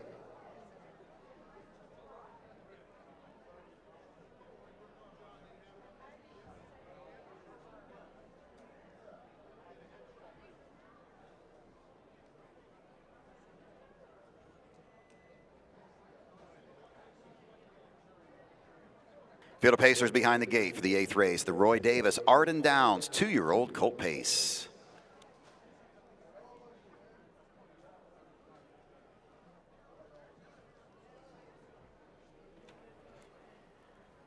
And they're off. The 4 Fasting fast out for the front with the 6 Lose Albano. The 3 Wedlock Blue Chip takes a seat 3rd for now. On the outside comes the 7 Quick Pit Stop. Damn the Torpedoes is away 5th into the turn. 6th is Defiant Character. 7th out of the gate, that's the Thin Man, and the trailer is Blue Ventura. Lose Albano and Ronnie Wren, they're heading for the front, but Wedlock Blue Chip, Troy Byers off the pylons already. He's heading toward the lead. Fasting will be back to 3rd as they reach the opening quarter in 27-4. Quick Pit Stop, 4th. 5th is Damn the Torpedoes. Next in 6th, it's Defiant Character. Trailers are the Thin Man and Blue Ventura. The 2-5 favorite, Wedlock Blue Chip, has cleared to the front with less than a lap to go. It's Lose Albano's 2nd. Fasting sits next in 3rd. Quick Pit Stop around the turn in 4th, racing 5th. As they roll toward the halfway point, that's Damn the Torpedoes, Defiant Character 6th, followed by the Thin Man and Blue Ventura. Halfway home in 56 and 2/5 seconds, they'll straighten out down the backstretch. Field is led by Wedlock Blue Chip. Lose Albano 2nd. 3rd is Fasting, racing 4th. That's Quick Pit Stop. He'll come to the outside, picking up that cover. 5th is Damn the Torpedoes. Defiant Character commits to the inside for now in 6th. 7th is the Thin Man, and the trailer is Blue Ventura. Into the turn, they head for the 3/4. Wedlock Blue Chip. Hearing from some footsteps, they're coming from Quick Pit Stop. 3/4 in 1:25-1. Around the last turn, Wedlock Blue Chip looks very comfortable on the front. On the outside is Quick Pit Stop. Racing 3rd is Lose Albano. The outside 4th is Damn the Torpedoes. Fasting is locked in on the inside 5th. Top of the stretch, they turn for home. Wedlock Blue Chip finds another gear, and he is long gone. On the outside is Quick Pit Stop, still battling with Lose Albano, but through the stretch, the 2nd division of the Roy Davis pace goes to Wedlock Blue Chip. The mile 1:52-4. 3-6 and a photo between the 4 and the 1. 3-6 and a photo. Wedlock Blue Chip. 56 and 2/2 and a 56 and 2 second half. Identically well rated a mile there. And so it came home in 27 and 3, and you just kind of saw at the top of the stretch, he just turned on the jets and nobody was going to catch him. Troy Byer looking very comfortable here. The whip is over his shoulder. He is not asking a thing out of Wedlock Blue Chip. Roland Mallard has developed some very nice 2-year-old colts over the years, and this is another one. 3 for 4 in the career. Wedlock Blue Chip making this one look very easy.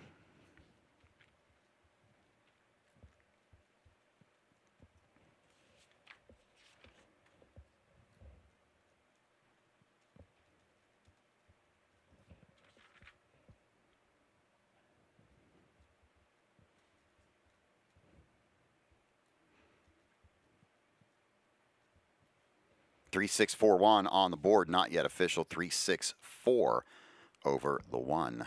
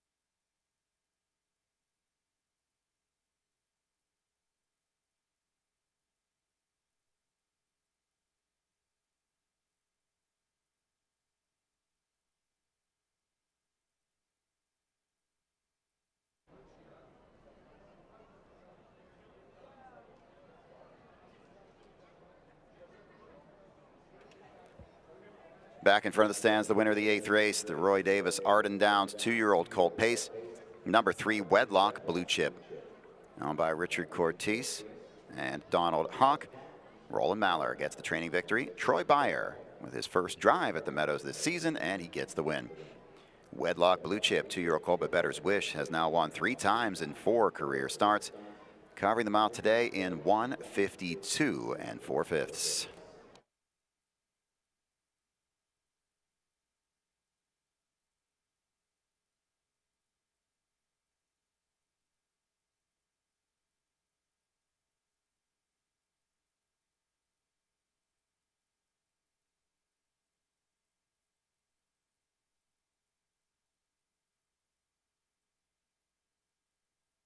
Results are official: 3-6-4-1, 3-6-4 and 1. Those numbers are official.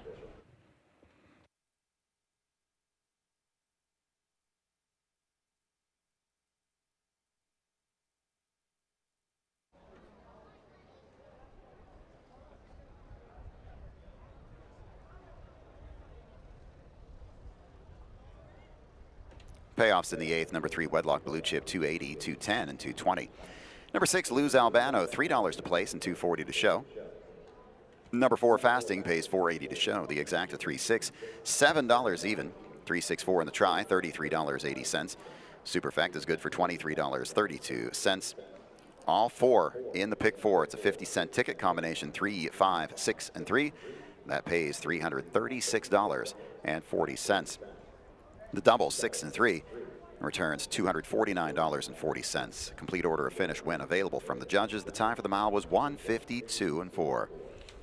9th race coming up next. We've got a guaranteed pick 4 pool starting here in the 9th race. The pick 4 is guaranteed to a 12,500 level. 12,500 guaranteed in the pick 4. Wager now. Your 5-2 betting choice is the 6 Patrick the Piranha. Your double will pays are slanted toward the 3 Dragon City at $8.60. Second choice with the 6 Patrick the Piranha at $16.80. Let's take a look at a replay of race number 8.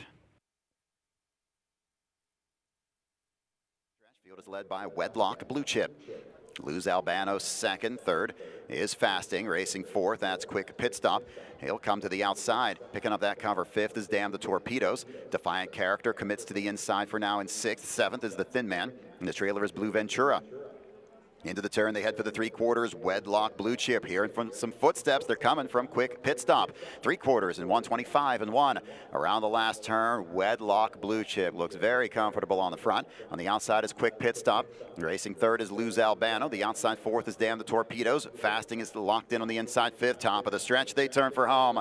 Wedlock Blue Chip finds another gear, and he is long gone. On the outside is Quick Pit Stop, still battling with Lose Albano, but through the stretch, the second division of the Roy Davis pace goes to Wedlock Blue Chip. The mile 1:52 4. Wedlock Blue Chip gets the victory following the 3, 6, and 4. Number 1 Defiant Character was 4th. The 7 Quick Pit Stop was 5th. Coming up 6th was the 2 Damn the Torpedoes. Number 8 Blue Ventura was 7th. Number 5 the Thin Man was 8th. Top down was 4, 6, 1, 3, 8, 2, 5, and 7 on the bottom. Time for the mile 1:52 4/5.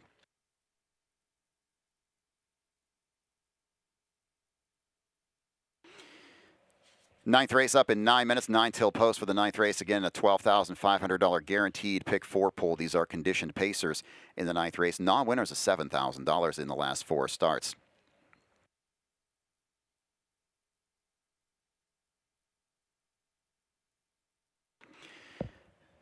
Morning line going to the 3 Dragon City. Aaron Merriman had a choice between the 3 and the 9. He takes the 3 Dragon City. Dave Pallone was asked to drive the 4 and the 7. He takes the 7 Money Man Mickey. Morning line to the 3. I like the 5 here, Sam Between My Toes. 4-1. I'd love to get that price on Sam Between My Toes. I just think he's going to be very good today. I expect him to go right to the front out of the gate and try to take him all the way, although others may have something to say about that. Kevin Plaucha goes to the 6. He likes Patrick the Piranha. Mike goes to the 5 Sam Between My Toes. We have a new sponsor for our Adios program this year, Jimmy Z's Old Fashioned Square Pizza. Wait until you taste the crunch of this pizza perfection. Jimmy Z's Old Fashioned Square Pizza. Come in, turn on the ovens, turn on the lights, start cooking the sauce. As soon as you do that, the phone's bound to ring, but you got to keep doing what you're doing. Start making the dough fresh every day. Fantastic, and it's worth for a good product. Old Fashioned Square Pizza. If every person in the family wants something different, they can do that. You can get one with pepperoni, one with olive, one with extra cheese and mushroom, one with no sauce, one with just cheese. You can get whatever you want. Jimmy'sPizzaPA.com is the website. 724-916-2211.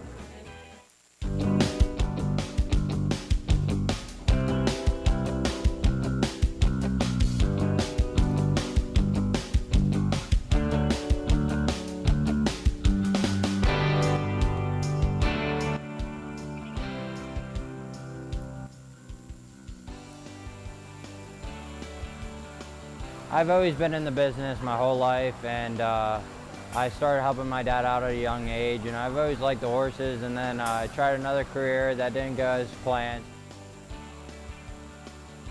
And so then I started coming to the barn a little more, and my dad said, why don't you start studying for your trainer's license and driver's license to start driving some horses. And so I studied for that and trained more horses, learned a little. I started qualifying and then finally got my license, and I've been driving for about the last 2 years now. Well, Justin, win that one. That was a pretty good day, that Justin. I'm just excited for what this where this can take me. Back here at Adios Day at the Meadows Gate, Pruitt joined by Donnell Bach. And Donnell, always great to see some of the footage here at Adios Day as we learn some more about those that work behind the scenes. And Justin Walters, a young man with a bright future. Yeah, we have a lot of great kids here in their 20s, all helping their parents and learning generation to generation. So it's fun to see these kids grow up and really take over the reins of their stables. And we saw our man Jimmy Z's Pizza, sponsor here on Adios Day. Do they deliver? I saw Jimmy Z, but we could take a pie here at the set if he's around. But great spot there, so we're happy to have them on board here on Adios Day as well. How about Wedlock Blue Chip? Took the 8th race. Great job. Rating him on the front end there by Troy Byer. Really never took a deep breath there. That was impressive. No, that was good. And I don't want to brag, but I did hit the trifecta there on my picks. If you're following along, we have all the picks on Penn Horse Racing X. So follow that. And I did hit the trifecta, so you would have been in the money. Feel free to brag because, you know, I don't have anything to brag about. But if I did, you know, once in a lifetime, I would definitely throw it out there. So well done to you. Let's get down to business here. The 9th race starts off another guaranteed pool. Getting north over 200,000 in guarantees today. We still got plenty of that action to go. Race 9 here, 12,500 to pick 4 guarantee. So it's going to be a nice one when it's all said and done. 50-cent minimum on the pick 4. This is a competitive group, Donnell. I thought this was one of the more wide open races of the day as far as I'm concerned. You've got the one up there as a lukewarm favorite right now, Annapolis, Hanover. You know, but we haven't seen that guy race in a while. July the 6th, you know, just okay maybe the last time we saw him. In maybe even a tick tougher than he was in that last start. So, you know, at a short price, just a horse that I maybe wanted to take a swing against here to start this pick 4. Yeah, you know what? And this race on my pick 8 ticket was where I used the most because like you said, it's wide open. I just don't know how it's going to play out, but I did go with the 3, Dragon City, Randy Bennis, Aaron Merriman. They're going to be going a fast mile here. This horse has been going in 150, so that's where I went. But look wide open here. This is a tough race. Yeah, a lot of times, you know, sometimes it's good to have a horse that wins, that you know is very sharp, but he's stepping up in class. So, you know, he does arrive in fine form. Impressive win last time. That was the spot he was supposed to win. He was 50 cents on the dollar, but it was nice to see him step up and deliver. He's got another good post here with Mr. Merriman in the bike. We've yet to see him, I think, trackside for a win. We know that's going to come in here at some point on the day. I used him in my business as well. I slotted him in third. The horse that I used on top here, Donnell, double digits. Surreal Ideal. You know, I think there's some upside potential here for this guy. Last year, bid over 72,000. He had a 50 and change mark at Northfield. He was really a certified open pacer over there at Northfield Park. The one qualifier here was very good recently at the Meadows. Took a little time off even before that first try over at Northfield. He just missed. We see the Northfield shippers do pretty well so far today. In fact, way back in race 1, they picked up a win. So second start off the layoff. I know it's not going to be easy from post 8, but you know what post 8 helps? The price. Yeah, you're going to get a nice price there. And like you said, that qualifier, a closing quarter, 26 and 4. I mean, if they tire him out early, this horse has a nice close and go. So we'll see. I also like the 5, Stand Between My Toes. Dirk Simpson and Brady Brown really does good with this horse. So this is a horse that I can see getting up there in the money. And he pulled off the largest Breeders' Crown upset of all time there at Hoosier Park when he upset Tall Dark Stranger. In fact, I believe he paid 400 change, if I'm not mistaken there. I'll have to get with my statistician, Hollywood Hayden, here in a couple of moments. But, yeah, he's been known to step up on a big stage. It's Adios Day here. He could draw back in a little bit back class as well. Yeah, I could see it happening, but field wide open, and then, the 6. Patrick the Piranha, this horse always shows up on big days too, and coming a little relief from the 8 hole to the 6, so you just don't know. And I'm glad you mentioned him because Anthony McDonald, the showman of sorts in the bike there, and he reminded me that we had not given him a shout out after he won with a $100 winner a little bit earlier. So take that as your shout out, Anthony, in the bike here. Good luck here on another one. It won't be quite that big of a price, but well done with what was our biggest upset so far of the day. So let's look at the 9th race. Again, plenty of time to wager here, but you do want to get involved in that pick 4, 12,500 to guarantee. We should be well north of that. Pools have been solid here all afternoon long. We'll send it back upstairs here as they get set for the 9th race. Start of another guaranteed pool. Thank you, Gabe and Donnell. Our 9th race coming up right here. We've got a $12,500 guarantee in the pick 4 pool wager. Now, on this pick 4, we've had some very nice pools today with that pick 4. And we've got a great board right here. 7-2 on Annapolis Hanover, and that's the favorite. You've got 3 4-1s and a couple of 8-1s. Excellent betting board. This is the best board we've seen all day. Mike and Kevin, you've got a couple of different options here for the bettors. It's a nice race here. Another mid-level pace, numbers of 7,000 last 4. And some of these horses get good enough to end up in the open. So, Sand Between My Toes, just classy. Almost 800,000 on the card. Patrick the Piranha, that horse has 550 on the card. So nice race. Lots of different ways you can go, Kevin. Yeah, I actually threw out the 5 Sand Between My Toes just because this is such a competitive race. You're going to have to throw out a favorite or a horse that's going to take plenty of money here. So I went to Patrick the Piranha. Was in a no-chance spot last time at a higher level and had post-8. Did what he could, though, kicked 27-3 to finish a decent 5th behind American Classic, who was just never going to lose that race. None of that today. Gets a little bit of a drop in class. Anthony McDonald is going to put him in a spot to succeed. Right now, 9-2, I think that's pretty good value. What I was not expecting at all was Annapolis Hanover to be favored. It was a decent effort last time. He went 3 wide and close to be 3rd, but just a slight step up in class. 4-1 right now, as the board is just going all over the place here. Bettor's having a hard time trying to figure this one out. 2 7-2 shots, 2 4-1 shots, and a couple on the outside that are interesting. You have Moneyman Mickey, who was a solid 3rd and kicked 27-1. I didn't use him. There's plenty of ways you could go here. Surreal Ideal was interesting, 10-1. I think that's more value. As he's coming off a big layoff. It's his 2nd start back. So lots of different ways you can go. Get involved in that pick 4 pool starting up here. $12,500 guaranteed. Yeah, I think the value right now, the 8 Surreal Ideal. 6-month layoff. Nice prep return at Northfield. Kicked 27-3 there. This horse was racing in the Opens earlier this year. Getting ready to come out to the track for race number 9.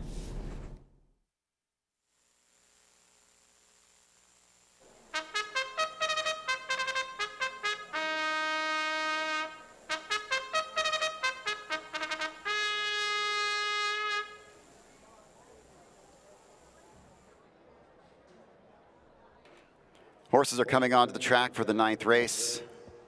They are led by representatives from the Pennsylvania State Police Tactical Mounted Unit.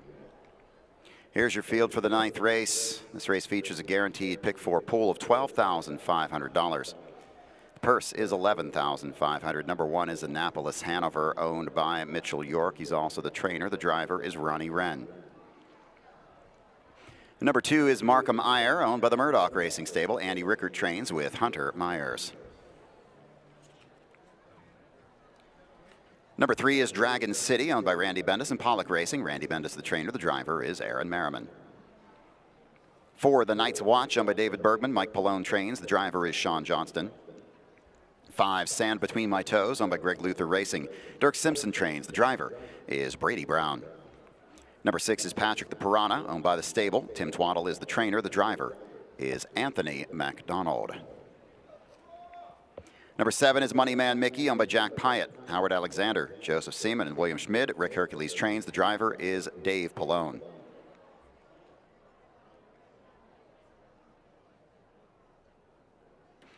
Number 8 is Surreal Ideal, owned by the 518 Group and Get Up Racing. Vernon Beachy is the trainer. Chris Lems in the bike. And the 9 is So Many Roads, owned by Sarah Andrews, Angela Cornell, and Jared Miller. Sarah Andrews, the trainer. The driver is Dexter Dunn. Exacta, trifecta, superfecta, double, pick 4 wagering on this 9th race with a $12,500 guaranteed pool in the pick 4. And once again, welcoming to Hollywood Casino at the Meadows, representatives from the Pennsylvania State Police Tactical Mounted Unit.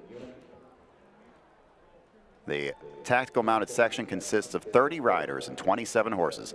27 horses listed on the roster are stabled at the State Police Academy in Hershey. The mounted section is dispatched to provide crowd control for riots, protests, security for high-profile dignitaries, sporting events, and civil disorders.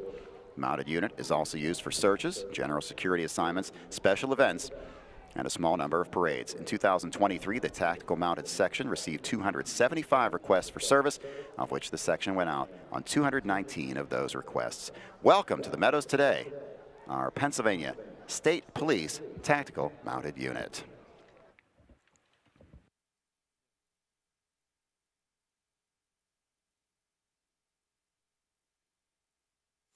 Ladies and gentlemen, please stand at this time for our national anthem.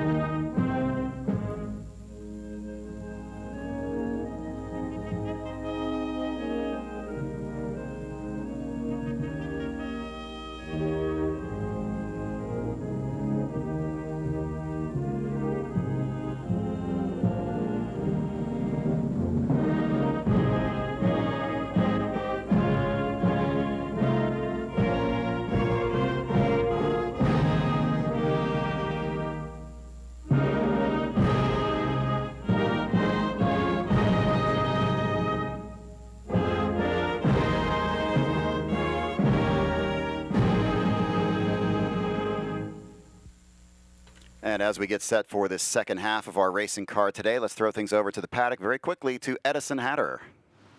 Thanks, Jeff. Joined here by driver Todd McCarthy, who's got a couple of drives here today. But Todd, we're going to start by asking you, earlier this year you received the milestone of 1,000 wins here in North America. In just under 4 years, you've been here, 1,000 wins, won a Hamiltonian, a Breeders' Crown, you've driven some Dan Pasture Horse of the Year, Rising Star Award. Could you have envisioned you were going to be this successful when you came here?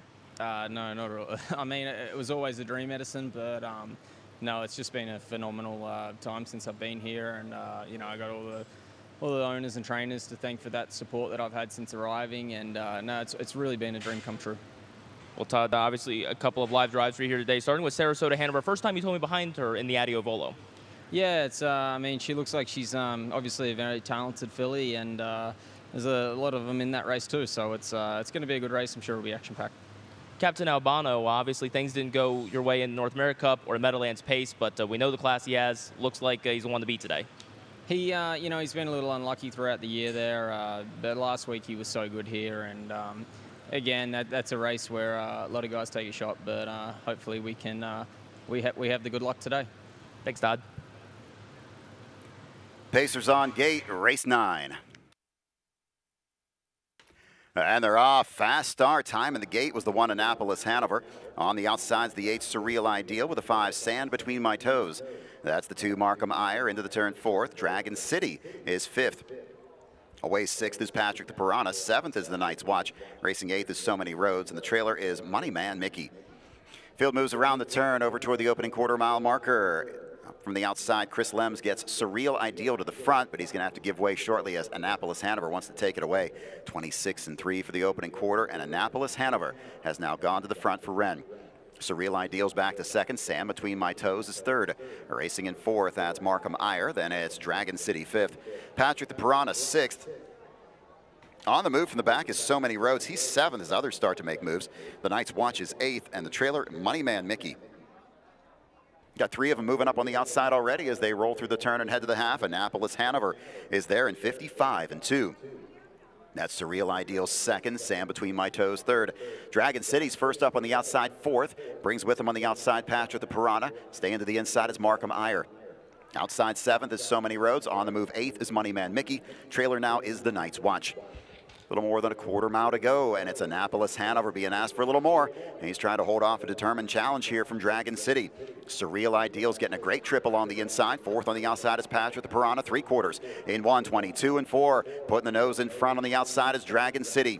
Annapolis Hanover trying to hold his position. Three wide on the outside goes Patrick the Piranha. Earplugs are popped. Four wide. Here comes So Many Roads. Top of the stretch, they turn for home.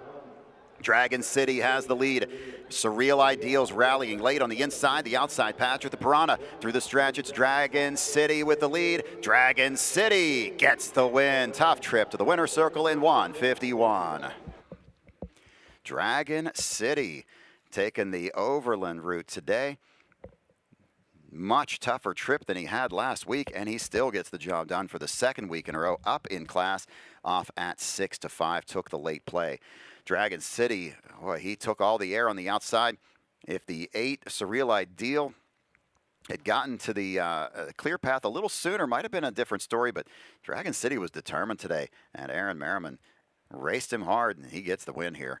Dragon City holds off Patrick the Piranha, and Surreal Ideal 3-6-8 and 5. 3-6-8 and 5 numbers are on the board, not yet official.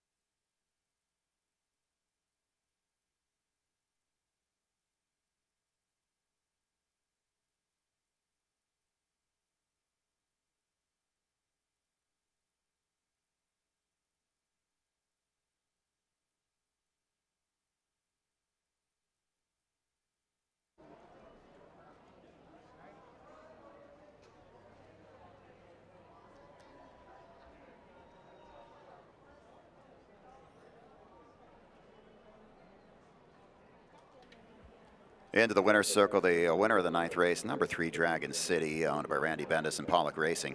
Randy Bendis gets the training victory. Aaron Merriman with the winning drive. Dragon City, 5-year-old getting by Heston Blue Chip, now a 6-time winner and 20 starts on the season. Covering the mile this afternoon, his second straight win, this one in 1:51 flat.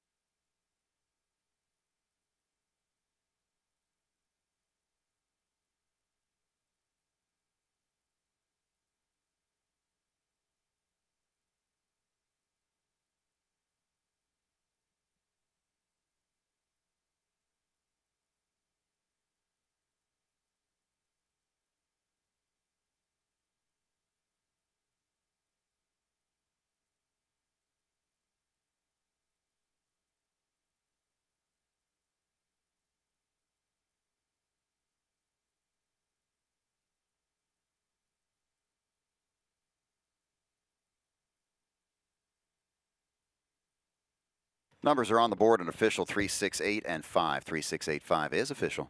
Dragon City at 6 to 5.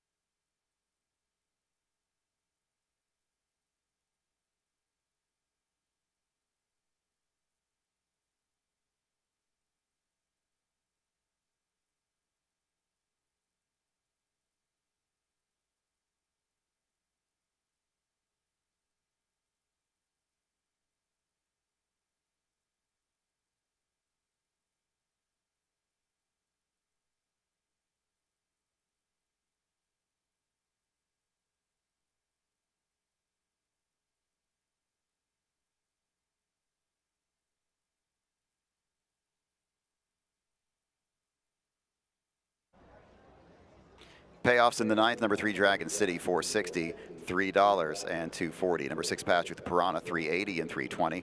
The 8, Surreal Ideal, $4.40 to show. The Exacta 3-6 returns $16.20. 3-6-8 in the try is good for $98.60. Superfecta pays $28.16, and the double 3 and 3 pays $8.60. Number 5, Sand Between My Toes, was 4th. The 7, Money Man Mickey, 5th. Number 2, Markham Meyer, was 6th. The 9, So Many Roads, was 7th. The 1, Annapolis Hanover, 8th. And the 4, The Night's Watch, was 9th. Top down, 8, 6, 1. 9, 4, 2, 5, 3, and 7 on the bottom. The time for the mile was 1:51. 10th race up next. We've got a guaranteed trifecta pool of $15,000, and this should be a tremendous battle here. This is the Quentin Patterson Adio Volo 3-year-old filly pace, the sister event to the Adios. The purse is $104,225. It is a field of 9 very, very good pacing fillies. No changes in this 10th race. We do have a change. It's an equipment change in race 15, the Adios. We have an equipment change in the 15th race. Number 1, Noblesville. We'll be adding a Murphy blind to the right side of the bridle.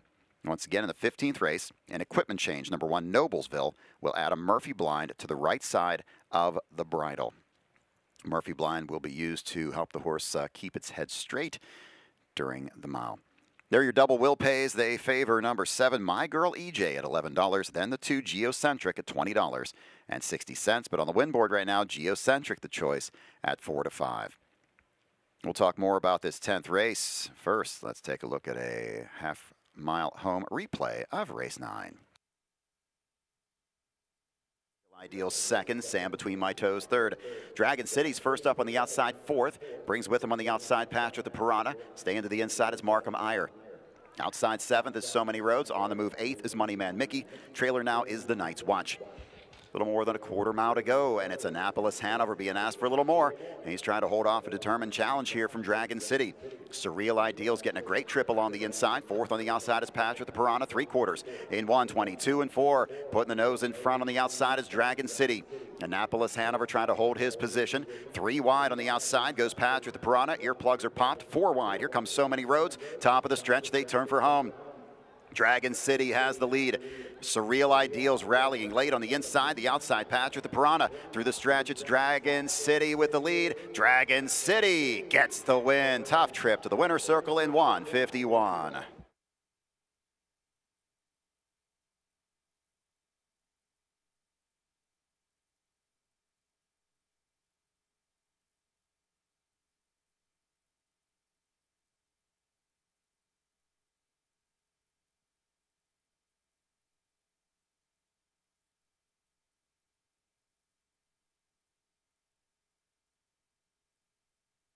Nine minutes on the board, 9 till post for our 10th of the afternoon. We've got a $15,000 guaranteed trifecta pull for this. The Quentin Patterson Adio Volo 3-year-old filly pace.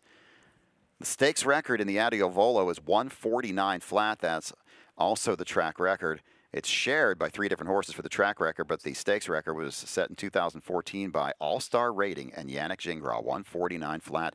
And honestly, that could go down today if there's a good battle early. Driver choices, Tim Tetrick named on the 2 and the 9. He takes the 2, Geocentric. Todd McCarthy was asked to drive the 1 and 3. He takes the 3, Sarasota Hanover. David Miller, the 5 and 6, drives the 5, Can I Get a Loop Loop. 8 minutes till post, 8 on the board. Morning line says the 7, My Girl EJ.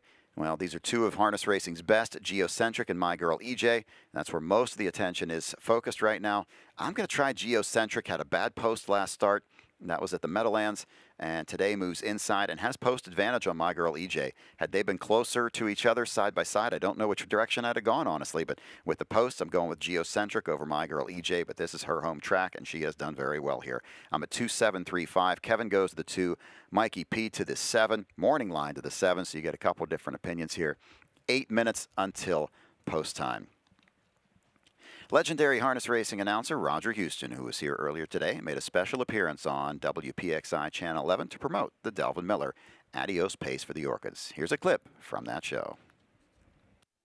This is Take 5, highlighting Western Pennsylvania's most innovative and successful businesses. Hi everybody, welcome to Take 5. I'm Joe Klimchak. It is the biggest day on the harness racing calendar, bar none. Adios Day, Saturday, July 27th. Hollywood Casino at the Meadows in Washington, PA. You got to be there. Guess who's here today? Legendary track announcer, Roger Houston. Roger, welcome. Joe, a pleasure to be with you. If you show up to the Adios that day, set the scene for us, Roger. What will we see? Well, post time's 11:45. You're going to see a crowd starting to arrive in the vicinity of 10:30. Families, youngsters, great things. A lot of people even bring their lawn chairs set out on the apron level. The apron level will be packed. 800 grandstand seats will be packed. MSOA will have a booth where they're giving away a Yeti cooler and also sunglasses while the supply lasts. Pennsylvania Horse Racing Association is going to have some sort of a game, and they're giving away a Blackstone grill. So it's just going to be a great time. There's a VIP tent for the VIPs, and that's on the apron level. And the main thing is you're up close to the horses as they warm up and race. Great recap. Okay, so we can picture what's going on the track.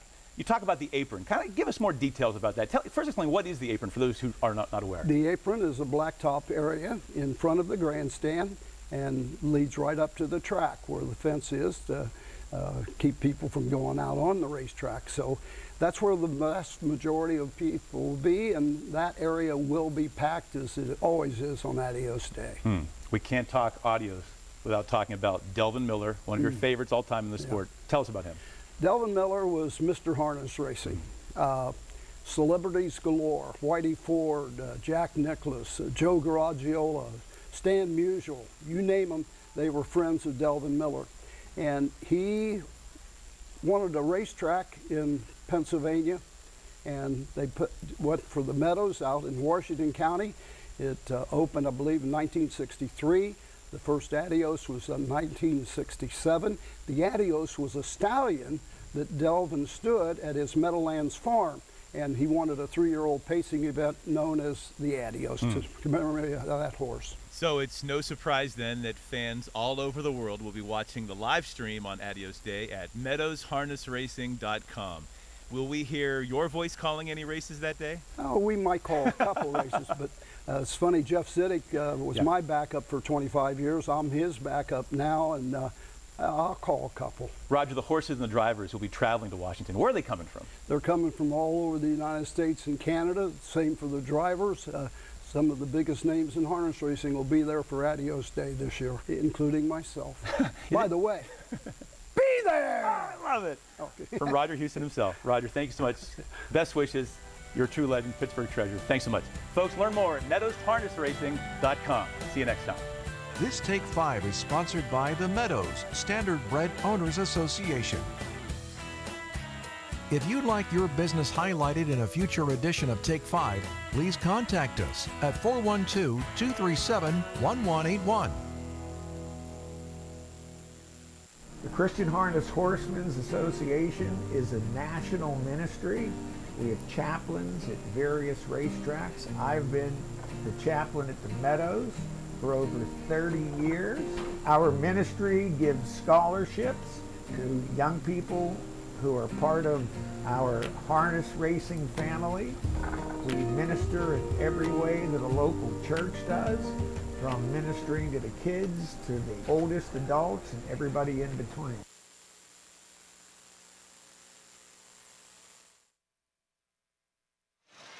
And we are back trackside here, Adios Day at the Meadows. Gabe Pruitt joined, of course, by Donnell Mock. And Donnell, we saw a couple of nice videos there, but is there any greater ambassador for the sport of harness racing that have been Roger Houston? What a legend, right? Oh, he's the best. I love hearing his voice. I'm glad he got to call a few races today. Always good to hear him back here at the Meadows. Yeah, you always know it's a big day if Roger's in the house and you hear his voice in the mic. So kudos to Jeff and Scott and the crew to make sure Roger's still part of Adios Day each and every year here, so it's great to see him. He does such great work in Ohio as well.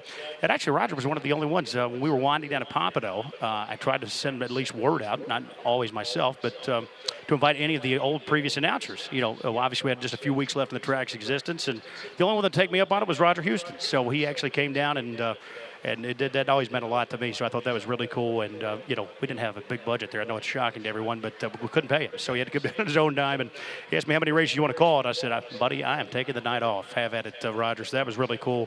The last month or so we were open at the Pomp. 10th race up next, and this is the sister event here to the Adios. It's the Adio Volo here, 100,000 and change on the line. We've got a good field of 9 signed on. Daniel, I think we're going to flip-flop our top 2. We've seen the wager here since it's open. Geocentric now up as a second choice. Still very close with my girl EJ. You know, does that surprise you in the least that those two are so similarly priced here? It's a jump ball who's going to be the favorite, at least at this point. I know one thing's for sure. It's going to be a good race. I don't love that my girl EJ drew outside in the 7-hole, but I like Geocentric too, but I think this is going to play out very nicely. Yeah, it is. We a couple of obviously two top fillies, two of the top fillies in the sport, for that matter, in the 3-year-old division. My girl EJ, Breeders' Crown winner last fall, tough defeat last out, but she was used very hard making the lead, so I take nothing out of that one. But Geocentric, I said it earlier, Donnell, she had that good look back to her. I love the way she raced there at the Meadowlands. I'm going to go that way, but I need that price to click up. I need 2 to 1 or so on Geocentric. We'll see if we get it, Jeff Zedek, a good one here for race 10 with the guaranteed trifecta pool. Thank you, Gabe and Donnell. They are on the track.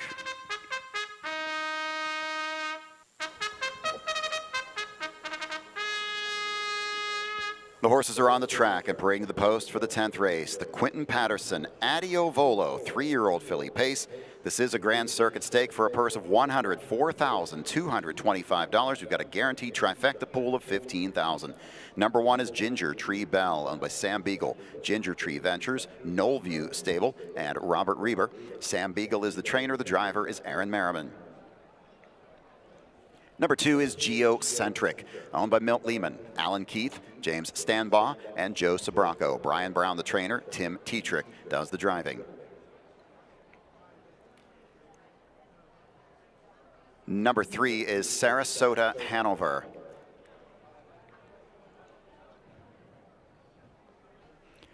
owned by Jablonski Held Stable, Camelot Stable, John Federa, and South Mountain Stables. Linda Toscano is the trainer. The driver is Todd McCarthy. The 4 is Lulu, owned by the Burke Racing Stable, Phil Calora, Larry Carr, and Frank Baldacchino. Ron Burke is the trainer. The driver is Ronnie Wren. Number 5 is Can I Get a Loop Loop, owned by the Burke Racing Stable, Larry Carr, Phil Calora, and Weaver Buscemi, LLC.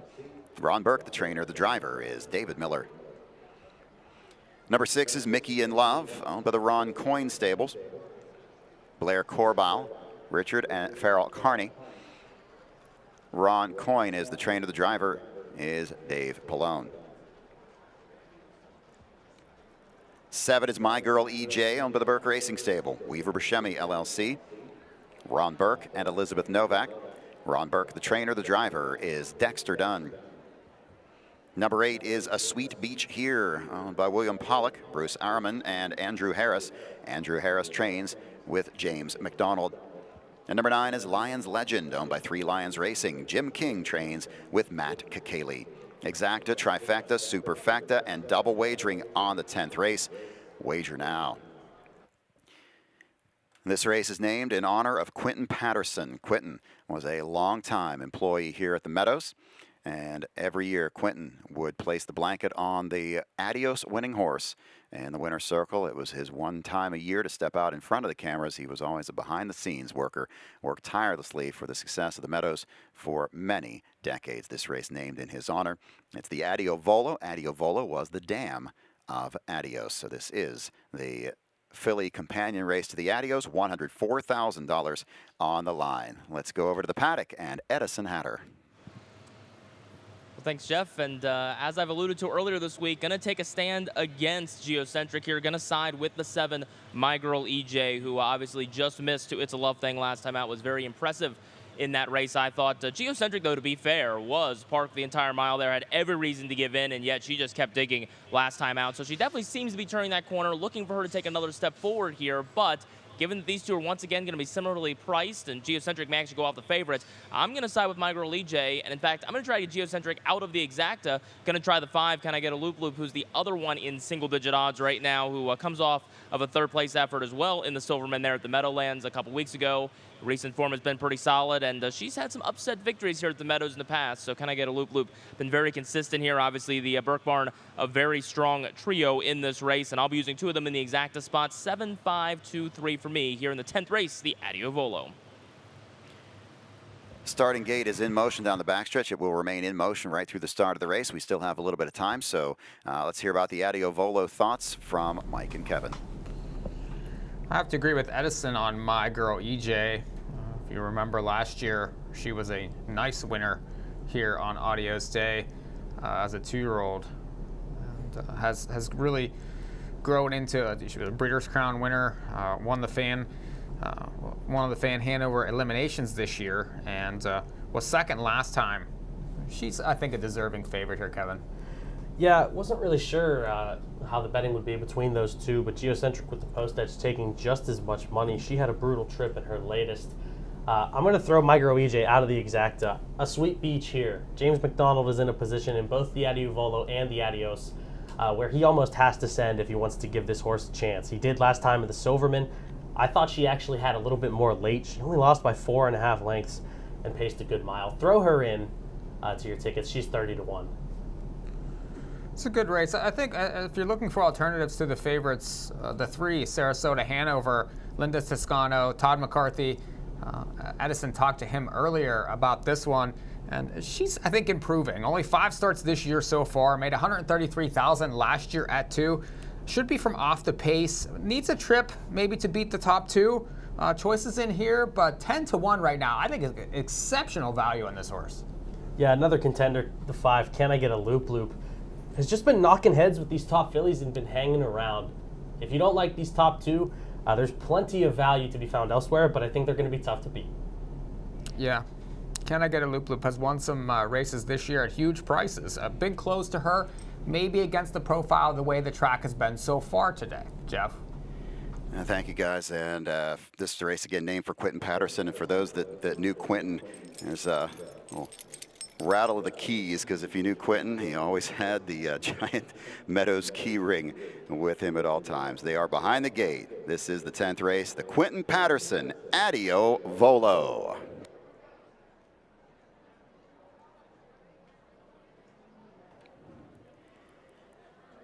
And they're off. The 4, Lulu, stepping out for the front with the 2, Geocentric, the 3, Sarasota Hanover. That's the 1, Ginger Tree Bell. 5th on the outside, My Girl EJ. Racing 6th into that first turn is Can I Get a Loop Loop? Out of the gate, 7th is Mickey in Love. Then it's a Sweet Beach here. Early trailer is Lions Legend. They are moving quickly through the first turn. Lulu and Ronnie Wren going to trip that timer. Here it comes, 25 4/5 into the lane for the first time. Lulu with the lead. Sarasota Hanover is 2nd. Geocentric is 3rd. Then it's Ginger Tree Bell 4th. My Girl EJ is 5th. But here comes Geocentric. Tetrick wants the front. They are moving here as they roll into the turn and head for the half. Geocentric now takes the lead for Tim Tetrick. Lulu gives way 2nd. That's Sarasota Hanover 3rd. Ginger Tree Bell is 4th. My Girl EJ 5th. Adio Volo Pacers to the half in 53 4/5 seconds. Down the backstretch, Geocentric put to the test here early. Lulu is second, Sarasota Hanover third, Ginger Tree Bell fourth. My Girl EJ gonna have to come uncovered from fifth.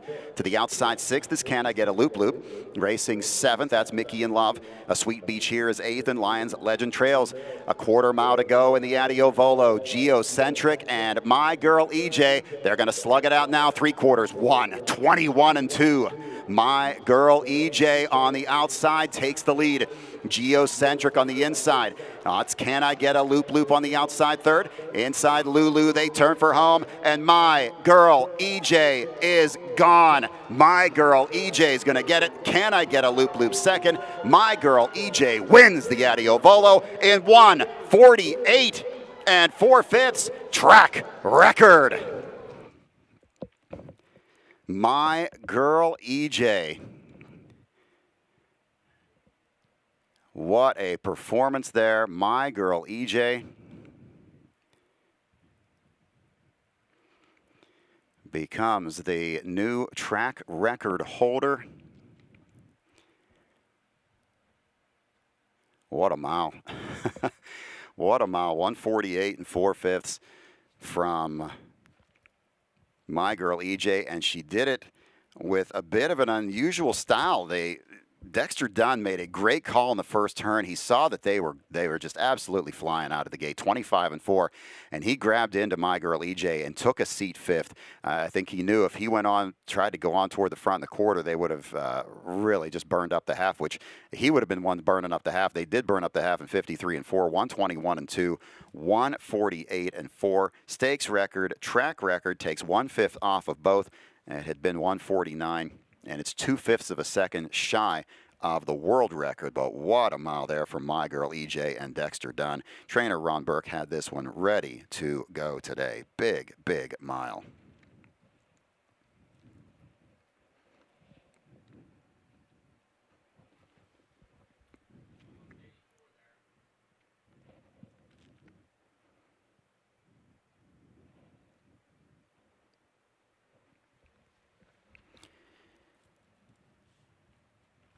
Geocentric, just a little too quick to the half today. Got pressed too much early by Lulu. Ronnie Wren, 25 and 4 opening quarter was big. Numbers are on the board: 7, 5, 8, and 6.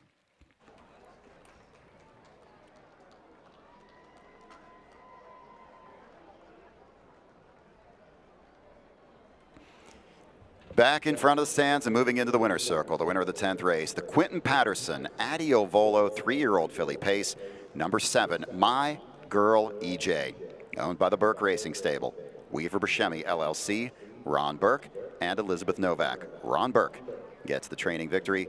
Dexter Dunn with the winning drive. My Girl EJ, a homebred 3-year-old filly by Sweet Lou out of the mare Lucy's Pearl, becomes the fastest 3-year-old pacing filly in the 60-plus year history of the Meadows. My Girl EJ wins the Adio Volo, stakes record, track record, 148 and 4/5.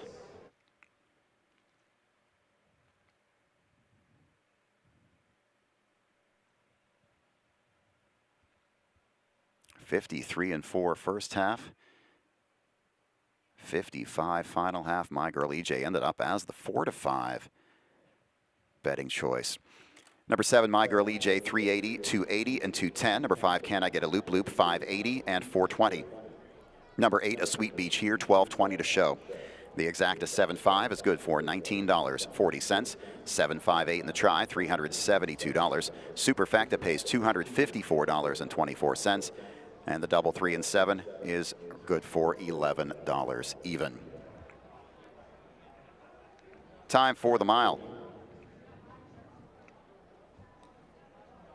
was 148 and 4/5.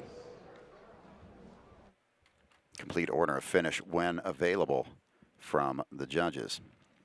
Oh, and here is that order of finish. Complete order of finish.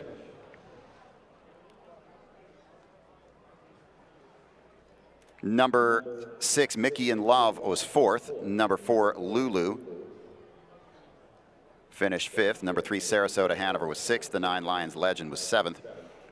Number 2, Geocentric, was 8th. The 1, Ginger Tree Bell, was 9th. From the top down, it's 9.86, 5.24, 1, 3, and 7 on the bottom. The time for the mile was 1:48 and 4/5.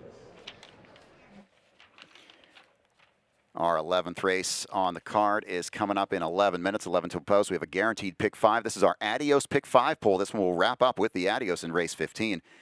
And the guaranteed pool here is $12,500. Pacers in the 11th race, your double wheel pays favor the 3 Woodmere Androli at $7.40. Your second choice is the 7 Infinite Symbol at $14.40. And right now, let's send it down to the winner's circle with winning driver Dexter Dunn. Here's Edison Hatter. Thank you very much, Jeff Zidek. And my girl, EJ Dexter, she's been super impressive this year so far. Yeah, you know, she's just such a classy filly, Edison, and you know, she obviously finished last season with a bang and has come back great this year, so she's putting in great efforts. So obviously with the likes of Geocentric, it's a love thing. It's a very deep division of 3-year-old filly pacers, but clearly she's right up there with them. Yeah, it's the way you want to see it. You know, you want you know, good tough divisions. It makes for good racing, and you know, there's some good fillies out there, but I wouldn't change Michael EJ for any others for myself. So you know, it's a long season, long road ahead, but we're on the right track. How about the versatility we've seen out of her? We've seen her win 2 years in a row here on the Adios Day, on the 5/8s. We've seen her on the 7/8s up in Canada, the Meadowlands at the mile track. Very versatile. Yeah, she's a bit of a character, you know, post-parading and stuff like that, but you can really race her any way you want to. She's a proper racehorse. She knows her job, and she wants to do it. So, you know, today we sort of got away. You know, mid-pack speed was on pretty good, and you know, we made her move down the back, and she just towed me up so good. I cleared at the top of the straight and really just eased up on her, and she was doing it really easy.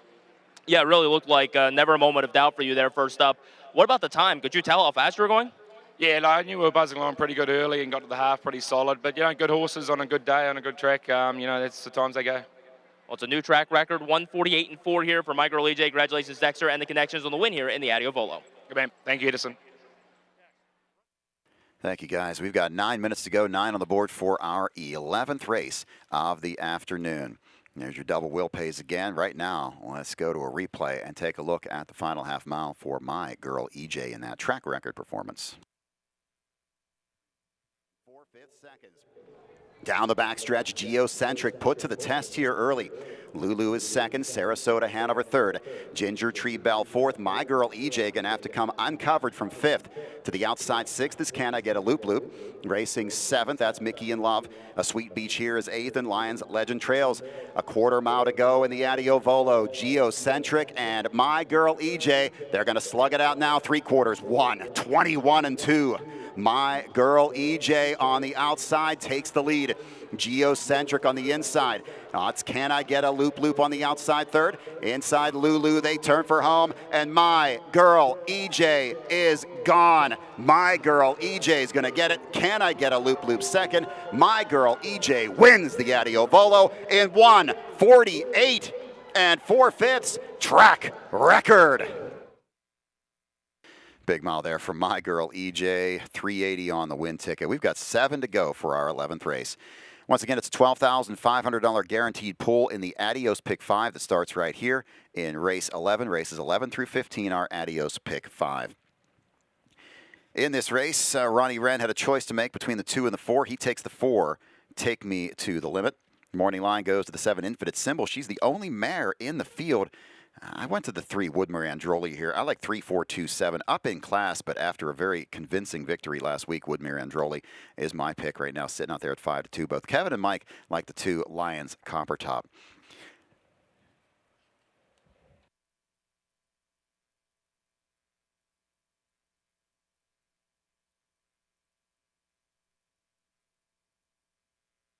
We appreciate the Hambletonian Society for sponsoring our next race. The Hambletonian itself is coming up on Saturday, August 3rd, post time noon. And note that day, next Saturday, we at the Meadows will be racing at 5:10.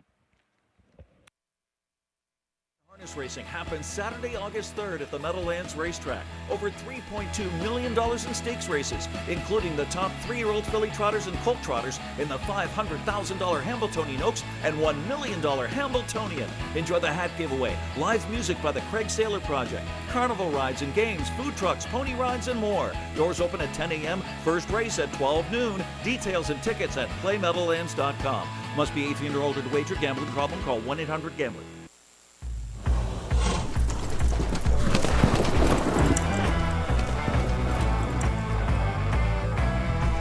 Rolling is Luck Be With You, and Luck Be With You is out and after the front, and some star somewhere tracks that move on the outside.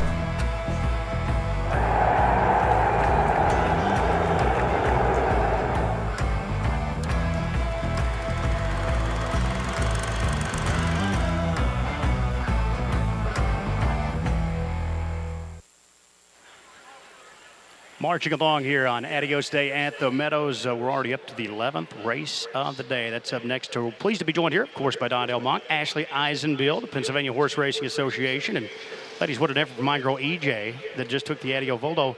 She now becomes the fastest female in the history of this track, and it's been around a long time. That's pretty impressive, Donnell. Oh, yeah, I'm glad we got to witness a little history today, so I can't wait for the Adios to see what kind of mile we get there. Yeah, and Ashley, pace makes the race. The pace was lively. My girl EJ took full advantage. Yeah, it was a fantastic race, great horse, super excited for all the connections. Well, I'm excited to talk to you guys because the Pennsylvania Horse Racing Association, you guys are doing some really cool stuff. But before I get into anything else, the Hot to Trot podcast that you guys put together, talk to me about that, because it's not only do you talk about everything horse related, but, it's not all about horse related info, but you have really people on from all different facets of the sport. Yeah, we definitely have a lot of fun on Hot to Trot. We make a lot of fun TikToks. We ask a lot of hot seat questions, like fun questions, and we have a good time with it. Like to keep things light and fun because racing's fun. Hot seat questions, I don't do well. I'm not good under pressure, but you guys are excellent at putting pressure on it. Some of those questions, and always a fun event. You guys have had a lot of great guests, and I'm sure you got more lined up, Donnell. Oh, yeah, we have a ton lined up still. Speaking Dexter Dunn just winning the race. We just had him on last week's episode. We're going to have Jalen, who works with us at the PHRA. She's on our next episode dropping Friday, so make sure you're following us. They're on Spotify, wherever you listen to your podcast, YouTube. You watch us. We have so much fun with it. The hot seat's not that bad. We're going to have Gabe on it. I agree. We need to have Gabe on. I don't want to tank the ratings on that podcast. I'm going to leave it up to you guys for now. And where else can they check out the Pennsylvania Horse Racing Association? All the social channels. You guys are out there everywhere. I know, X, Twitter. Yeah, so if you want to follow Penn Horse Racing Association, you can go find us on X, Penn Horse Racing Association. We have an Instagram. We have Facebook. We're on YouTube under Pennsylvania Horse Racing Association. The echo is tough. Believe me, it is here. Yes, it is. The echo is hard, people. But if you're out there on any of the social channels, Pennsylvania Horse Racing Association, you can't miss them, so to speak. And you can check out all the Hot to Trot stuff as well. You guys also brought in the guys from Tratter House. It was good to see that crew on track. Talk to us about how that happened. Donnell, that is all Donnell. She brought in Tratter House for us with her connections, and it's been so much fun. They flew in from Texas, been with us for the past couple days, and been filming a lot of fun TikToks. So you got to check them out on our TikTok. So that's on TikTok, on theirs, on ours. TikTok is PA Horse Racing Association. So we're sharing everything. They're on our Instagram, so we had a great time with them. We started at the barn at 6 a.m. at the Wilder Altmaier barn, and we were just rolling through videos yesterday. 6 a.m. That's a tough time to answer the bell if you're me, but well done to you guys. And Donnell, the great thing about that is Tratter House, not only do they do great content and you put it out to your guys' followers on there, but they also put it out to their followers. That brings sort of a whole new audience to our sport. Yeah, they have over 8 million followers between the three of them, so they came out. We put them in a match race yesterday. Nick won, so shout out to him for winning the match race. But how did Roy lose the match race? Was he involved? He was there, but he finished third. I don't know what he was doing out there. Wow, we'll have to roast him a little bit. I saw him earlier today, and had I known that at the time, I would have got at him. So great job. Keep up the great work, ladies. That's the Pennsylvania Horse Racing Association. Ashley Eisenbill, Donnell Monk, of course, a big part of that as well. The Hot to Trot podcast. You must check that out. Again, check out Dexter Dunn from last week. He just won the sister event here, the Adio Volo. That was a great show as well. So back upstairs here as we get set for race 11. That's going to kick off another guaranteed pool of pick 5 here, $12,500. And you've got a little time to get your tickets in. Thank you. As we're getting set for our 11th race, 1 minute on the board until post time. Once again, the Adios Pick 5 starts here. We've guaranteed the pool to $12,500, $10,000 to 12.5 claimers. The breakdown here really doesn't come into play because everybody put in for the base price of $10,000. Infinite Symbol looks like she's in for more, but she gets an allowance for being the only mare in the field. So everybody was in for the base price of $10,000. It was an open post-position draw. 2-to-1 co-favorites here are the 2 Lions Copper Top and the 3 Woodmere Androli. Also on the board at 7-2 right now is the 7 Infinite Symbol. We'll see how the mare does taking on the boys today in this, our 11th race. 1 minute to go. Horses are coming out of the paddock onto the racetrack. It's time for our 11th race post-parade.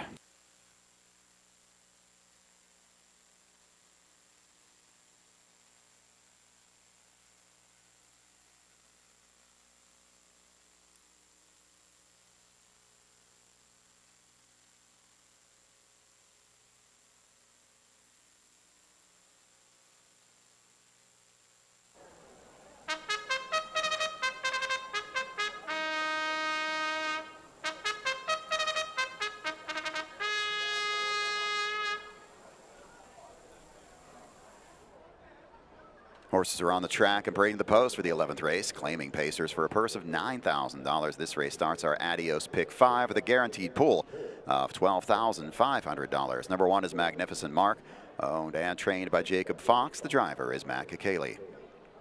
2 is Lions Copper Top, owned by the Dirk Simpson stable, Cliff and Zach Dvorkin. Dirk Simpson, the trainer. The driver is Tim Tetrick.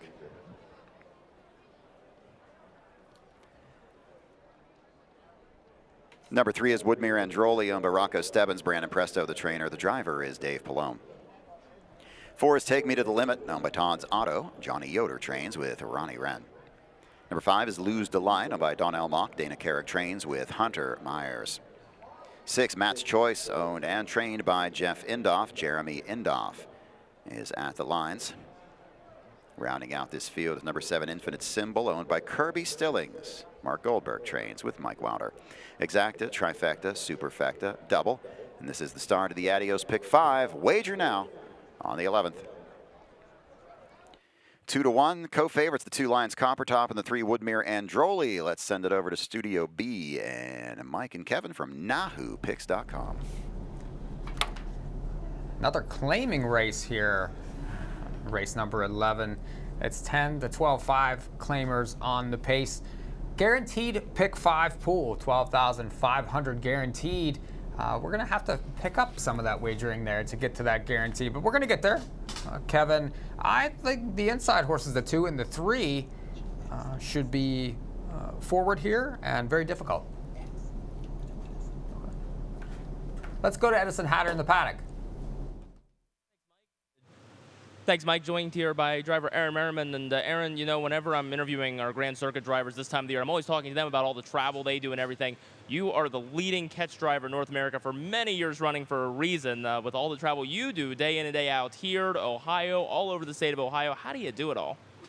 I really don't know. Like I said, I'm getting a little bit older. My hair still looks pretty good or whatever, but like I am getting older. It's wearing on me for sure. Any chance you'll be slowing up anytime soon, or are we going to see you continuing back and forth for the foreseeable future? I mean, I keep saying I'm going to slow down, and I feel like I am a little bit, but like I said, it's catching up to me, so I think I might even take Wednesday off this week to have 2 days off in a row. I haven't had a day off for like 3 weeks, so it's kind of it's really, really getting to me. Well, this was difficult just to find a race that you weren't driving in to interview you here, but hey, let's talk a little about the Adios today. You have Clever Cody. Last week, obviously, a lot of gate speed that he has. Tried to leave out of there, got burned a little bit to the early half, but how do you feel about his limb? I thought he raced really, really good. I mean, he was park past the 3/8. He hung pretty tough, to still be fifth. He paced a good mile. I think he was the only horse that was really tested in both divisions. The other race was kind of, the horse got to the front and, cheaper fractions and sprinted home. My horse was on his toes pretty much the whole mile. So I really expect him to be good. I think he's going to get a little easier trip today, I hope. If he doesn't, I'm going to race him. So it does look like there's a fair bit of speed in there. How do you see the trip working out for him today? I'm just worried about me, so I don't know. I'm going to probably go forward. That's the horse's kind of forte. I think he fits very, very well in the race. Like I said, he was a little bit tired last week, but I mean, that's big numbers. He raced really, really good, and I thought he held on good. And like I said, I expect him to race really good today. I'm curious, Aaron. It seems like to me when I look at the page, some of his better races have come on the 5/8s. Is that a result you think of who he's been facing, or you think he might actually be more of a smaller track horse? No, I think he can go, both ways or whatever. He's a little bit funny behind the gate, so some of the races you kind of got to throw out. He's a little tricky behind the gate. Knock on wood, I haven't had any issues with him. I don't think Sylvain has. And sometimes the trips haven't worked out. So I think his gate speed helps him on the smaller tracks. Positioning means so much. Well, thanks a lot, Aaron, and best of luck to you today. Thank you much. See you in the winner's circle. Getting closer to post time for the 11th race. Well, Mike Probosi, we got your selections. We got some thoughts from you on this 11th race. Kevin Plaucha, tell us a little bit about your thought process here in the 11th. Can't believe Jeff wants to hear my thought process for a race. Thought I bugged him too much last night. I'm just being nice, Kevin. I'm at 2-3-6-7. I like Lions Coppertop. Despite Ren choosing off, I still think he fits quite well in this 10K claiming race. Just went too fast at the half last time, 55-4, had reason to tire. This is his third start in the Dirk Simpson barn. Right now, he's 3-1 with Tim Tetrick on. I think that's decent value here in a short race where a couple of the horses stand out. Another is Infinite Symbol on your screen right now. The mare taking on the boys, coming off a 6 scratch. She's a bit of a question mark for me. I threw her in for 4th. Curious to see how she races coming off of her win in the most recent race in 52 flat, but we'll see how she races with that sickness scratch. Gate is rolling, looking to pick up this field of 7 for this Adios pick 5, 12,500 guaranteed. If you want to play it, you better hurry.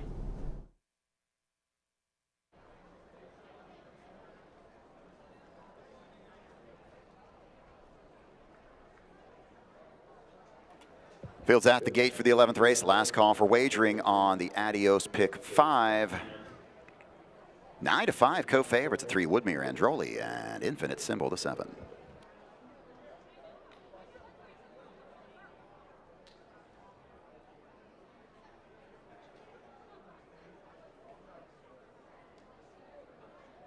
Pacers are on gate, race 11.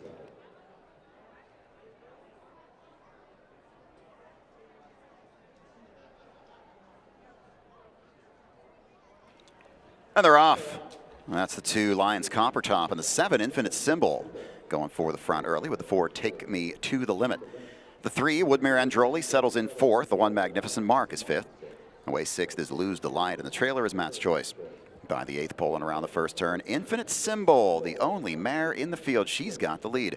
That's Lions Coppertop 2nd, followed by Take Me to the Limit.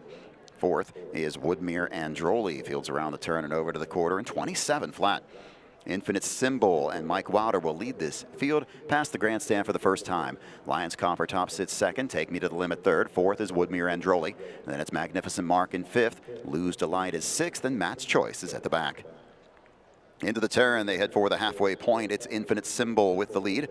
Lions Coppertop sits the inside trip 2nd. Take Me to the Limit is 3rd. And then it's Woodmere Androli mid-pack in 4th, followed by Magnificent Mark, Lose Delight, who steps to the outside, and Matt's Choice. 56 flat for the opening half mile. Down the backstretch, Infinite Symbol holds the lead. Lions Coppertop is 2nd, then it's Take Me to the Limit 3rd. Woodmere Androli's first up to the outside from 4th, now 3rd, stepping quickly as they go by the 5/8 mile point. Lose Delight is 5th, Take Me to the Limit now to the outside. On the inside 6th is Magnificent Mark, and the trailer is Matt's Choice. Woodmere Androli has taken the lead. Infinite Symbol 2nd. They're over to the 3/4 in 1:23-4. That was a 27-4 third quarter. Woodmere Androli leads it but can't clear. Infinite Symbol battles back along the inside. That helps out Take Me to the Limit, who's in contention 3rd. 4th is Lions Coppertop as they turn for home. Woodmere Androli has battled his way to the front. Here comes Take Me to the Limit. Into the passing lane goes Lions Coppertop through the stretch. Woodmere Androli, Take Me to the Limit on the inside. Lions Coppertop to get the win. The mile 1:52-2. Well, when the 3 Woodmere Androli couldn't quite clear, I thought that was going to benefit the 4 Take Me to the Limit, but it turned out to benefit Lions Coppertop. Had the 3 cleared in the final turn, I think it would have been a different outcome. But the 7 had just enough left in the tank to hold the 3 out there, make the 3 take the longer route. And that benefited Tim Tetrick and Lions Coppertop, who heads to the passing lane and will score here at a price of 7-1. Nice price for the Dirk Simpson trainee with Tim Tetrick at the lines. A very nice price there in race 11. 2, 3, 4, and 5 is on the board.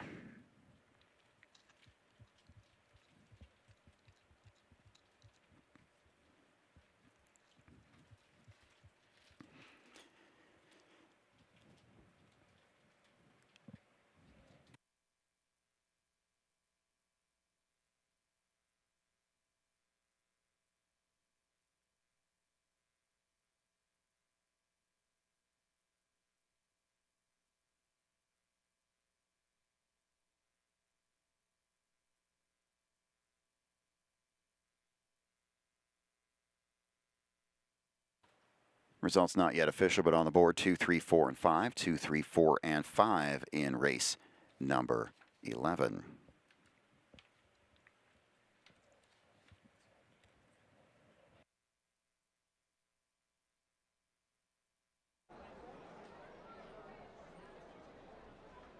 Back in front of the stands, the winner of the 11th race. Number 2, Lions Copper Top, owned by the Dirk Simpson stable. Cliff and Zach Dvorkin. Dirk Simpson with the training victory. Tim Tetrick gets the winning drive. Lions Copper Top, 8-year-old gelding by Well Said. Now a 4-time winner and 18 starts on the season. Season best effort today of 152 2/5.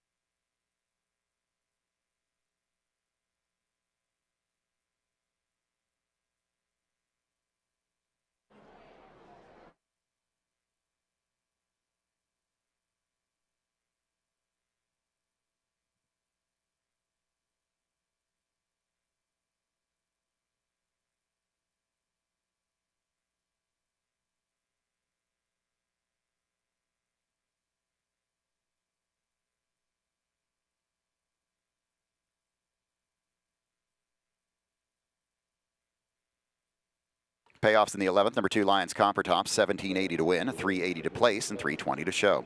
Number 3, Woodmere Androli, $2.60, $2.40. Number 4, Take Me to the Limit, $3.40 to show. The exacta 2-3 pays $31.80. 2-3-4 in the try is good for $89.60. Superfecta of 2, 3, 4, and 5 pays $32 even. Same price for the double, 7 and 2. Number 5, Lose the Light was 4th. Number 7, Infinite Symbol was 5th. The 6, Matt's Choice was 6th. The 1, Magnificent Mark was 7th. Top down at 7, 1, 2. 3, 4, 6, and 5 on the bottom. The time for the mile was 152 2, and there was a claim. Number 3, Woodmere Androli was claimed by Vince and Scott Aiello. Vince and Scott Aiello claimed the 3, Woodmere Androli, for $10,000. The trainer will be Justin Perillo. 11 minutes on the board for our 12th race. 11 to go for race 12. We've got a Pentafecta carryover here of $1,690. $1,690 carried over into the Pentafecta 12th race. Pick 4 is closing out here. Strongly favored. Number 3, Splendid at $48.10. Second choice at $201 is the 5, 4, 6s. Double also favors the 3, Splendid, $10.20. The 5, 4, 6s at $75.60, followed by the 4, Blockchain at $96.60. Here's another look at race 11. Symbol holds the lead. Lions Copper Top is second, then it's Take Me to the Limit third. Woodmere Androli's first up to the outside from fourth, now third, stepping quickly as they go by the 5/8 mile point. Lose the Light is fifth. Take Me to the Limit now to the outside. On the inside, sixth is Magnificent Mark, and the trailer is Matt's Choice. Woodmere Androli has taken the lead. Infinite Symbol second. They're over to the 3/4 in 1:23 4. That was a 27 4 third quarter. Woodmere Androli leads it but can't clear. Infinite Symbol battles back along the inside. That helps out Take Me to the Limit, who's in contention third. Fourth is Lions Copper Top as they turn for home.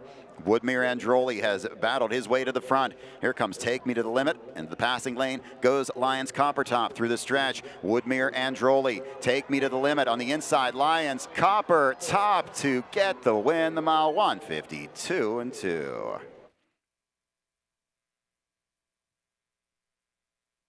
Lions Copper Top with the victory in race number 11.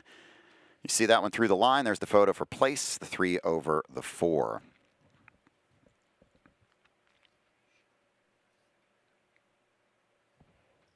No changes in the upcoming 12th race. This is the James Mandarino Arden Downs 3-year-old colt and gelding trot, going for a purse of $36,873. It's a field of 10. Now, please note, 1 through 9 across the gate, and then the 10, Frank the Tank, lines up in the second row behind anyone they want to in that first line. Please note the 9, Baby Bob, is adding Lasix today. First Lasix for Baby Bob. Chris Lems had a choice to make. He was named on the 3 and the 9, and he sticks with the 3, Splendid, who has won several races in a row. 6 or 7 in a row. They go back off the card now, but 7 for 9 this season for Splendid. has banked $78,000. Trainer Todd Rooney has done a fantastic job with Splendid. That's going to be the favorite here. I'm at 31754. I'll take the 3. Splendid. Kevin to the 5. Mike to the 3. Morning line with the 3.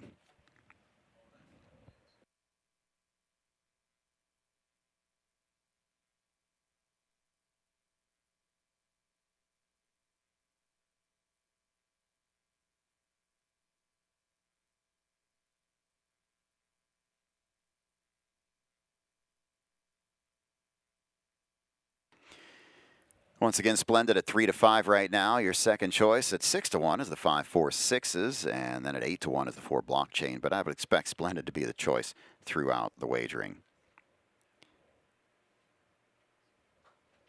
Wager now on this 12th race.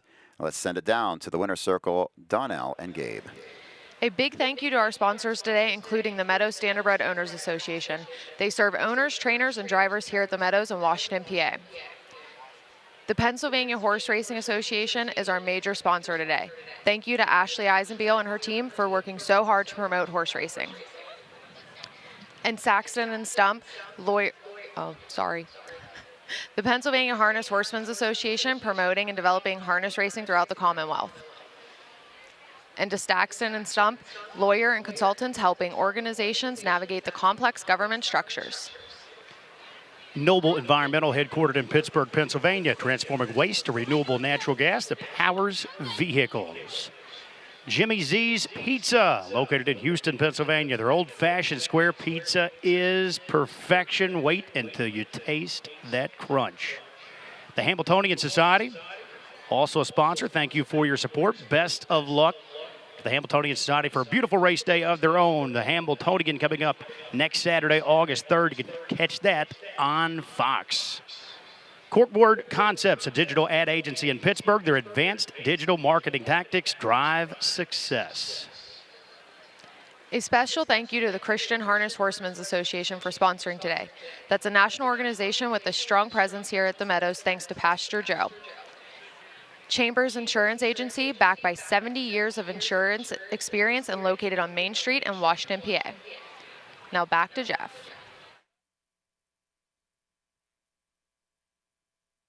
Thank you, Donnell and Gabe.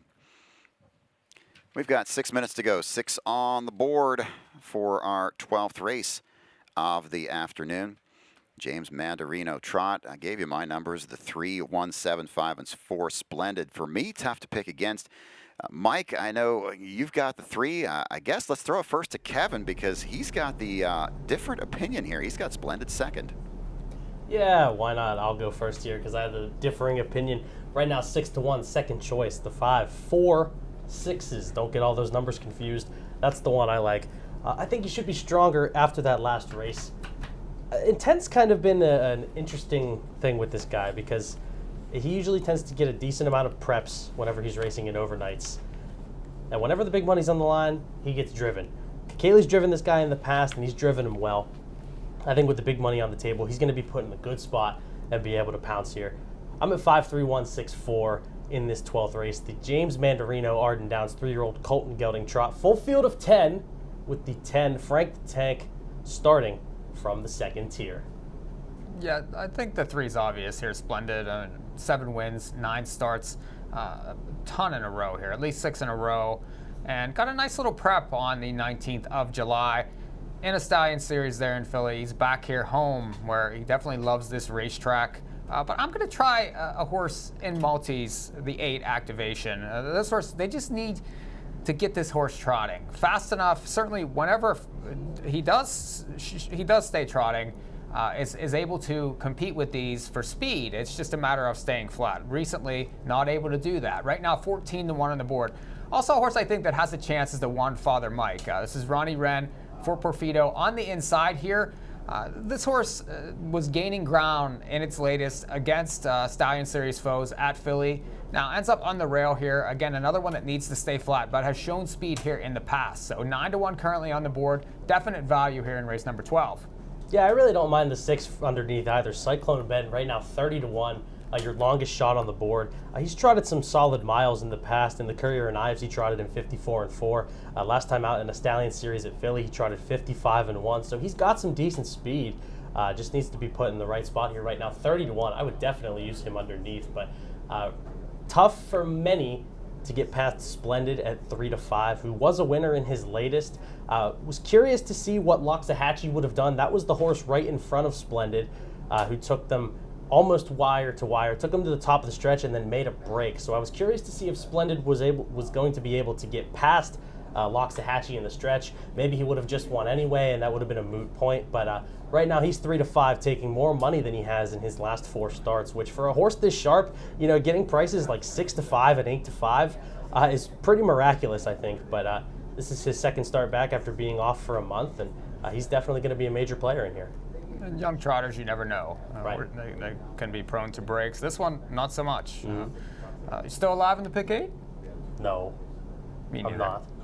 Pick 5, though, we got started in the last race. Lots of great multi-race pools to come. The Adios still to come here on Adios Day 2024.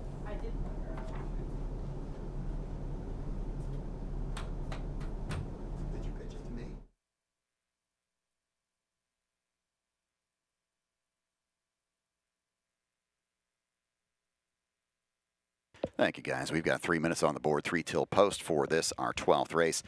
The stakes record in the James Mandarino Trot is 153-1. It was by Jackson's Minion in 2015, and driver Tom Jackson. So that's the stakes record, 153 1/5. Splendid has gone 153-4 here, so definitely in range of that stakes record. And who knows who else may jump up here. This race named in honor of James Mandarino. He was a very instrumental part of getting the legislation passed to help racing become what it is today in the Commonwealth of Pennsylvania. So we honor the memory of James Mandarino, longtime state legislator, with this 12th race. 36,873 on the line here as we are down to 2 minutes to go until post time. Don't forget, if you tuned in late, we do have a couple of program changes upcoming. In race 13 today, scratch number 4, Stalking Me Hanover, scratched by the judges. Once again, in the 13th race today, number 4, Stalking Me Hanover, has been scratched by the judges. And in today's 15th race, that's the Adios, we've got an equipment change.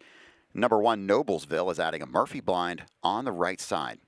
Murphy blind added to the right side of the bridle on Noblesville in race number 15. That is your $350,000 Delvin Miller Adios. Driver change in the 16th race. In the 16th, number 9, Ollie Strikes Fame. The driver will be Jesse Bernard. Jesse Bernard drives the 9, Ollie Strikes Fame, in race number 16. Our 12th race field. This is a field of 10. Once again, don't forget the 10, Frank the Tank, starts the race as a trailer in the second tier. Horses are coming out onto the track. It's time for a post parade for race number 12.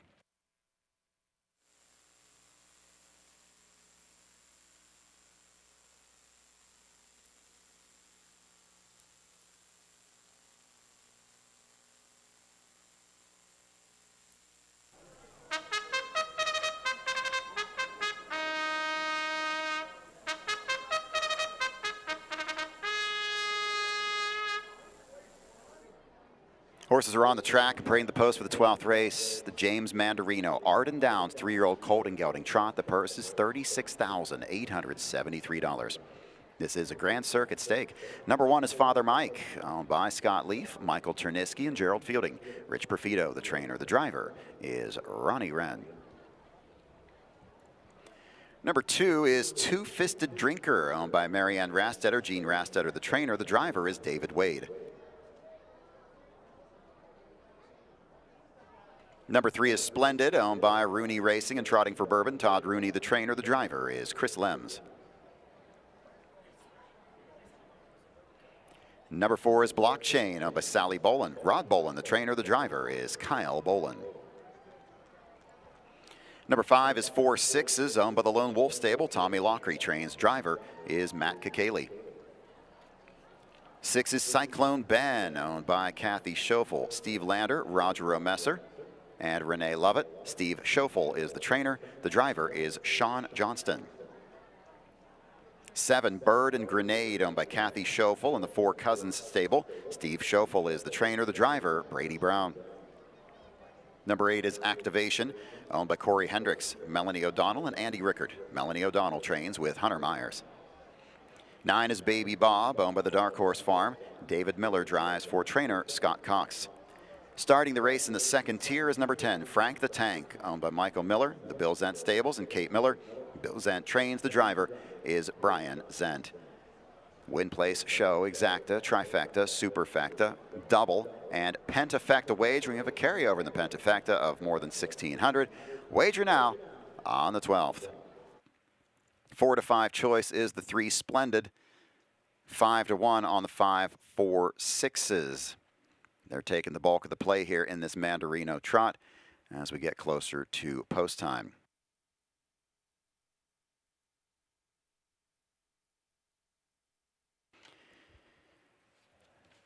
This is the 12th of 16.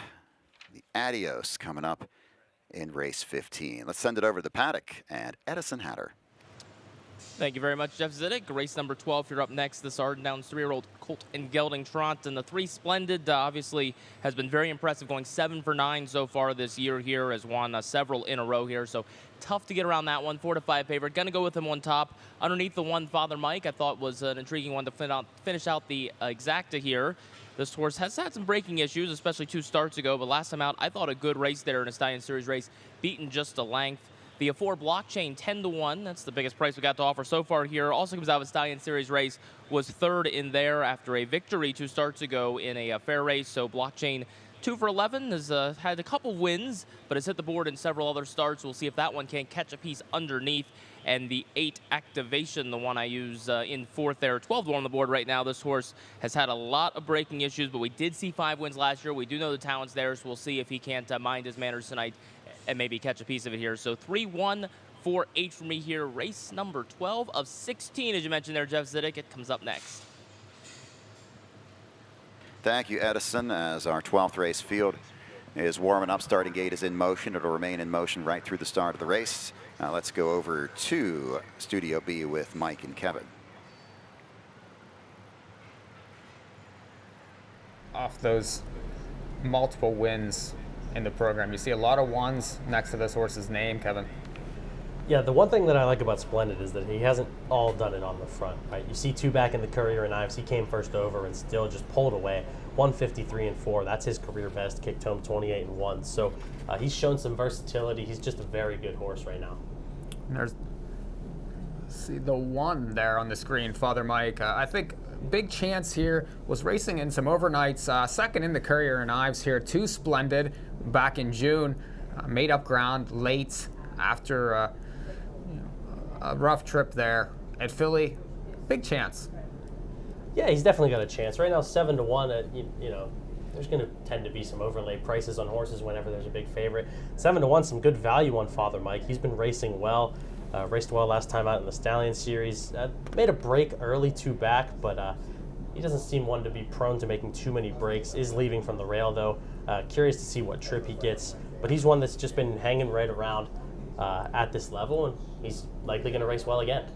There's Splendid heading to the gate. The 4 Blockchain, 6 to 1 morning line, 12 to 1 on the board for Rodney Bolin, Kyle Bolin. And this horse made the front last time at Philly, ended up 3rd. Yeah, he has some good tactical early speed, and if Kyle Bolin can get him in a good spot off the car, he'll definitely be sticking around late. Well, gates rolling here for the Arden Downs 3-year-old Colt and Gelding Trot. They're going for 36,000, and Splendid. Can he make it 8 for 10, Jeff?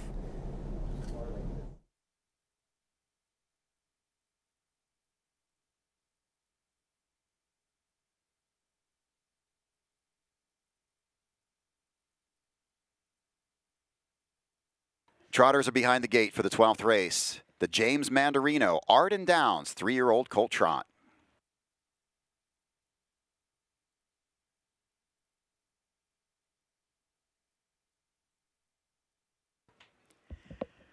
And they're off. That's the 4 Blockchain stepping out for the front with a 5. 4 6s on the outside. The 7 Bird and Grenade. That's the 1 Father Mike 4th. Outside 5th. Here comes Activation. 6th between horses is Splendid. Away 7th is Two Fisted Drinker. Next in 8th it's Cyclone Ben. 9th out of the gate is Frank the Tank, and the trailer is Baby Bob. 3 of them on the outside, including the favorite, Splendid. As they roll to the quarter, Bird and Grenade will take the lead for Brady Brown, 27-2. Activation now charges on the outside. Racing third is Blockchain.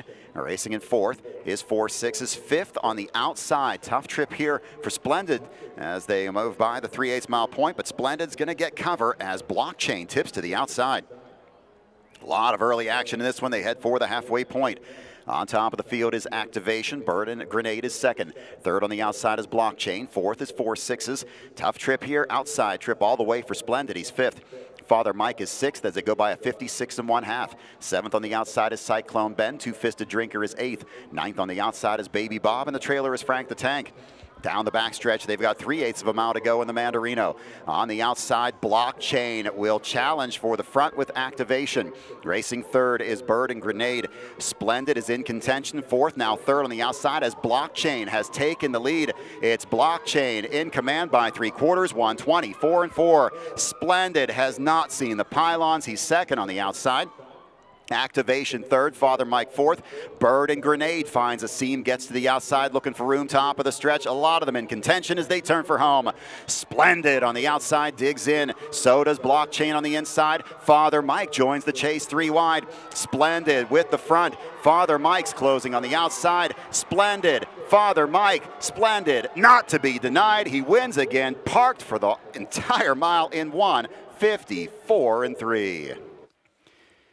Wow, Splendid never saw the pylons. That was an amazing performance from Splendid. Chris Lems, he let others battle to the quarter, 27-2, but his big break came when Blockchain popped to the outside, but Kyle Bolin made a bold move, but he had a lot of horse there with Blockchain, and Blockchain took him to the 3/4, 124-4. Splendid. It was not an easy race by any means today. But Chris Lems is really not looking too concerned in the bike here. Big close from Father Mike, but Splendid at 1-2. That was a big mile there. 3, 1, 4, 5, and 6 in the Mandarino. Chris Lems with his second winning drive of the day.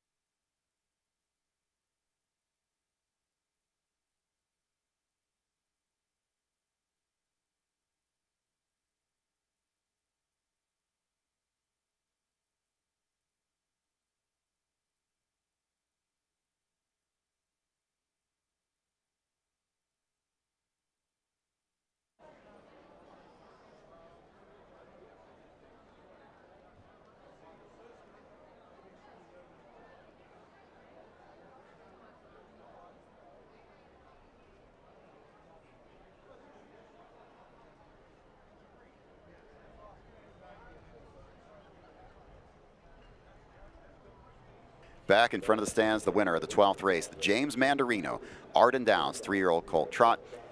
Number 3, Splendid, owned by Rooney Racing and trotting for Bourbon. Todd Rooney gets the training victory. Chris Lems with the winning drive. Splendid, 3-year-old colt by Father Patrick, has now won 8 times in 10 starts this season. Making the presentation in the winner's circle, Hollywood Casino at the Meadows welcomes the son of James Mandarino, Tom Mandarino, here to the Meadows today. He'll make the presentation to the connections of Splendid. Splendid parked for the mile and wins in a time today of 1:54 3/5.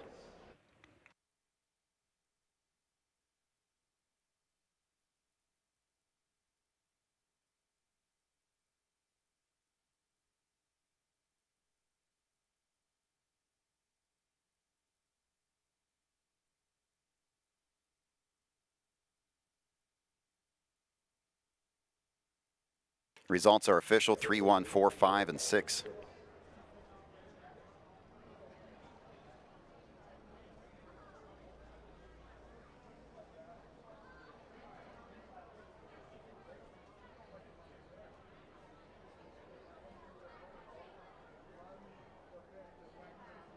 Payoffs in the 12th, number 3, Splendid, $3, $2.20 and $2.10. Number 1, Father Mike, $5 and $3.40. Number 4, Blockchain, returns $3 for the show ticket. Double 2 and 3, $10.20. All four of the pick 4 to get $48.10. Exacta, $18.60. The trifecta, $44.20. Super pays $10.96. $175.90 for the pentafecta. Number 5, 4 6s finished 4th. The 6 Cyclone Ben was 5th. Number 7 Bird and Grenade was 6th. Number 9 Baby Bob was 7th. Number 8 Activation was 8th. The 2 Two-Fisted Drinker was 9th. Number 10 Frank the Tank was 10th. Topped out, it's 2, 9, 1, 3, 4, 5, 6, 8, 7, and 10 on the bottom. The time for the mile, 1:54 3/5. 13th race coming up next. We've got a guaranteed pick 4 pool here in the late pick 4 of $15,000. Wager now. Our 13th is up next. Scratch the 4 Stalking Me Hanover, scratched by the judges. 6 to 5 to open up on the 8 Aston Hill Dave. That's your $6 favorite in the double. 11:20 on the 6 Fearless Fury. 12 minutes to go until our 13th of the afternoon. Post time coming up in 12 minutes. Let's take a look at a replay of race number 12. 56 1/2. 7th on the outside is Cyclone Ben. Two-Fisted Drinker is 8th. 9th on the outside is Baby Bob, and the trailer is Frank the Tank. Down the backstretch, they've got 3/8 of a mile to go in the Mandarino. On the outside, Blockchain will challenge for the front with Activation. Racing 3rd is Bird and Grenade. Splendid is in contention 4th. Now 3rd on the outside as Blockchain has taken the lead. It's Blockchain in command by 3/4, 1:24 and 4. Splendid has not seen the pylons. He's 2nd on the outside. Activation 3rd, Father Mike 4th. Bird and Grenade finds a seam, gets to the outside, looking for room, top of the stretch. A lot of them in contention as they turn for home. Splendid on the outside, digs in. So does Blockchain on the inside. Father Mike joins the chase 3 wide. Splendid with the front. Father Mike's closing on the outside. Splendid, Father Mike, Splendid, not to be denied. He wins again, parked for the entire mile in 1:54 3.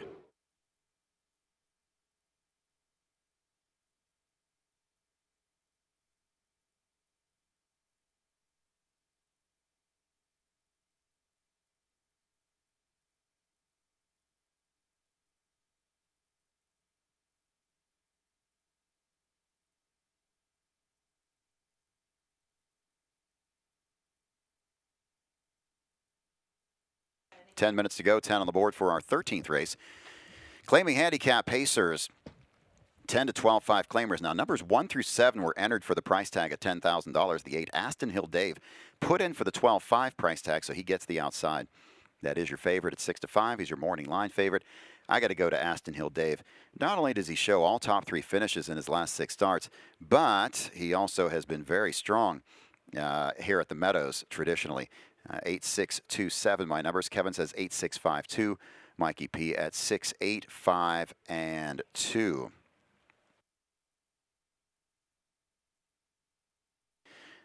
This next race is sponsored by Chambers Insurance, an independent insurance agency offering a comprehensive suite of insurance solutions to protect your business and your life from the unexpected. Visit chambersinsurance.com to learn more. And thanks so much to all of our sponsors today, including Jimmy Z's Old Fashioned Square Pizza. Jimmy Z's Old Fashioned Square Pizza. Come in, turn on the ovens, turn on the lights, start cooking the sauce. As soon as you do that, the phone's bound to ring, but you got to keep doing what you're doing. Start making the dough fresh every day. Fantastic, and it's worth for a good product. Old Fashioned Square Pizza. If every person in the family wants something different, they can do that. You can get one with pepperoni, one with olive, one with extra cheese and mushroom, one with no sauce, one with just cheese. You can get whatever you want. Jimmy'sPizzaPA.com is the website. 724-916-2211.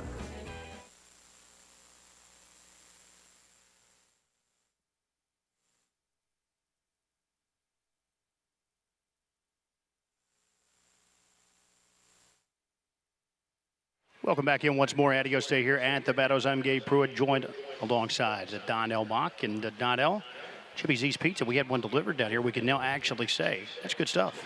I know. Gabe said about it earlier, and they delivered us pizza, and it was delicious. Thank you, Jimmy Z's. Yeah, thank you, Jimmy Z. Great guy. Thanks for dropping off a pie here trackside. We appreciate it here. As we march on here, Adios Day, of course, at the Meadows. Race 15 is the big dance. We've got plenty of action to come, though, including the pick four that Jeff Zedek just mentioned now. $15,000 a guarantee in this pick four.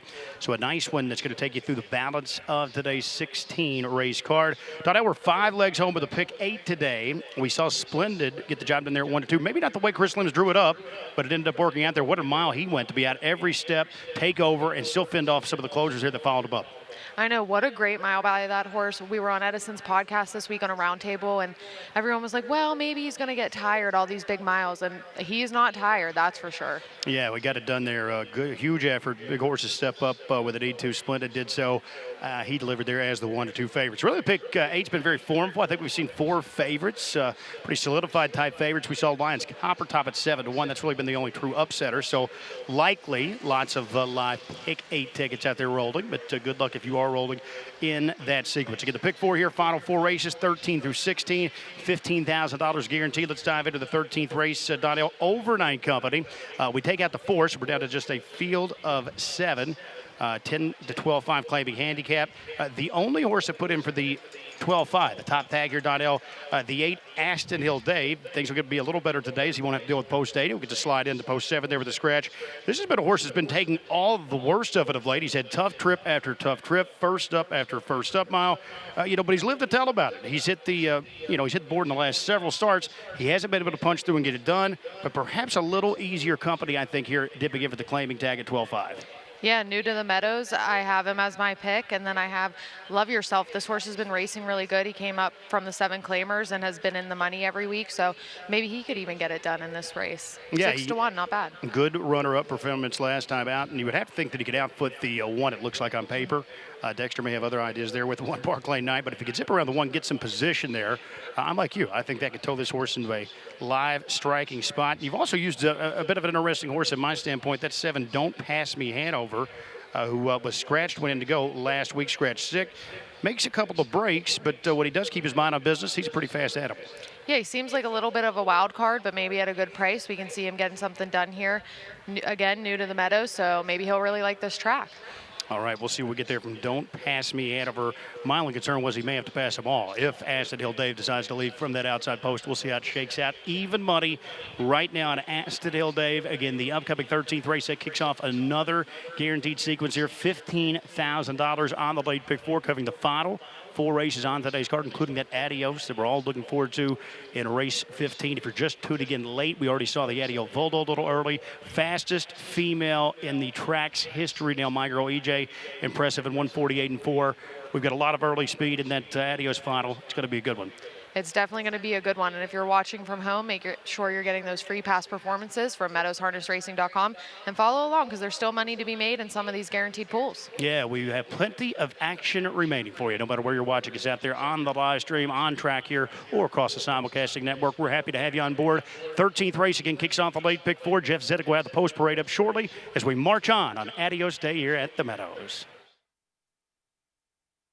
Thank you, Gabe and Donnell. We've got 4 minutes to go until post time. I like the 8, Aston Hill Dave. As I said, he has just been not only very good in his last 6 starts, but has had just an amazing record here at the Meadows. 149 here last year, 152-1 this season. One of his 2 wins was here. Kevin and Mike, similar opinions, but you're Mike, this time you're the dissenter. You're going to the 6, Fearless Fury. I do like Fearless Fury here. Second start for the Presto Barn. 9 posts last time, no chance in that race. Did take money there though, was 4-1, just too far back. I think can be a little closer here. This is the best post here at the Meadows, the 6th post. You get the scratch inside.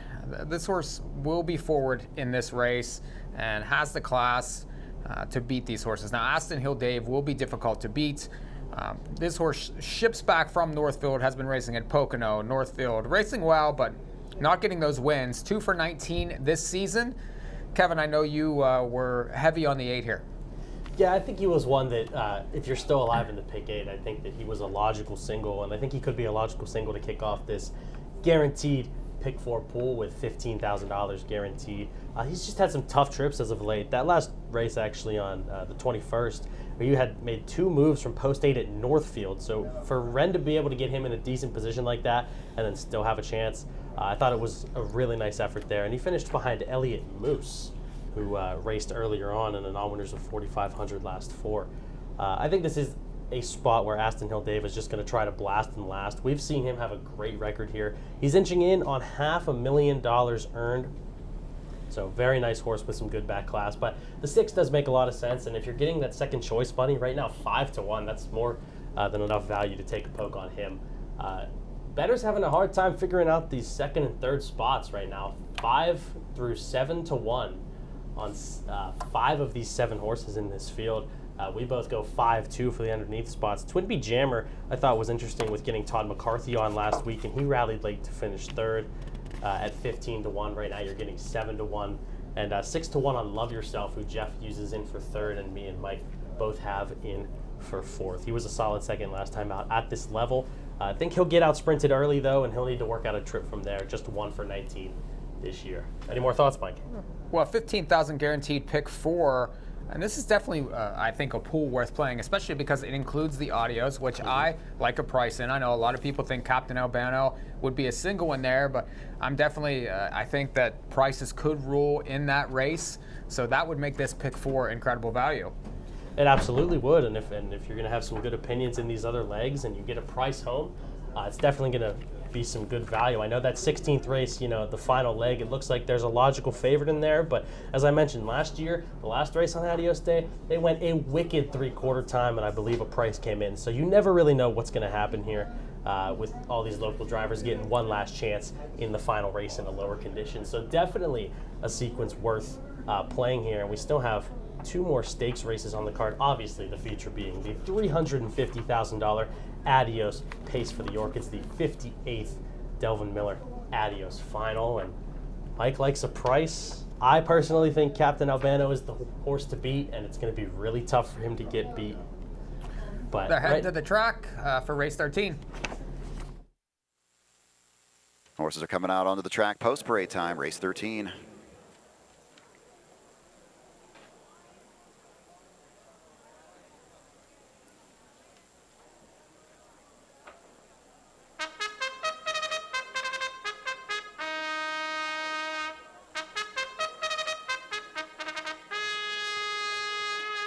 Horses are on the track, parading the post for the 13th race. Claiming pacers, we have a $15,000 guaranteed pick 4 pool, $15,000 guaranteed late pick 4 pool starting right here in the 13th. Number 1 is Park Lane Knight, owned and trained by Jacob Fox. The driver is Dexter Dunn. Number 2 is Love Yourself, owned by Reese O'Brien. Jacob Pantliano, the trainer. The driver is Brady Brown. Number 3 is Free on the Beach, owned and trained by John Sullivan. The driver is Jack Colleen. 4 has been scratched. Number 5 is Twin B Jammer, owned by WD Stables. Neil Balserac, the trainer. The driver is Todd McCarthy. Number 6 is Fearless Fury, owned by Rocco Stebbins. Brandon Presto, the trainer. Driver is Mike Wilder. Number 7 is Don't Pass Me Hanover, owned and trained by Ramiro Porfilio. Aaron Merriman at the lines. Completing the field, number 8 is Aston Hill Dave, owned by Rocco Stebbins. Brandon Presto is the trainer. The driver is Ronnie Wren. Exacta, trifecta, superfecta, double, and pick 4 wagering on races 13 through 16. There's a guaranteed pool of $15,000 in the pick 4. Even money on the 8 Aston Hill Dave. After that, it gets a little muddled as you've got the 6 Fearless Fury at 4-1. 6-1 on both the 2 Love Yourself and the 3 Free on the Beach. Over to the paddock, Edison Hatter. Thank you very much, Jeff. Race 13 here up next. This claiming handicap, a scratch of the 4, which didn't affect my numbers, 8, 5, 7, 2 here. I did go with the 8 Aston Hill Dave on top, but, I will say even money, potentially a little short on a horse who obviously has been hitting the board very well and has been right there in the mix lately, but just 2 for 19 on the year, maybe just a little camera shy. So while I do expect him to get it done, and I will use him on top, I do so a little bit cautiously with the record so far on the year. If there is going to be an upset, I think it comes in the form of the 5 Twin Bee Jammer. Todd McCarthy here driving it. This is a 7 to 1 shot, and this horse was the 3rd last time out against similar claimers. Todd actually drove this horse last week when he was in town for the Adios elimination, so we'll see if these two can get along well again this week. The 7, Don't Pass Me Hanover, comes off of the 6 scratch, had some braking issues, so there are some serious question marks there, but he does have some class to offer in the spot, 9 to 1, I think a fair price there. And the 2, Love Yourself, a winner 3 starts ago against slightly cheaper claimers, moved up to this level well last time out with a 2nd, draws a nice inside post here, so 8, 5, 7, 2. I'll take the 8, Aston Hill Dave on top as one of my selections, but I tell you, Jeff, I don't think we'll be singling here to start this Adios pick 4 that starts here in the 13th. All right, thank you, Edison. We are getting close to our 13th race of the afternoon. We are edging ever closer to the 58th edition of the Delvin Miller, the Adios Pace for the Orchids. That is race 15. Coming up, we've got 2 races until we get there, our feature race of the year. Horses are scoring down on the racetrack. Let's send it over to Mike and Kevin. Back here for race 13, another claiming race. Claiming handicap 10 to 12-5 varieties.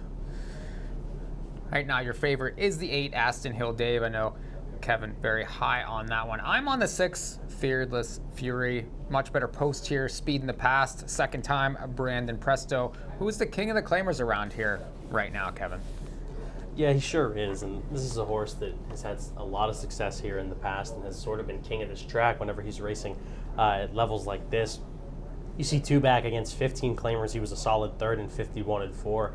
Carolina Beach, a horse that is very well known over the years at the Meadows. Very nice horse with a lot of back class too. I've been touting a few horses that I think are some pretty decent singles in these multi-leg wagers, and well, not many have worked out. So we're going to try to rebound here. I am going to single Aston Hill Dave in this $15,000 guaranteed pick 4 pool. I know there are others with chances. Twin Bee Jammer at 8 to 1 is a solid type to use underneath. And Love Yourself taking some money here right now on the board at 5 to 1. Final thoughts, Mike? Well, there's Twin Bee Jammer there with Todd McCarthy. He drove this horse last time during elimination day here at the Meadows. And so he's familiar. Rallied to be 3rd last time. Currently 8 to 1 on the board. That could be some value if you're looking for alternatives to the favorite here. Yeah, it could. It's just I'm curious what the trip is. He might just take back and sort of be mid-pack, and from there, I don't really anticipate him going first over. And if he is, he's going to need a pretty big blitz, especially if these 2 to the outside of him, the 6 and 8, are going to be going out, and they get any kind of breather in the 2nd quarter. Could be tough for the 5 to get there, but I think he's definitely worth a use underneath. Yeah, not a lot of speed in this race. We'll see here what the outside horses do. I agree. I do think it could line up 6, 8, and that will make them 2 very difficult to beat. Big question mark here is the 7, Don't Pass Me Hanover, coming off some breaks and a 6 scratch. Curious to see what Merriman does. This horse doesn't show much speed. Goes in for a tag here, and sometimes just going in for a claiming tag can be the thing that wakes a horse up. Rolling around the turn, Jeff. Thank you, Mike, and thank you, Kevin. Last call for wagering on the 13th race. Fields behind the gate.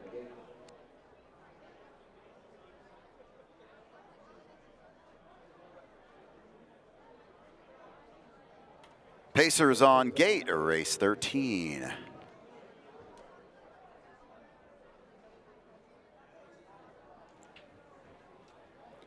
And they're off. Quick start from the 6, Fearless Fury, along with the 2, Love Yourself. Farther out, the 8, Aston Hill Dave.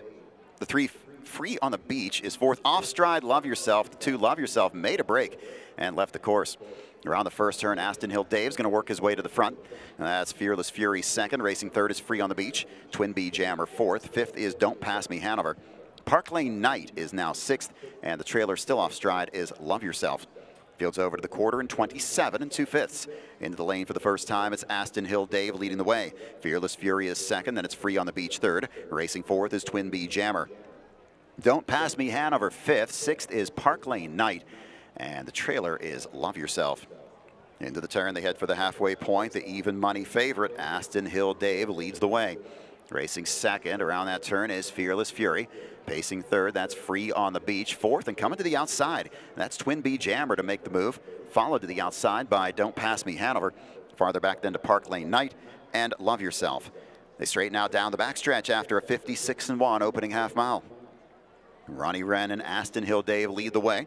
Fearless Fury stalks in the pocket, trips second. Racing up on the outside is Twin B Jammer. That's Free on the Beach, covered up on the inside fourth. Fifth on the outside is Don't Pass Me Hanover. Then it's Park Lane Knight and Love Yourself.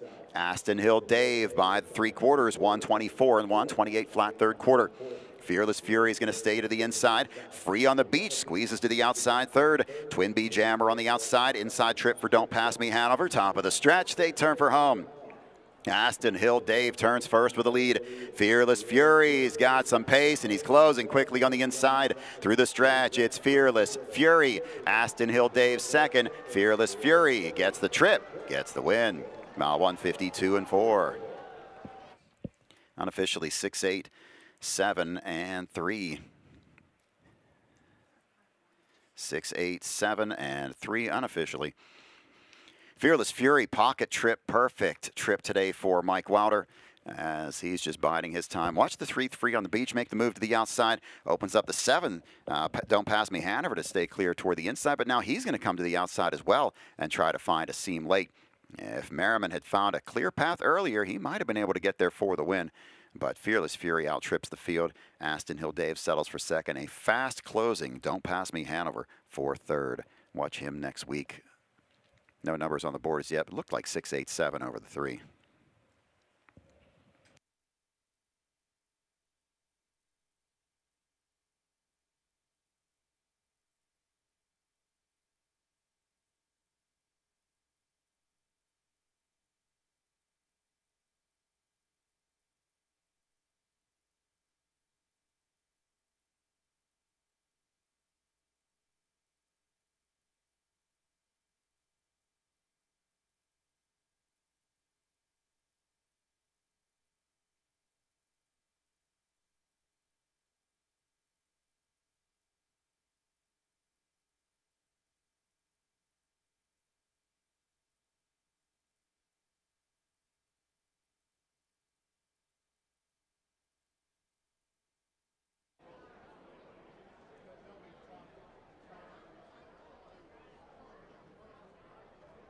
Back in front of the stands, the unofficial winner of the 13th race, number 6 Fearless Fury, owned by Rocco Stebbins of Rochester, New York. Brandon Presto, the training victory. Mike Wilder with the winning drive. Fearless Fury, 4-year-old getting by Fear the Dragon, now a 4-time winner and 25 starts on the season, covering the mile in 152 and 4.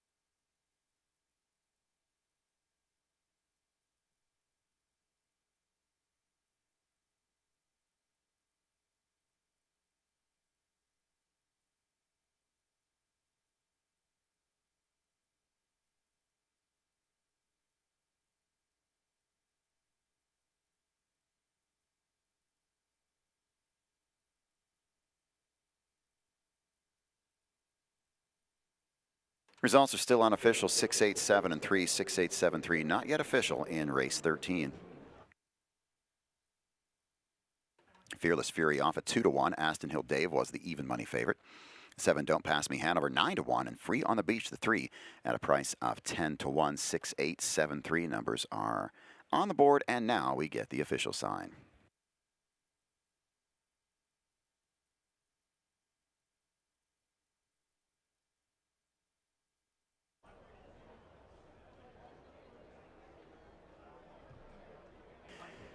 Payoffs in the 13th, number 6 Fearless Fury. is good for $660, $3 and $260. Number 8, Aston Hill Dave, $240, $240. Number 7, Don't Pass Me Hanover, $5 to show. 6-8 Exacta, good for $13 even. 6-8-7 in the try, pays $94.20. Superfecta is good for $45.38. The double 3 and 6 pays $11.20. Time for the mile was 1:52 and 4/5. Complete order of finish. Number 3, Free on the Beach, was 4th. Number 5, Twin Bee Jammer, 5th. The 1, Park Lane Night, was 6th. The 2, Love Yourself, was 7th. And the 4 was scratched. Top down at 6-7-4. Scratch 5-1, 3 and 2 on the bottom of the mile. 1:52 and 4. And there were some claims. Number 6, Fearless Fury, was claimed by owner-trainer Todd Keith. Todd Keith claims number 6, Fearless Fury, for $12,500. Number 8, Aston Hill Dave, was claimed by Todd's Auto. Todd's Auto claims number 8, Aston Hill Dave, for $12,500. The trainer will be Johnny Yoder. No changes in the upcoming 14th race. 14th is in 11 minutes, 11 on the board till post. Your double will pays are favoring number 4, Always, Anna Hanover. Second choice at $40.40, the 7, Daily Double Deo. And at $70.80, the 1, Blessed Hanover. Mary Lib Miller, Arden Downs 2-year-old filly pace. We've got a guaranteed trifecta pool here of $17,500. Wager now on the 14th. You've got 11 minutes to go. Let's take a look at a replay from race 13. And Love Yourself. They straighten out down the backstretch after a 56-1 opening half mile. Ronnie Wren and Aston Hill Dave lead the way. Fearless Fury stalks in the pocket, trips second. Racing up on the outside is Twin Bee Jammer. That's Free on the Beach, covered up on the inside 4th. 5th on the outside is Don't Pass Me Hanover. Then it's Park Lane Night and Love Yourself. Aston Hill Dave by 3/4, 1:24 and 1:28 flat 3rd quarter. Fearless Fury is going to stay to the inside. Free on the Beach squeezes to the outside 3rd. Twin Bee Jammer on the outside. Inside trip for Don't Pass Me Hanover. Top of the stretch. They turn for home. Aston Hill Dave turns first with a lead. Fearless Fury's got some pace, and he's closing quickly on the inside through the stretch. It's Fearless Fury. Aston Hill Dave second. Fearless Fury gets the trip, gets the win. Mile 1:52 and 4. Unofficially 6-8. 6-8-7 and 3. 6-8-7-3. Fearless Fury getting the victory in race number 13. We've got 10 minutes on the board, 10 till post for our 14th race. There's your win photo, or it's your place photo, but the win horse already through the line. You see the top 3 at the finish of race 13. This is the Mary Lib Miller Arden Downs 2-year-old filly pace. We've got a guaranteed trifecta pool of $17,500. There are no changes. $36,117 on the line. It's a field of 10. Number 10, Skepticism, starts the race as a trailer in the second tier. Ronnie Wren named on the 1, the 4, and the 9. All 3 of those from the Burke stable. And Wren ends up on the 4, Always, Anna Hanover. That is your 3-2 betting favorite. I'm going to take the 4, Always, Anna Hanover to win it over the 1, Blessed Hanover. I think the Burke stable can take the top 2 spots. I'm throwing Country Dancing, the 3 in for 3rd, and then the 7, Daily Double Deo for 4th. I'm at 4-1, 3, and 7, 4-1, 3, 7, my numbers in the 14th race. Kevin's going to the 7. Mikey P's going to the 4, Always, Anna Hanover. Right now, let's send it down to the winner's circle and Donnell and Gabe.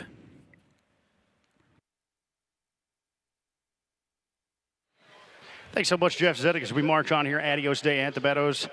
Donnell, we saw Fearless Fury out-trip her stablemate last race. So we got the better of the trip and a minor upset, but that still counts. I believe our second slight upset so far in that pick 8 sequence. Yeah, that wasn't my pick, but it was a good race. So we're getting closer to Adios, and you can feel the excitement over here. Yeah, it's we continue to roll on here. Race 14 up next. We've got a guaranteed pool here, too. 17,500, 17.5 here, the trifecta. So note that. If you're out there playing the exotics. And we're going to have a pretty good favorite here, Donnell. We've got 4, Always, Anna Hanover. She comes off a good runner-up. That was that top shelf, Pennsylvania Sire Stakes. That's not easy here in the state of Pennsylvania. So this is a filly that's shown a lot of promise. Daughter of Always Be Mickey for the Burke Brigade. Of course, they already banked a big win earlier with the Adio Volo with my girl EJ. You got another talented filly here. Yeah, they had a world record performance earlier, so now we're going to go on to this race, Always Anna Hanover. That's my pick for this race. I think it's going to be good. Let's see Ronnie do this again. And underneath, we're going to go the exact same. We're ice cold together here in the exact. There's not much ice cold down here on this apron right now, I can tell you that. But we're ice cold in the exact. We both use 7 Daily Double Deo. This one also picked up a check there in the top shelf Pennsylvania Sire Stakes, showing a little bit of ability. Todd McCarthy, that's a gentleman that has a live drive, let's call it, in the feature here today. The Adios, he'll have the favorite there. Captain Albano, he'll warm up here with Daily Double Deo. Yeah, I like that horse too. I think it's going to be good. Todd has a nice Adios horse, so let's see if he can go back-to-back in the winner's circle today. All right, we'll check it out. Odds on right now for the favorite, Always Anna Hanover. As we get set here for post-time 14th race, you get a guaranteed trifecta pull, $17,500. All right, and let's talk about this atmosphere today. It is so great seeing everyone on the apron. And you know what? People from all over are watching this, especially our friends over in Ireland.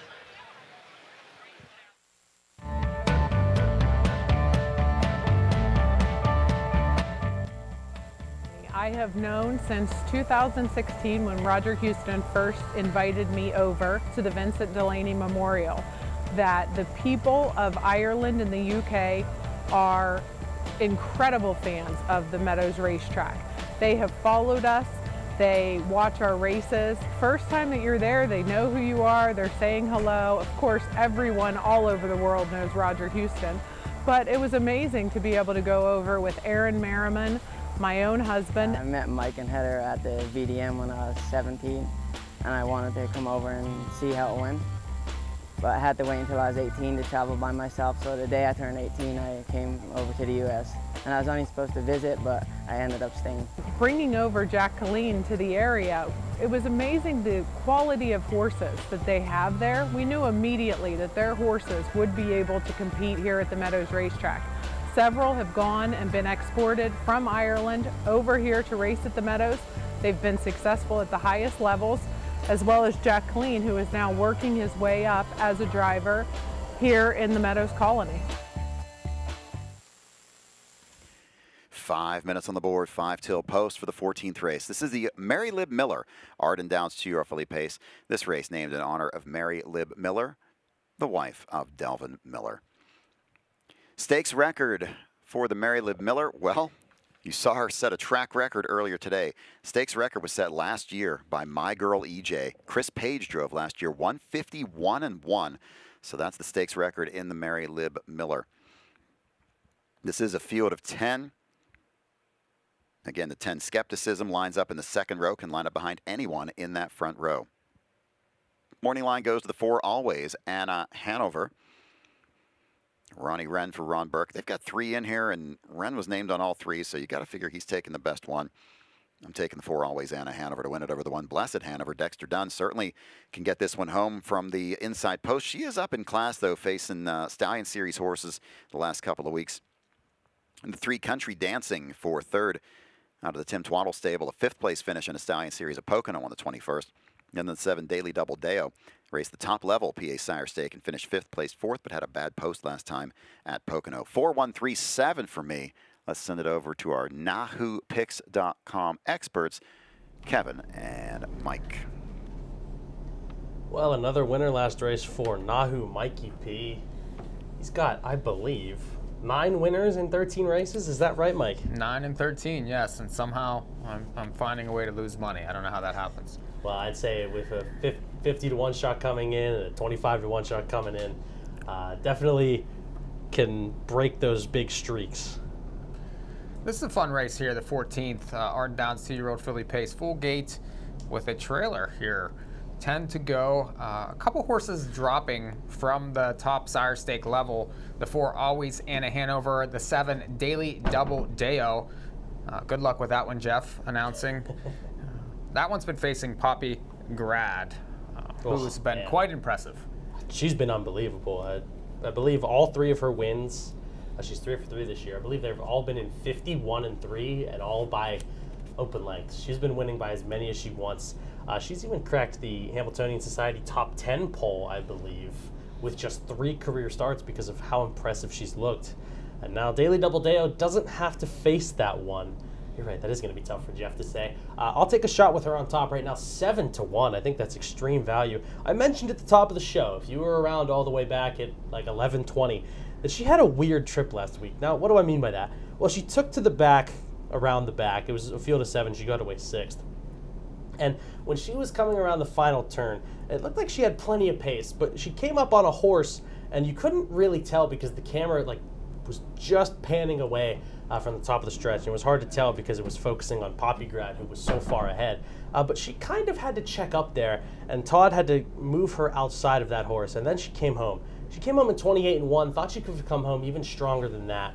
I think that Todd's going to have her in a good position off the car to strike, and she's one that could actually show some 52 and change speed, which it seems like that's what you're going to need to compete with Always Anna Hanover. Yeah, those two have been facing 51-1, 51-3 type miles. I'm not sure that they will go that fast in this race. However, the track has been quick all day long. And there are some others in here. Burke is loaded. The 9, Kiki Lou Kiki, right now 13-1 on the board. 2 starts so far, has raced very well. Now, I stuck outside here, but Tetrick gets on. That one has a chance.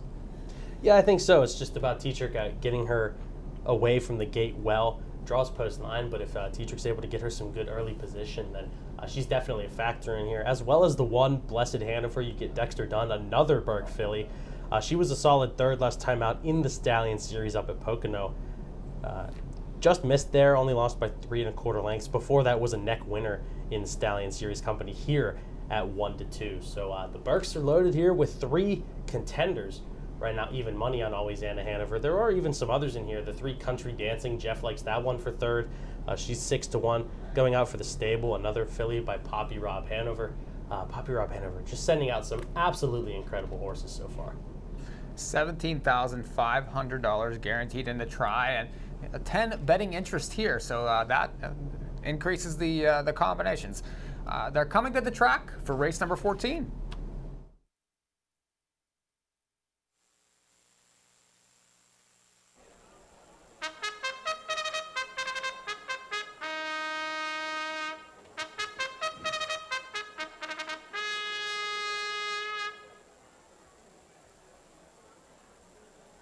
The horses are on the track and parading to the post for the 14th race. The Mary Lib Miller, Arden Downs 2-year-old filly pace.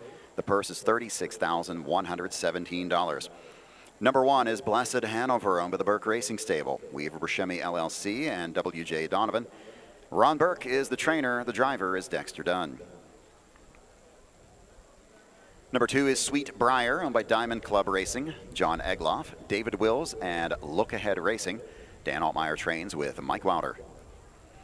3 is Country Dancing, owned by the stable and Hutchison Harness. Tim Twaddle is the trainer. The driver is Anthony McDonald. Number 4 is Always Anna Hanover, owned by the Burke Racing Stable. Weaver Buscemi LLC, William Switala, and James Martin. Ron Burke is the trainer. The driver is Ronnie Wren. 5 is Flojo Hanover, owned by Joe Ellen Buxton, Harold Altman Jr., and Vavlin Racing. Brad Buxton, the trainer. The driver is Brady Brown. 6 is Dancing with Pappy, owned by Jason Ash and Jay Mossbarger. Scott Cox, the trainer. The driver is David Miller. Number 7 is Daily Double Deo, owned by the OK Corral. Todd McCarthy drives for trainer Noel Daly. 8 is Fancy Like Lou, owned by Sarah Andrews, Angela Cornell, and Jared Miller. Sarah Andrews trains. The driver is Aaron Merriman. On the outside is the 9 Kiki Lou Kiki, owned by the Burke Racing Stable and Weaver Buscemi LLC. Ron Burke trains. Driver is Tim Tetrick. Starting the race in the 2nd tier, number 10 Skepticism, owned by Geraldine Porio. Doug Snyder, the trainer. The driver is Matt Kakali. Exacta, Trifecta, Superfecta, and double wagering on the 14th race. The Trifecta has a guaranteed pool of $17,500. Wager now on this 14th race, Trifecta. 4-5 on the 4, Always Anna Hanover. 4-1 on the 1, Blessed Hanover. And at 5-1 is the 7, Daily Double Deo. 1 race to go, this 14th race, and then it's time for the Adios. Let's go over to the paddock and Edison Hatter. Thanks, Jeff. Number 4 here, always Anna Hanover, 4 to 5 right now on the board. I think she's going to be awfully tough in this spot. We've only seen 2 career starts out of her, but they've both been very solid. A good second last time out in Pennsylvania Sire Stakes Company, and I think maybe she even surprised connections a little bit that they chose to go to Sire Stakes Company after the Stallion Series debut 2 starts ago. She's the one to beat here. She's 4 to 5. But underneath, let's go to another Burke trainee. How about the 9, Kiki Lukiki, who comes off of a second and a third so far in the Stallion Series, and she takes on this Arden Downs field. Has to work from the far outside post, but I think there's a chance of the Ron Burke Exacta here, which we've already seen once or twice earlier today. So we'll try 4 over the 9. And the 1, Blessed Hanover, I toss in for third. So actually we're looking for a Ron Burke trifecta, as this one comes off of a win and a third so far in Stallion Series competition. Gets Dexter done in the bike here with the rail draw. And finally, the 7 Daily Double Deo already been discussed here behind Poppy Grad. Comes out of that Sire Stakes race last week. So a 4-9-1-7 for me. I think always Anna Hanover tough to beat. I think the Burke Brigade, Jeff, has a pretty tough 3 in here. Thank you, Edison, and we'll get some opinions now from your colleagues within the Money Media and Who Picks, Mike and Kevin. Back here for race 14. We just saw Blessed Hanover go by. Here's the 2, Sweet Briar. Mike Wilder for Dan Altmaier. Currently 45 to 1 on the board, and 4 starts so far. A second place finish. Probably needs to find to catch a couple of these. Yeah, for sure, but I think she's one, right now, your longest shot on the board. I think she's one that you could include in your superfectas. She's shown some late kick, 28-1 on debut, 27-4 two-back in that Stallion Series race. She's going to need to find a little bit more speed early to hang with these so that she's not, 10 lengths back, but her late kick could make her interesting in here at a huge price for the superfecta. And there's your favorite, always Anna Hanover, very popular amongst the handicappers here. And when you race well in Sire Stakes, you're going to get that sort of attention. Yeah, absolutely, and especially when you pace in 52 flat and you come to the outside and pace home strong. 27-4. The start before that was her debut. She kicked 27-1 and blew by late to win on debut. So she's definitely very logical in here, and if she shows 52 speed again, oh boy, she's going to be real tough to catch. A couple of long shots there. The 5, Flojo Hanover. The 6, Dancing with Poppy. Both 45 and 25 to 1 currently, but they draw well and they've raced evenly throughout their start so far. Yeah, Scott Coxbarn having a nice year here at the Meadows. Another Poppy Rob Hanover filly. There's a natural progression with her. If she takes another step forward, she's another that I can see hitting the under in these spots here. I think value right now on the 7 Daily Double Deo just gets away from Poppy Grad. To get away from monsters like that can be a huge benefit for a lot of horses. Yeah, I agree. This could be a nice confidence booster here, although she really didn't race that bad two back. Was 8-1 against West Winds and finished second. Gate is rolling here for the 14th. We'll send it back over to Jeff Zidek. Final check of the board. The 4, always Anna Hanover, is your 3-5 favorite. The Mary Lib Miller, Arden Downs 2-year-old filly pace. The gate is moving.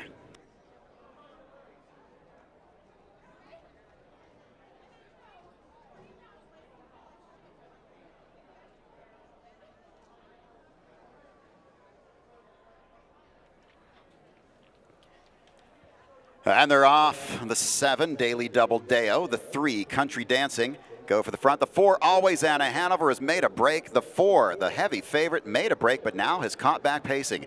They move into the first turn. Country Dancing and Daily Double Deo battle for the front. Blessed Hanover is third. Away fourth from the second tier is Skepticism. Fifth is Sweetbriar. Racing sixth around that turn is Flojo Hanover. 7th is always Anna Hanover. Racing 8th is Dancing with Poppy. 9th is Fancy Like Lou, and the trailer is Kiki Lou Kiki. 27-1 for the opening quarter. Mary Lib Miller Pacers past the grandstand for the first time. It's Daily Double Deo with a lead. Country Dancing second, Blessed Hanover third, couple of lengths to Skepticism fourth. 5th is Sweetbriar, then it's Flojo Hanover 6th. Always Anna Hanover has settled in 7th. Dancing with Poppy is 8th. Around the turn in 9th, it's Fancy Like Lou, and the trailer is Kiki Lou Kiki.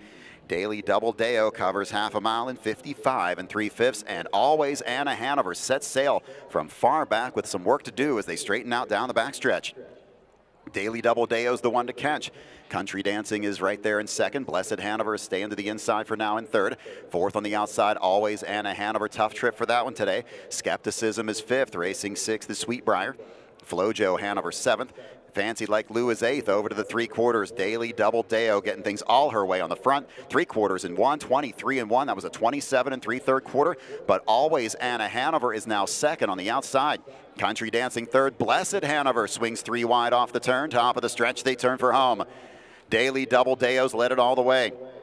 Blessed Hanover on the far outside. Always Anna Hanover still there through the stretch. Blessed Hanover on the outside goes right on by.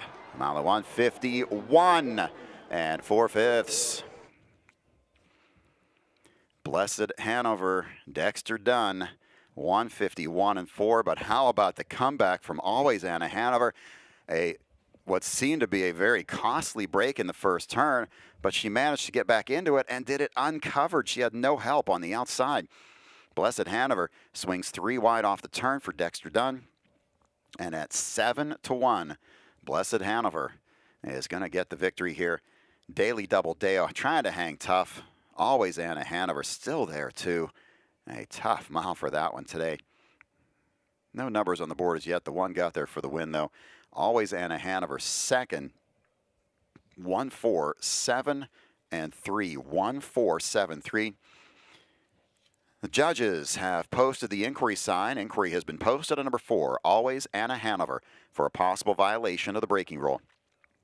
Once again, judges have posted the inquiry sign at number 4, Always Anna Hanover, for a possible violation of the braking rule. Please hold all mutual tickets.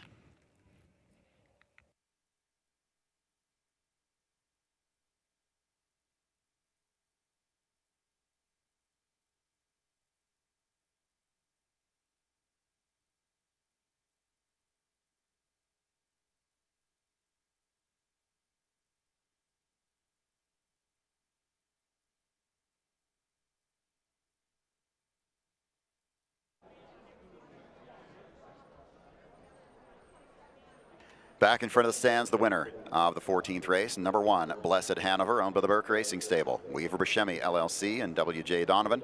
Ron Burke with the training victory. That's his third of the day. Dexter Dunn with his second winning drive. Blessed Hanover, 2-year-old filly by Always Be Mickey, has now won 3 times in 4 career starts. Lowers her lifetime mark today to 151 and 4/5. The Mary Lib Miller, Arden Downs 2-year-old filly pace goes to Blessed Hanover.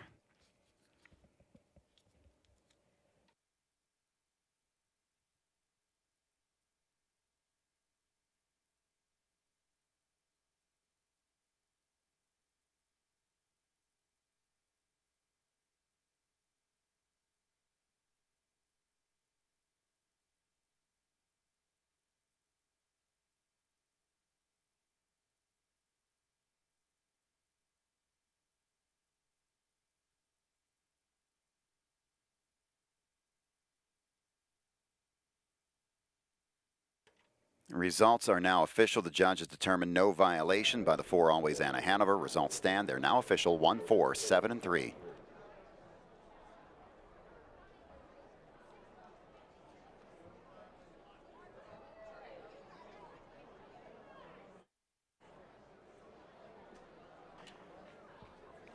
Fourteenth race is official. Number 1, Blessed Hanover, wins at pace $16.80 to win. $3.40 to place and $2.40 to show. Number 4, Always Anna Hanover, $2.10 and $2.10. Number 7, Daily Double Deo, $2.60 for the $2 show ticket. The exact 1-4 pays $26.20. 1-4-7 in the try pays $45.20. Superfecta combination of 1, 4, 7, and 3, $16.68. The double 6 and 1 pays $70.80. Complete order of finish when available. The time for the mile was 1:51 and 4/5.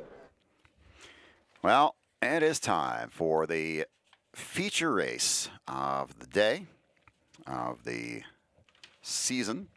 And, well, actually, let's hold off on that for a second. The order of finish just came in for the 14th race. Following the 1-4-7, number 3 Country Dancing was 4. fourth. Number 10, Skepticism, finished fifth. Number 8, Fancy Like Lou, was sixth. Number 5, Flojo Hanover, seventh. Number 2, Sweet Briar, was eighth. The 6th, Dancing with Poppy, was ninth. And number 9, Kiki Lou Kiki, finished 10th. Top down, it's 184, 279, 36, 10, and 5 on the bottom of the mile, 151 and 4/5. Now we move on to the 58th edition of the Delvin Miller Adios Pace for the Orchids. 3-year-old open pace going for a purse of $350,000. Equipment change. The one Noblesville is adding a Murphy blind on the right side of the bridle. Once again in this 15th race, number 1 Noblesville is adding a Murphy blind to the right side of the bridle. Pick 5's closing out here. We do have some uncovered, so there are a couple of 4 or 5s. The favorite among the covered combination is number 4, Captain Albano. Well, let's look at the doubles now. He's the favorite in the doubles at $18. He was the favorite in the pick 5 as well.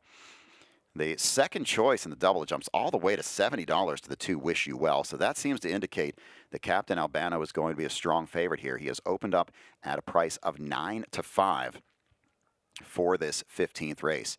We've got 13 minutes to go until post time. We have guaranteed pools here. The trifecta pool is guaranteed to $50,000. The superfecta pool is guaranteed to $25,000. So some big guarantees here in this 15th race. Wager now.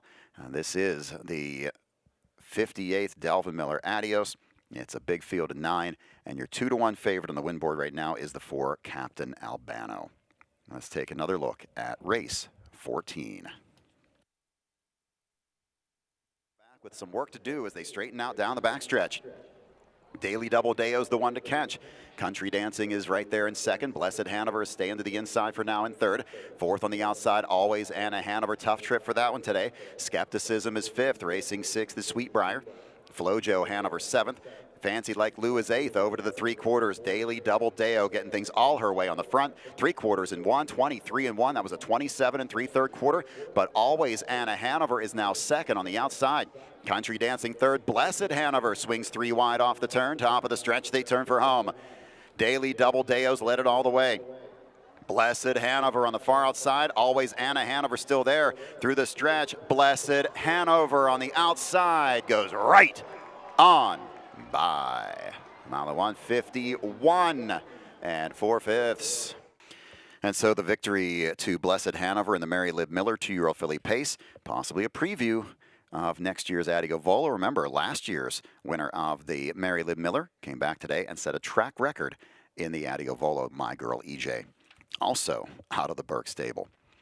11 minutes on the board, 11 till post for race 15. The Delvin Miller Adios Pace for the Orchids. $350,000 is the purse. Once again, guaranteed trifecta pool to $50,000. Guaranteed superfecta pool to $25,000. There was a driver choice to be made here. Ronnie Wren was named on the 1 and the 3. Noblesville and Outer Banks, both from the Burke stable. And Wren takes the 1, Noblesville. Last week, 2 elimination races. Wish You Well, an upset winner. He went off at 28 to 1 last week and won in a career best 149 and 1. Captain Albano took a very different route, whereas Wish You Well came from 7th, which was last at the 3/4 to win.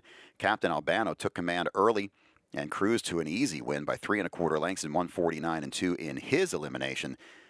They got to select their posts. Wish You Well and Captain Albano picked posts 2 and 4 respectively. After that, the other 7 posts were done by luck of the draw. Hunting for Chrome getting the worst spot here with the outside 9 post. Clever Cody's got a better spot today than he had last week, which I think could make a difference. Morning line for this one says the 4 Captain Albano, 4, 2, 5, 9, and 7. In these types of races, I like to try to find some value, but I just ended up with Captain Albano and Wish You Well as the top 2. Kevin and Mike will talk about their selections coming up. Right now, let's send it down and find out some thoughts on this Adios from Gabe and Donnell. Thanks so much, Jeff. And the one we've been waiting on, Donnell, so to speak here. This is a signature event here each and every year. Washington, Pennsylvania, the Adios here at the Meadows. And as usual, Donnell, it's drawn a good field, good crowd, and good weather. We're very happy about that. Yeah, beautiful weather. We have 350,000 on the line.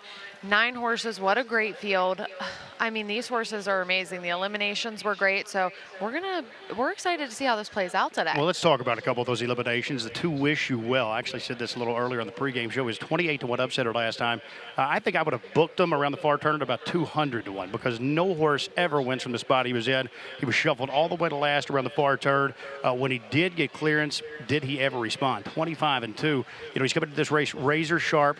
My question is, you know, are things that set up that perfectly for him? He had a toward pace to chase. He didn't really do any work into the final eighth of a mile. He got out and made one run. You know, today, will he have to be used a little earlier, a little more aggressively? Will he have to be in that outer flow? You know, can he handle that test? That's my question. It's going to be interesting, and I mean, they did pick the same post that they had last week, the 2-hole, so maybe they're hoping it works out the same and have that quick burst at the end. I mean, that was a closing quarter. No, here's my question for you. They picked post 2. It wins at about 13.5% here at the Meadows. The connections of Captain Albano picked post 4, wins at about 14.5%. Every 5/8 track in the world, post 5 is by far the most successful post. Over 19%, nearly 20% win clip. You get to start right behind that gate. We saw the same thing at Pompano. Really, 85/8 track. Why does no one ever pick post 5? Well, you know what? It's interesting, though, because Clever Cody got post 5, and he likes to leave. So this is a good spot for him.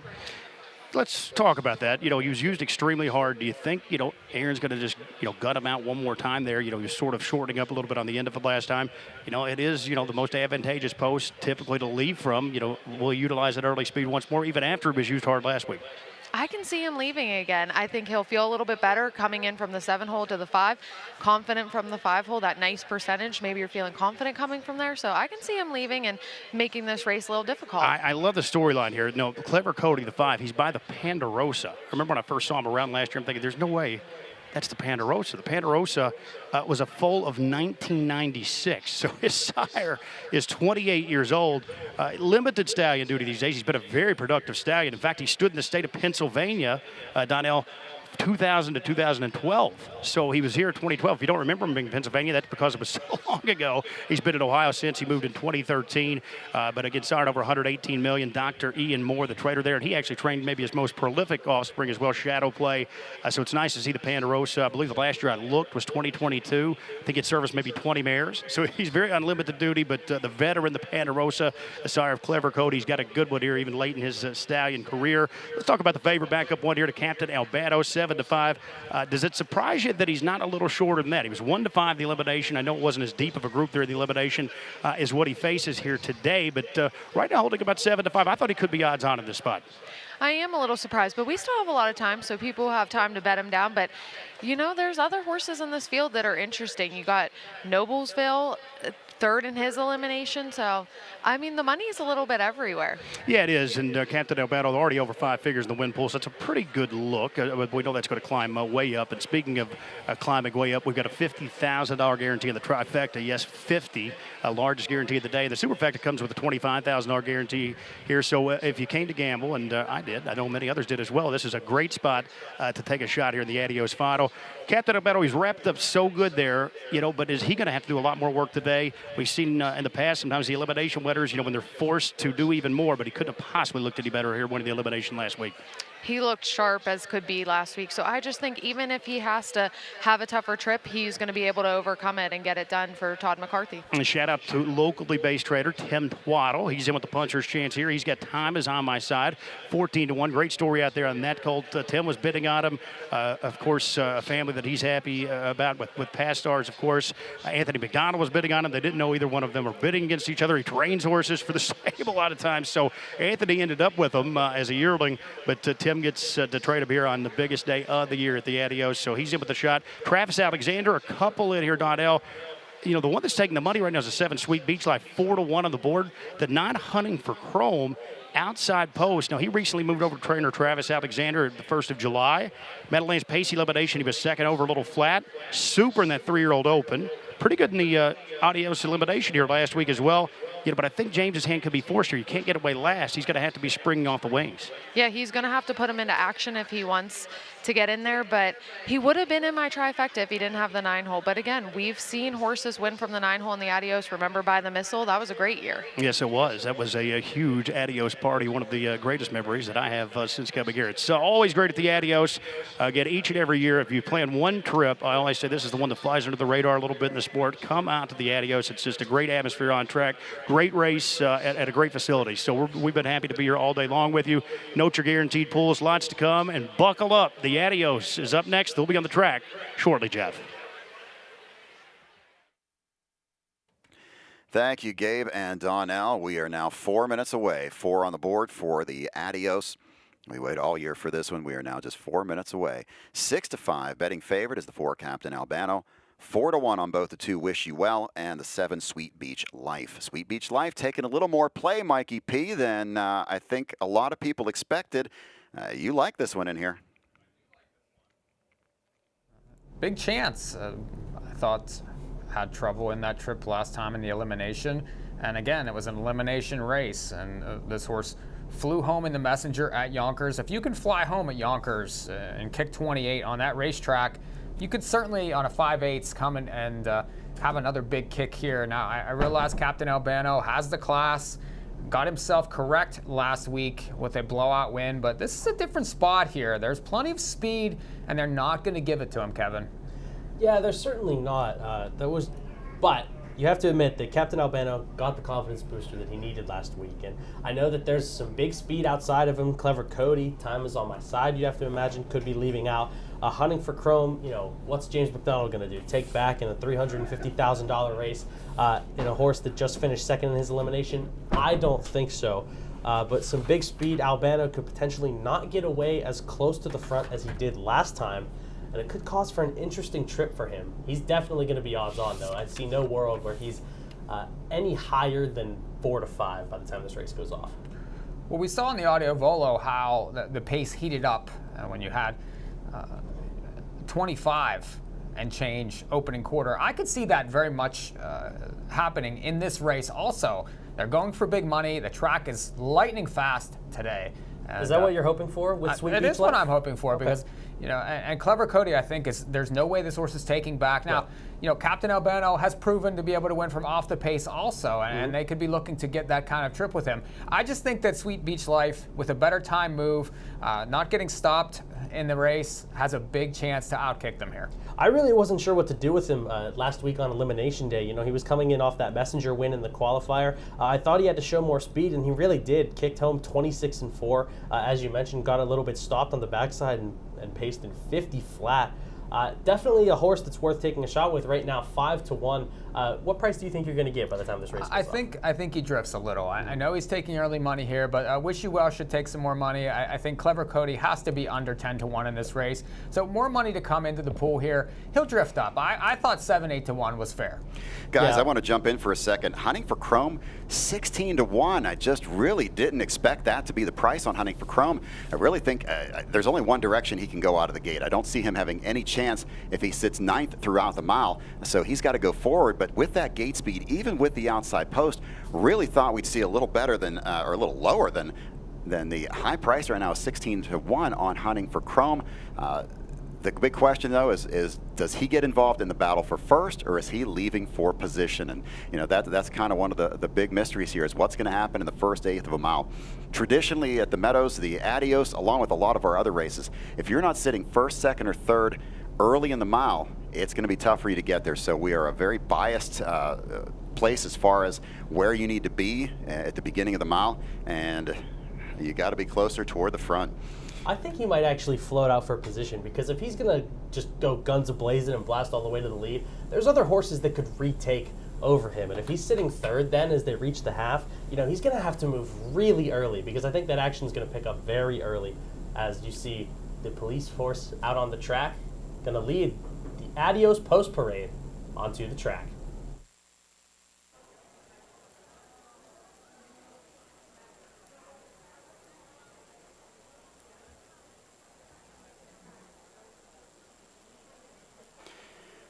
Once again, Hollywood Casino at the Meadows would like to welcome the Pennsylvania State Mounted Police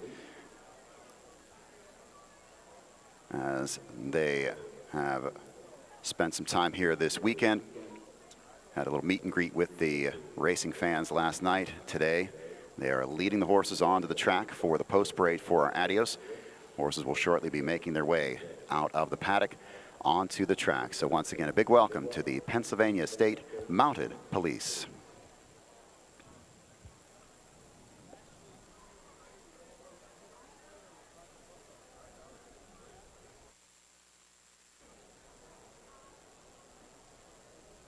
Seven to 5 right now on the 4. Captain Albano is the top choice. 5 to 2 on the 2. Wish You Well. A little closer than I would have expected as far as the prices between the 4 and the 2. I think those multi-race wagers are an indication that the late play is going to strongly lean toward Captain Albano as we get closer to post time. Well, the stakes record for the Adios, it was in an elimination of 147-1. That was Poppy Rob Hanover back in 2020. But last year, It's My Show had the fastest final in the Adios of 147-4. They're both track records because Poppy Rob Hanover, as a colt, It's My Show, a gelding, so both were track and world records. It's time for the post parade. This is your field for the Adios.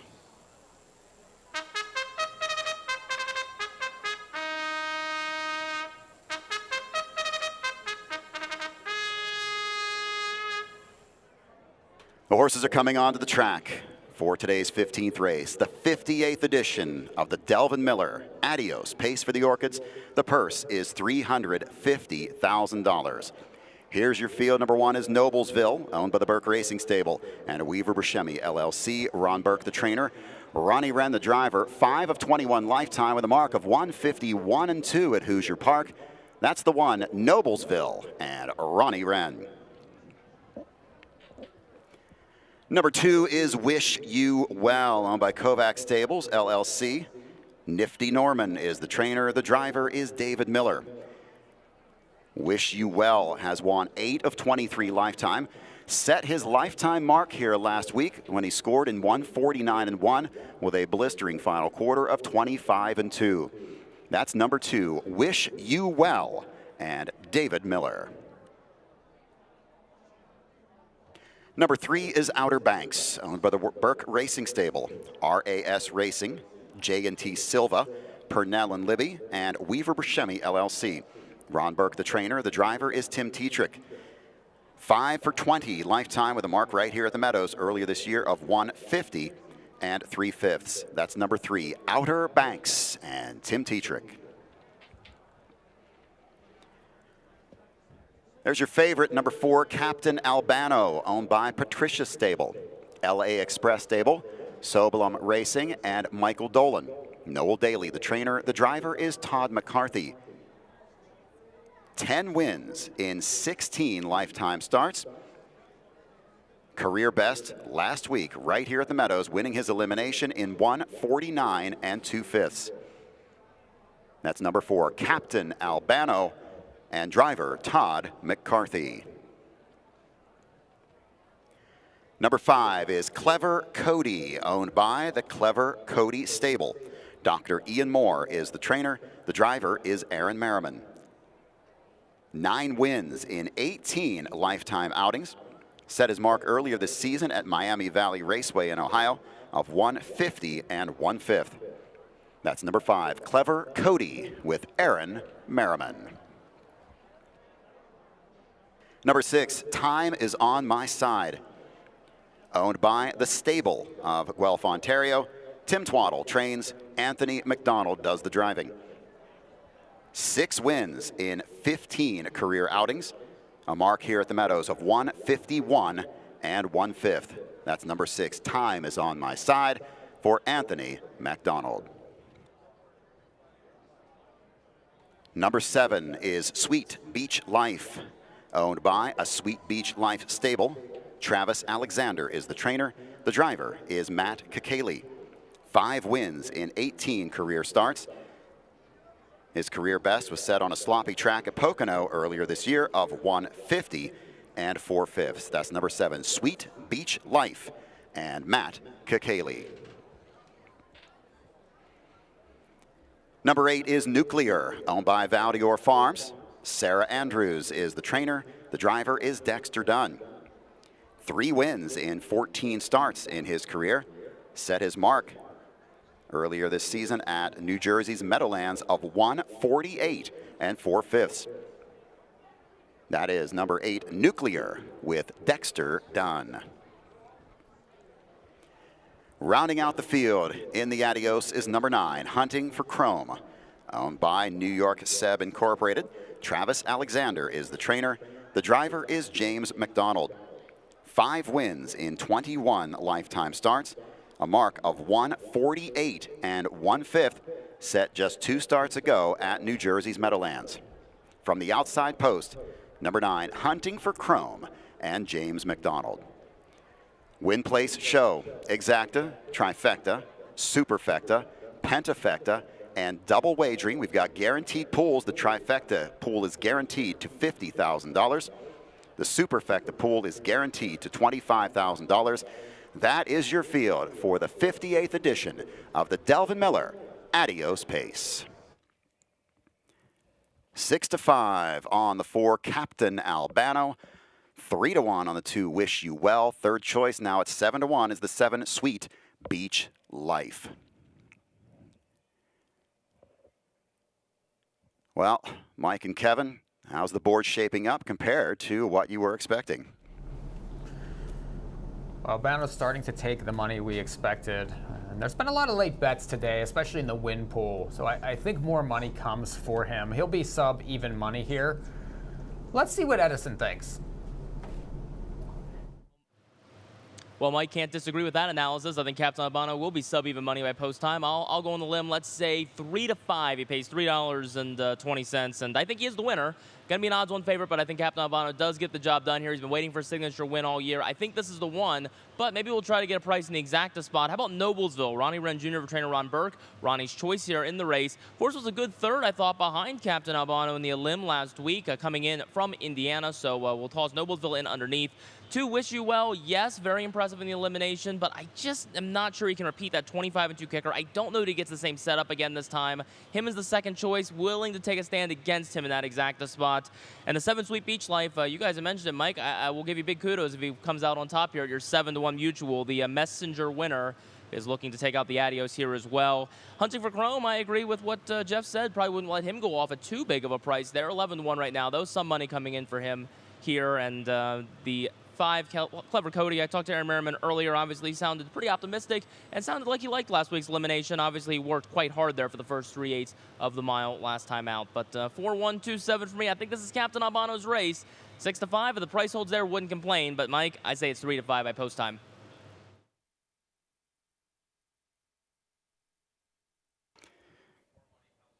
Albano. Jeff, some money is coming for Hunting for Chrome, but still 11-1 on the board. Yeah, a little higher than I would have expected. We'll see if the late play comes in, but no surprise with Captain Albano, 6-5. Wish You Well as the second choice. Thought Clever Cody would actually be the third choice in here, but it's Sweet Beach Life. I mean, there's not a whole lot of money separating them right now. And as you said, the money is coming in. But how about if you're talking about Hunting for Chrome at 11-1, what about Noblesville taking play? He's now down to 10-1, and he continues to drop. Well, that was the first I've heard of Edison Hatter liking Noblesville in the exacta spot, stealing my thunder here. That's the one I like in the exacta. I really didn't think he raced too bad in his first Meadows start. Kicked 26-4 behind Captain Albano. With all this big speed, I think he's got a chance to just sort of ride along, and if he finds a seam late and charges hard, I think he's a really good bet here in for second behind Captain Albano if you're a big fan of him. So that's who I like in for second. Really curious about how Wish You Well gets bet in these last couple flashes here. That last race of his in the Elims was just such an anomaly. Really curious to see, even with a potential hot pace, will he be able to repeat it? All right, guys, thank you for great analysis throughout the day. Don't forget, we still have one more race after this one, but this is the one we came to see. Field has reached the gate. The wings of the gate have opened. 6-5 on the 4, Captain Albano. 5-2 on the 2, Wish You Well. A field of 9 moving in, moving up for the start of race 15.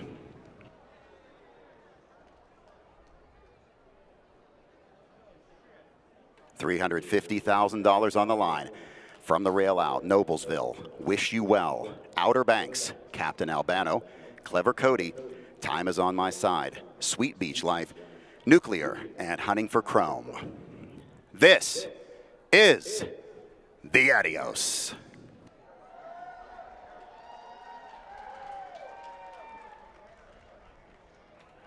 And they're off in the Adios. It's Wish You Well going for the front today with the 9 Hunting for Chrome. Between horses, the 4, Captain Albano.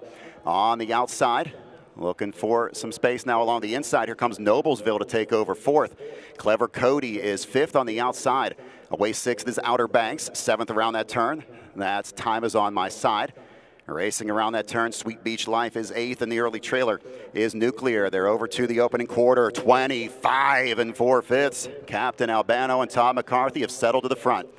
Racing along the inside as they pass the grandstand in 2nd. It's Hunting for Chrome. Parked on the outside is Clever Cody, pressing the pace early. Wish You Well is 4th. 5th is Noblesville. Racing 6th is Outer Banks. 7th is Time Is On My Side. Racing to the outside comes Sweet Beach Life from 8th, and the trailer is Nuclear. Heading to the halfway point in the Adios, Captain Albano is there in 54 flat. Clever Cody stung on the outside, but he's still moving forward. Hunting for Chrome's loaded with pace. He's locked in 3rd as they race down the backstretch. Closing ground on the outside. That's Time Is On My Side. He's now 4th. Wish You Well is buried along the inside in 5th. Outside 6th is Sweet Beach Life. Racing 7th is Noblesville. As they move into the turn and head for the 3/4, Captain Albano's got a 1/4 mile to go in the Adios. Clever Cody's never seen the pylons. Time Is On My Side, steps 3 wide. 121 2 for the 3/4. Still biding his time along the inside. Hunting for Chrome looks to have pace. They reach the top of the stretch in the Adios, and they're on their way home. Captain Albano with the lead brings them into the stretch. Hunting for Chrome's got a clear path now. Wish You Well's trying to find room. He finds his best stride late, but through the stretch, Captain Albano with the lead. Wish You Well's closing late. Captain Albano hanging on for the Adios win in 1:49 2.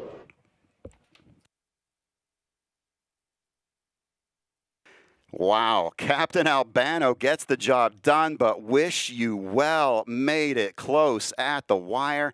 If there was another 50 feet, it might have been a different story.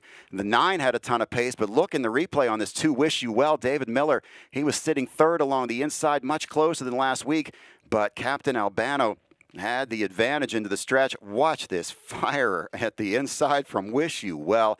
A huge close. He had 2.5, 3 to make up in the final strides and nearly got there. 4, 2, 6. How about some props here for the local horse? Time Is On My Side at 35 1. He gets 3rd. The 9 Hunting for Chrome 4th, and another local, Noblesville, for 5th in the Pentafecta. 4, 2, 6, 9. And 1 is on the board. Captain Albano, Todd McCarthy, Adios champions. Wow, Wish You Well. He has a big closing kick. My goodness.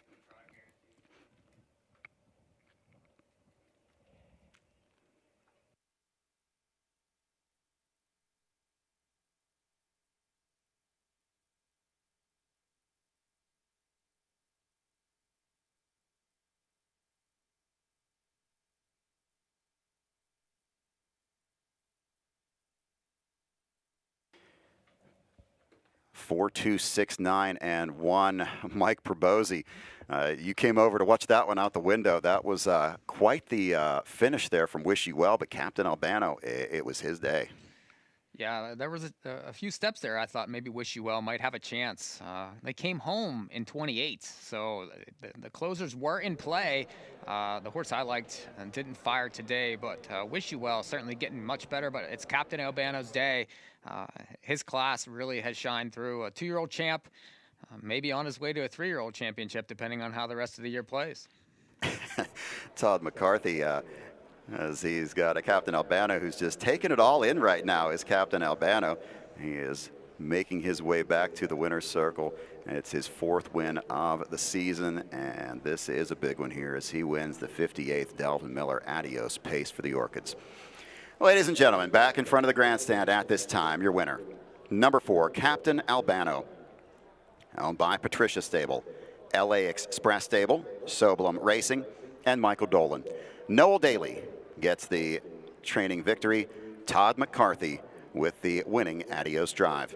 Captain Albano, 3-year-old colt by Captain Treacherous out of the American Ideal mare, Angel Lou, has now won 11 times in 17 starts in his career. He equals his career best today with the effort of 149 and 2/5. Making the presentation in the winner's circle is Matt Heiskell, the general manager of Hollywood Casino at the Meadows. Congratulations to the connections of Captain Albano, winning the 58th Delvin Miller Adios Pace for the Orchids in 149 and 2/5. Mike, should I say it? I mean, 3 people are going to get it. I wanted to use it. It was just too close of a finish that Colts just want to have fun. You should See, use it. Yeah, 3 people got that. That's about it, though. The Rock and Wrestling, Cyndi Lauper. There you go. See, you're old, too. I am. Yeah. How about Tom is on my side, though, for the stable and for Tim? You know, the saddle pads, I'm used to different looks, and I'm looking, and I thought, okay, that's Anthony on the outside. 4th, he got into a second over spot. Clever Cody, I mean, he pressed the pace as much as he could. Just did not work out for him today. The 9 got the jump, a big jump at the start for James McDonald and Hunting for Chrome. He hustled that horse off the gate. But again, think about it. Wish You Well left pretty well. If Wish You Well ends up in the pocket instead of sitting 3rd, it's going to be very interesting coming down the stretch. But we don't know, too, how much Captain Albano may have had left. I don't know that he was really all out there. It was a 54 half, 25 4/4, but Captain Albano was just very, very sharp today. We're going to be going down to the winner's circle in just a few moments for some interviews down there. Edison Hatter getting into place with Todd McCarthy. Well, he talked to Todd earlier today, and now he's got Todd McCarthy in the winner's circle. So, Edison, take it away. Thanks. Thank you very much there, Jeff Zidek, joined by Todd McCarthy quickly because he's got a flight to catch back out to the Meadowlands. Todd, Captain Albano, we talked about him before the race. How impressive was he here? He was awesome, Edison. You know, it's he was that first half was so salty, and that first quarter getting around, being off the rail like that, it just showed his heart and how tough the horse really is. So to hang in there like he did and finish up, I was so proud of him today. And what about coming through the stretch? Talk us through it. We heard Jeff several times in the call say Hunting for Chrome seemed to be traveling well from the pocket. Were you worried about him and others closing late? Yeah, you know, I could hear him breathing down my neck there, and James, I felt like he had a lot of horse under him. I was kind of looking around to see where Davey got to. I figured he was buried on the rail somewhere. I know that horse, he showed such a good turn of foot last week, so he gave me a little bit of a shock there late in the stretch, but as soon as I caught on Albano again, he gave me a little bit more, and it was enough to get the job done. And Todd, we chatted a little bit earlier today about your 4 years or so here in North America, and you've just been checking off the classic races here on the Grand Circuit. The Adios, yet another notch to the belt. What's it mean to you? It's huge, Edison. I've been out here and lucky enough to compete in this race a couple of times, but to actually to win it is pretty special. I know it's a great track to be at. There's a huge crowd here, and no, it's definitely it's very special. Well, Todd, congratulations to you and the Connections Captain Albano. A victory today in the Adios. Yep. Thank you very much. Cheers. Edison Hatter and Todd McCarthy in the winner's circle. Here are your Adios payoffs. Number 4, Captain Albano, your winner, $3 to win, $2.10 to place, and $2.10 to show. Number 2, Wish You Well, $3 and $2.60. Number 6, Time Is On My Side, $4.80 to show. 4-2 Exacta pays $6.80. 4-2-6 in the try, $88 even. Superfecta pays $48.42. The Pentafecta, $426. Double 1 and 4 pays $18. Your Adios Pick 5 returns $374.10. Your Adios 20-cent Pick 8 And now I got to wait for it to cycle back around again. 4-2-6-9 across the wire. We'll wait for that Adios pick 8 to come back around on your screen. There it is at $2,125. Number 9, Hunting for Chrome, finished 4th. The 1, Noblesville, was 5th. Number 8, Nuclear, was 6th. The 3, Outer Banks, was 7th. Number 7, Sweet Beach Life, was 8th. And the 5, Clever Cody, finished 9th. From the top down, it's 5-2-7, 1-9-3, 8, 6, and 4 on the bottom. The opening quarter was 25-4. The half in 54 seconds. 3 quarters went in 1:21-2, and the time for the mile was 1:49 2/5. Well, we are not finished yet. We've got 9 minutes on the board for our 16th race of the day.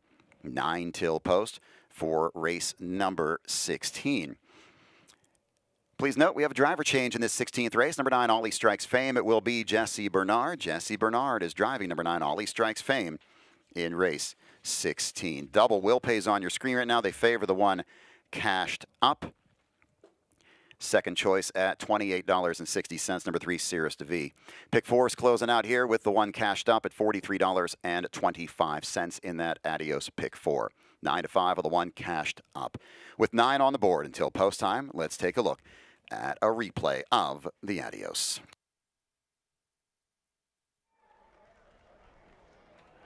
And they're off in the Adios. It's Wish You Well going for the front today with the 9 Hunting for Chrome. Between horses, the 4 Captain Albano. On the outside, looking for some space now along the inside. Here comes Noblesville to take over 4th.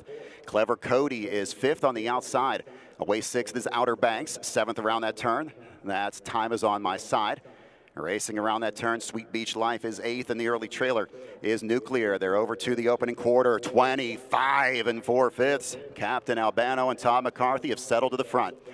Racing along the inside as they pass the grandstand in second. It's Hunting for Chrome. Parked on the outside is Clever Cody, pressing the pace early. Wish You Well is 4th. 5th is Noblesville. Racing 6th is Outer Banks. 7th is Time Is On My Side.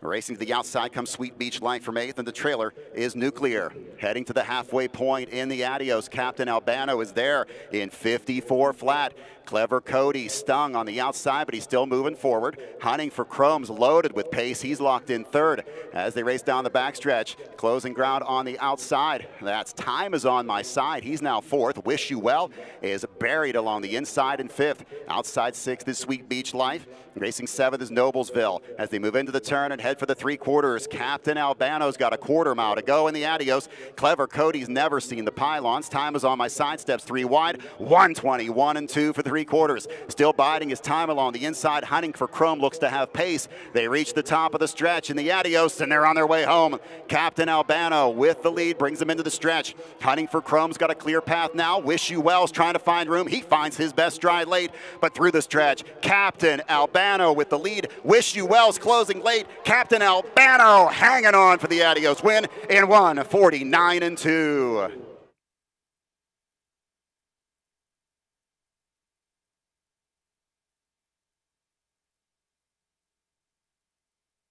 Captain Albano off at 1-2, scores in the Adios pace over Wish You Well, and Time Is On My Side. 4-2-6-9. There's the margin of victory. There's your photo in the Adios. It was a neck win for Captain Albano.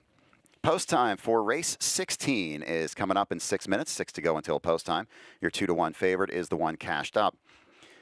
Number 9, Ollie Strikes Fame. The driver will be Jesse Bernard.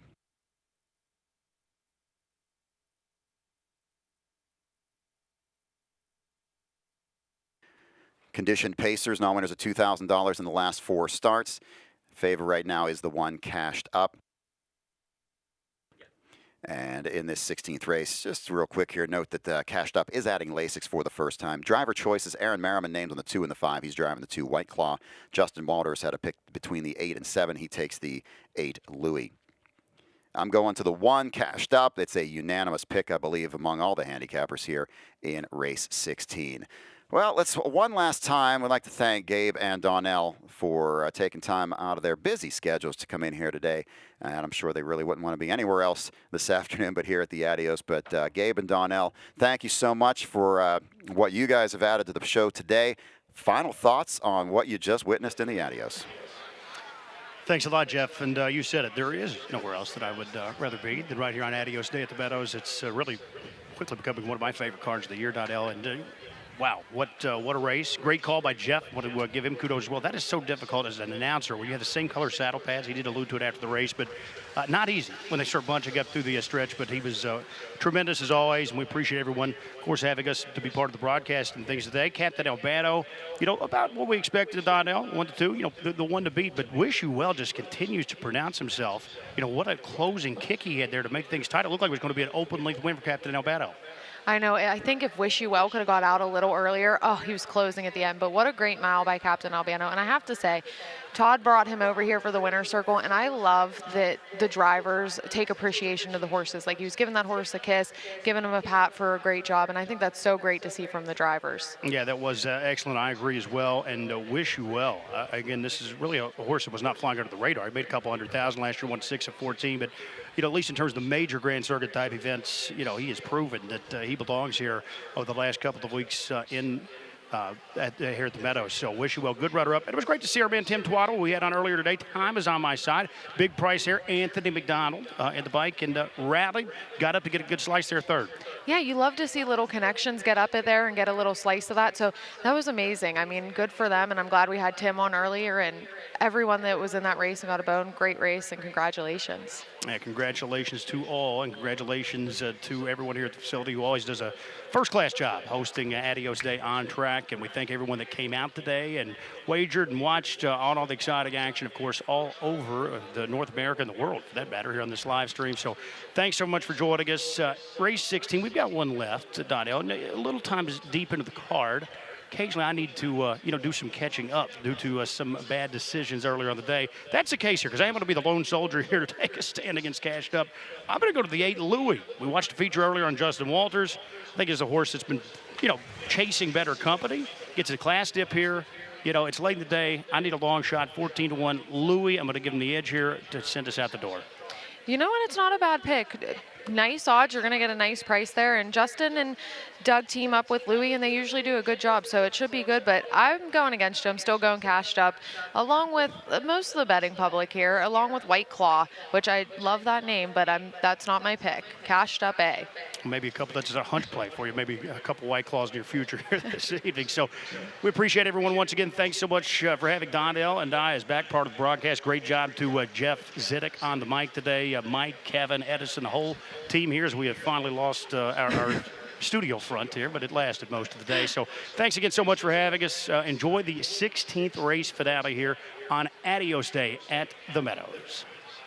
Thank you, Gabe. Thank you, Donnell. And I'm actually going to step aside for this last race, too.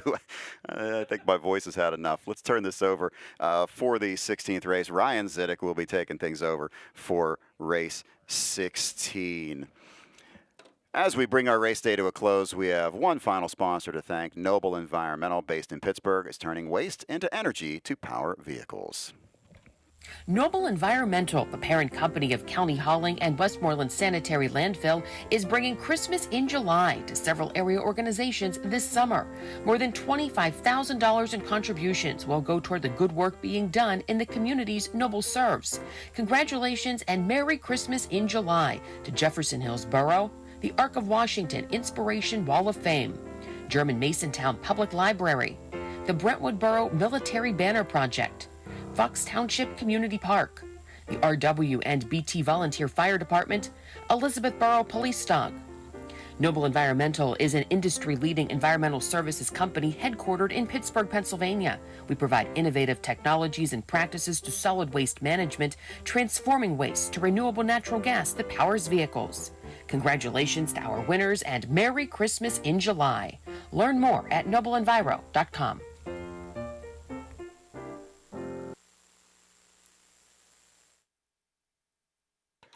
And thank you to Noble Environmental for that commercial there. As we get ready for the 16th and final race on this Adios card. Turning the lines over to the next generation for this final race, huh? Nothing better than that. As we've got 0 minutes to post time, myself, Kevin Plaucha, and Ryan Zidek here with you to guide you to the last few minutes of this racing card here at the Meadows. Real quick before the post parade, I like 1634 cashed up A. Just missed last time out as we take a look at the driver choices once again. Aaron Merriman takes the 2 over the 5. You know, Donnell, I'm not really sure about liking that name White Claw. I've had them in the past. They're not that good. And Justin Walters had a driver choice as well. Takes the 8. Louis over the 7. Ants Marching. 2-1 favorite right now is Cashed Up A, coming off that very solid second place finish at 7-1 from a bad post. I thought he was really logical in there off the drop in class, but he had a bad post. Thought he could beat Mickey Minaj. Just came up short there. No Mickey Minaj in here. This is kind of a wide open group of 9 here. Unanimous pick of the 1, but I don't think it's that clear cut. We'll talk more about it after the post parade for the finale.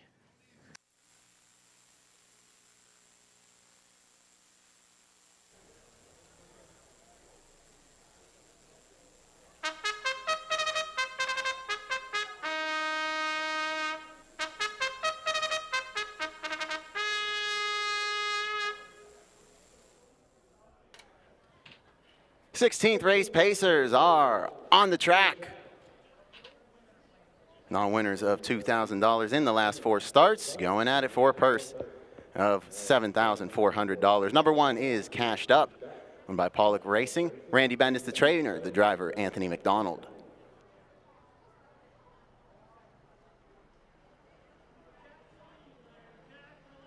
Number 2 is White Claw, owned by the Untouchable Stable. Pete Stratton, the trainer, driver, is Aaron Merriman.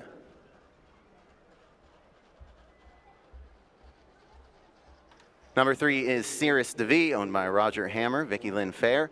Roger Hammer, the trainer, driver, is Brady Brown.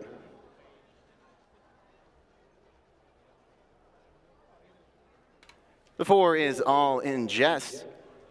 Maurice and Colleen Kinney. Rich Perfito trains Jack Killeen in the bike.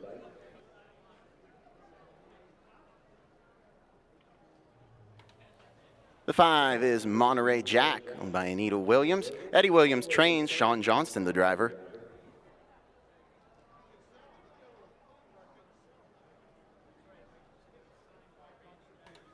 Number 6 is Samson Blue Chip, owned by Carl Cochalone, Mark Sosavica. Carl Cochalone, the trainer, the driver, is Lucas Myers.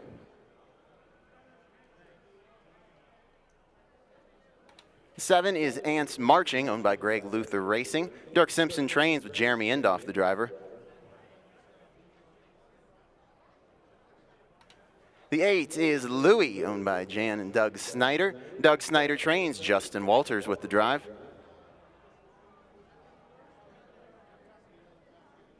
And rounding out this field on Adios Day is the 9 Ollie Strikes Fame, owned and trained by Jacob Fox. The driver is Jesse Bernard. Exacta trifecta, 20-cent superfecta wagering here on today's 16th and final race on what has been a wonderful Adios Day here at the Meadows. Kevin Plaucha, did you have a good time? Oh, did I have a good time? Are you kidding me? I was here at the Meadows on the broadcast for Adios Day. I don't even need to be on the broadcast. I just need to be here to have a good time. And just an absolute blast representing NahooPicks.com with Mike Probosi, Nahoo Mikey P. Tried to do our best. Mike gave out a ton of winners. I had some good opinions and just couldn't cash when it mattered, but gave out a couple good ones today. And definitely excited to be back. It just stinks that we have to wait 365 more days for the next Adios Day. Tom, if you're listening down there, Kevin Plaucha wants some more 16 race cards throughout the year. That's all I'm hearing. Well, I'll tell you what. One person who doesn't want more 16 race cards is Jeff Zidek. But you might. You know what? The man, the sooner we can wear out his voice, could make a lot of people happy. I don't know. I don't want to start. A lot of people. What are we going to create a Jeff Zidek hate club up here? I don't think that's the idea. That's a really good band name, though, isn't it? Go ahead and create that band. 16th race finale time here on Adios Day. Just an absolutely gorgeous day all throughout. Blue skies shining. Perfect day for some awesome racing. Just a quick thanks to everybody for making this possible. Everyone involved here at the track, all the owners, trainers, horsemen, horsewomen, all the horses.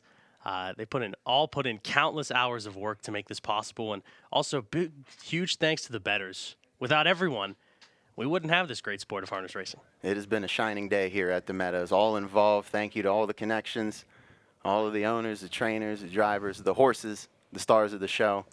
And Our Meadows team here. And the final star of the show is Ryan Zidek, who gets to call this day home, this Adios day.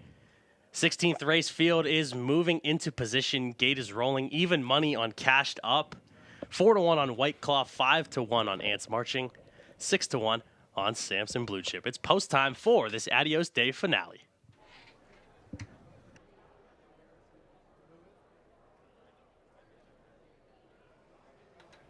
As starter Joe Denman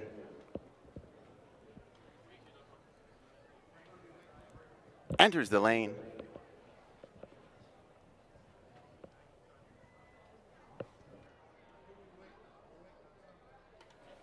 Wings are out on the starting gate for today's 16th and final race of Adios Day 2024. We'd like to thank you all so much for joining us as this 16th race field is in behind the gate. It's time to say adios, adios.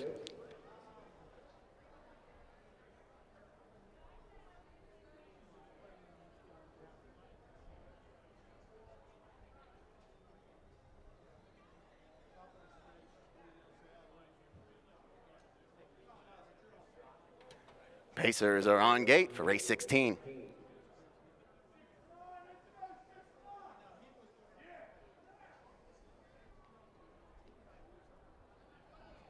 They're off between horses. That's the 4 All In Jest. To the outside second, that's the 6 Samson Blue Chip. Away third on the inside is the 1 Cashed Up. Away fourth is the 2 White Claw. Outside fifth, that's the 3 Sirius to V. Sixth is the 5 Monterey Jack. Away seventh is the 7 Ants Marching. The 8 Louis is eighth, and the 9 Ollie Strikes Fame will settle at the back. Race around that first corner over towards that opening quarter mark. Out and moving on the outside. Here comes Anthony McDonald and Cashed Up. Going to the front. All In Jest. Took him to a 27-second opening quarter, but Cashed Up on the engine. Racing second is All In Jest. Third is Samson Blue Chip. Racing fourth, that's White Claw. Fifth is Sirius to V. So they'll head into the turn now. Sixth is Monterey Jack. Racing seventh. That's Ants Marching. Louis paces in eighth, and Ollie Strikes Fame can see them all as they head towards that halfway point. Cashed Up, the 1-5 favorite, gets them there in 56 seconds, 29 seconds, second panel. They're on to the backside now, out and moving on the outside. Here comes Lucas Myers and Samson Blue Chip. Will come first over. All In Jest stays to the inside third, outside fourth, that's Sirius to V. Inside fifth is White Claw, outside sixth, that's Monterey Jack. To the inside seventh is Ollie Strikes Fame. Ants Marching on the outside eighth. Here comes Louis 3 wide now as they race over towards that 3-quarter mark. In 1, 23 and 2, 27 and 2 backside. As they race around that final turn, Cashed Up in command of this field. 4 wide coming from the back. Here comes Sean Johnson and Monterey Jack. 5 wide now. They're at the top of the stretch coming home. Cashed Up in control of this field. All In Jest trying to keep up to the lightning lane comes White Claw, but through the lane, Cashed Up is going to win the nightcap here. Cashed Up in 1, 52 and 2. Well, Anthony McDonald and Cashed Up, we'll close out Adios Day 2024 with the victory. Got away third, didn't want to sit, was able to come to the outside, take that lead past that opening quarter mark, and did not look back. Big moves being made there in the pack. Throw a blanket over the rest of the field. It was all happening behind Cashed Up. Anthony McDonald. 152, 2/5.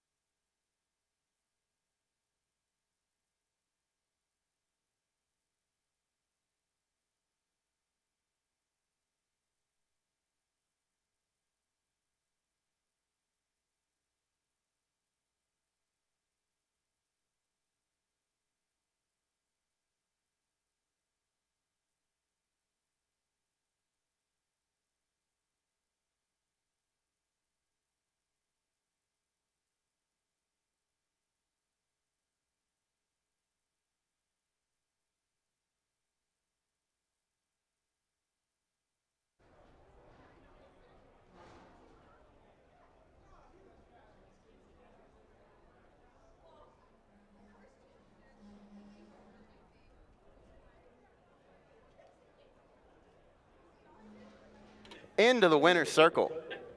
Your winner of today's 16th and final race, number 1, Cashed Up. Owned by Pollock Racing LLC of Venetia, PA. Randy Bendis with the training victory. Anthony McDonald picks up the winning drive on Cashed Up. Second win on the season, 18th career victory in 87 lifetime starts. Gets the Adios Day win, 152 2/5.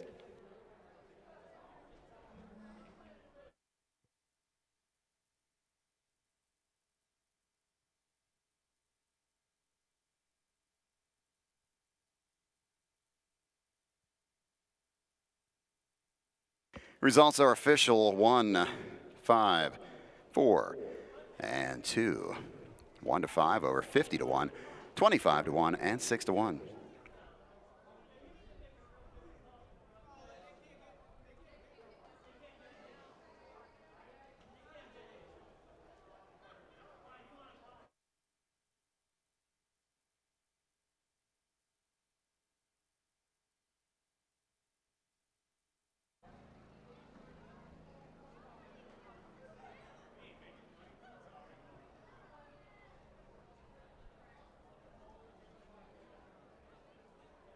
Payoffs in the 16th, number 1 Cashed Up, 260, 220, and 220. Number 5 Monterey Jack, $21 to place and $11.40 to show. Number 4 All in Jest, $7.40 for the show ticket. The exacta 1-5, $44.80. 154 in the try pays $270.80. Superfect is good for $173.94. The double 4 and 1 pays $4.80. All 4 in the Adios pick 4, $43.25. Number 2, White Claw was 4th. Number 3, Cirrus DeVille was 5th. And number 8, Louis finished 6th. The 9, All These Strikes Fame was 7th. Number 7, Ants Marching was 8th. Number 6, Samson Blue Chip finished 9th. From the top down, it's 1, 4, 5, 3, 2, 9, 8, 6, and 7 on the bottom. Time for the mile was 152 2/5. Well, that is going to wrap up our card for today. Please note, we've got a special post time next Saturday. We're back on Wednesday with live racing at 12:45, our usual Wednesday and Thursday at 12:45, Friday evening under the lights at 5:10. But next Saturday is Hambletonian Day at New Jersey's Meadowlands. So we are going to push our card a little later, and we're going to go next Saturday at 5:10. So 2 evening cards next week, Friday and Saturday, each at 5:10 p.m. So be sure to join us. If you had some fun today, come on back next weekend. That will wrap things up for the broadcast today. Thank you to everyone that watched and played our races today, and for our fans that came out. And on behalf of Gabe, Donnell, Kevin, Mike, Edison, and Ryan, this is Jeff Zidek. Thanks for tuning in. Here's a replay of race 16.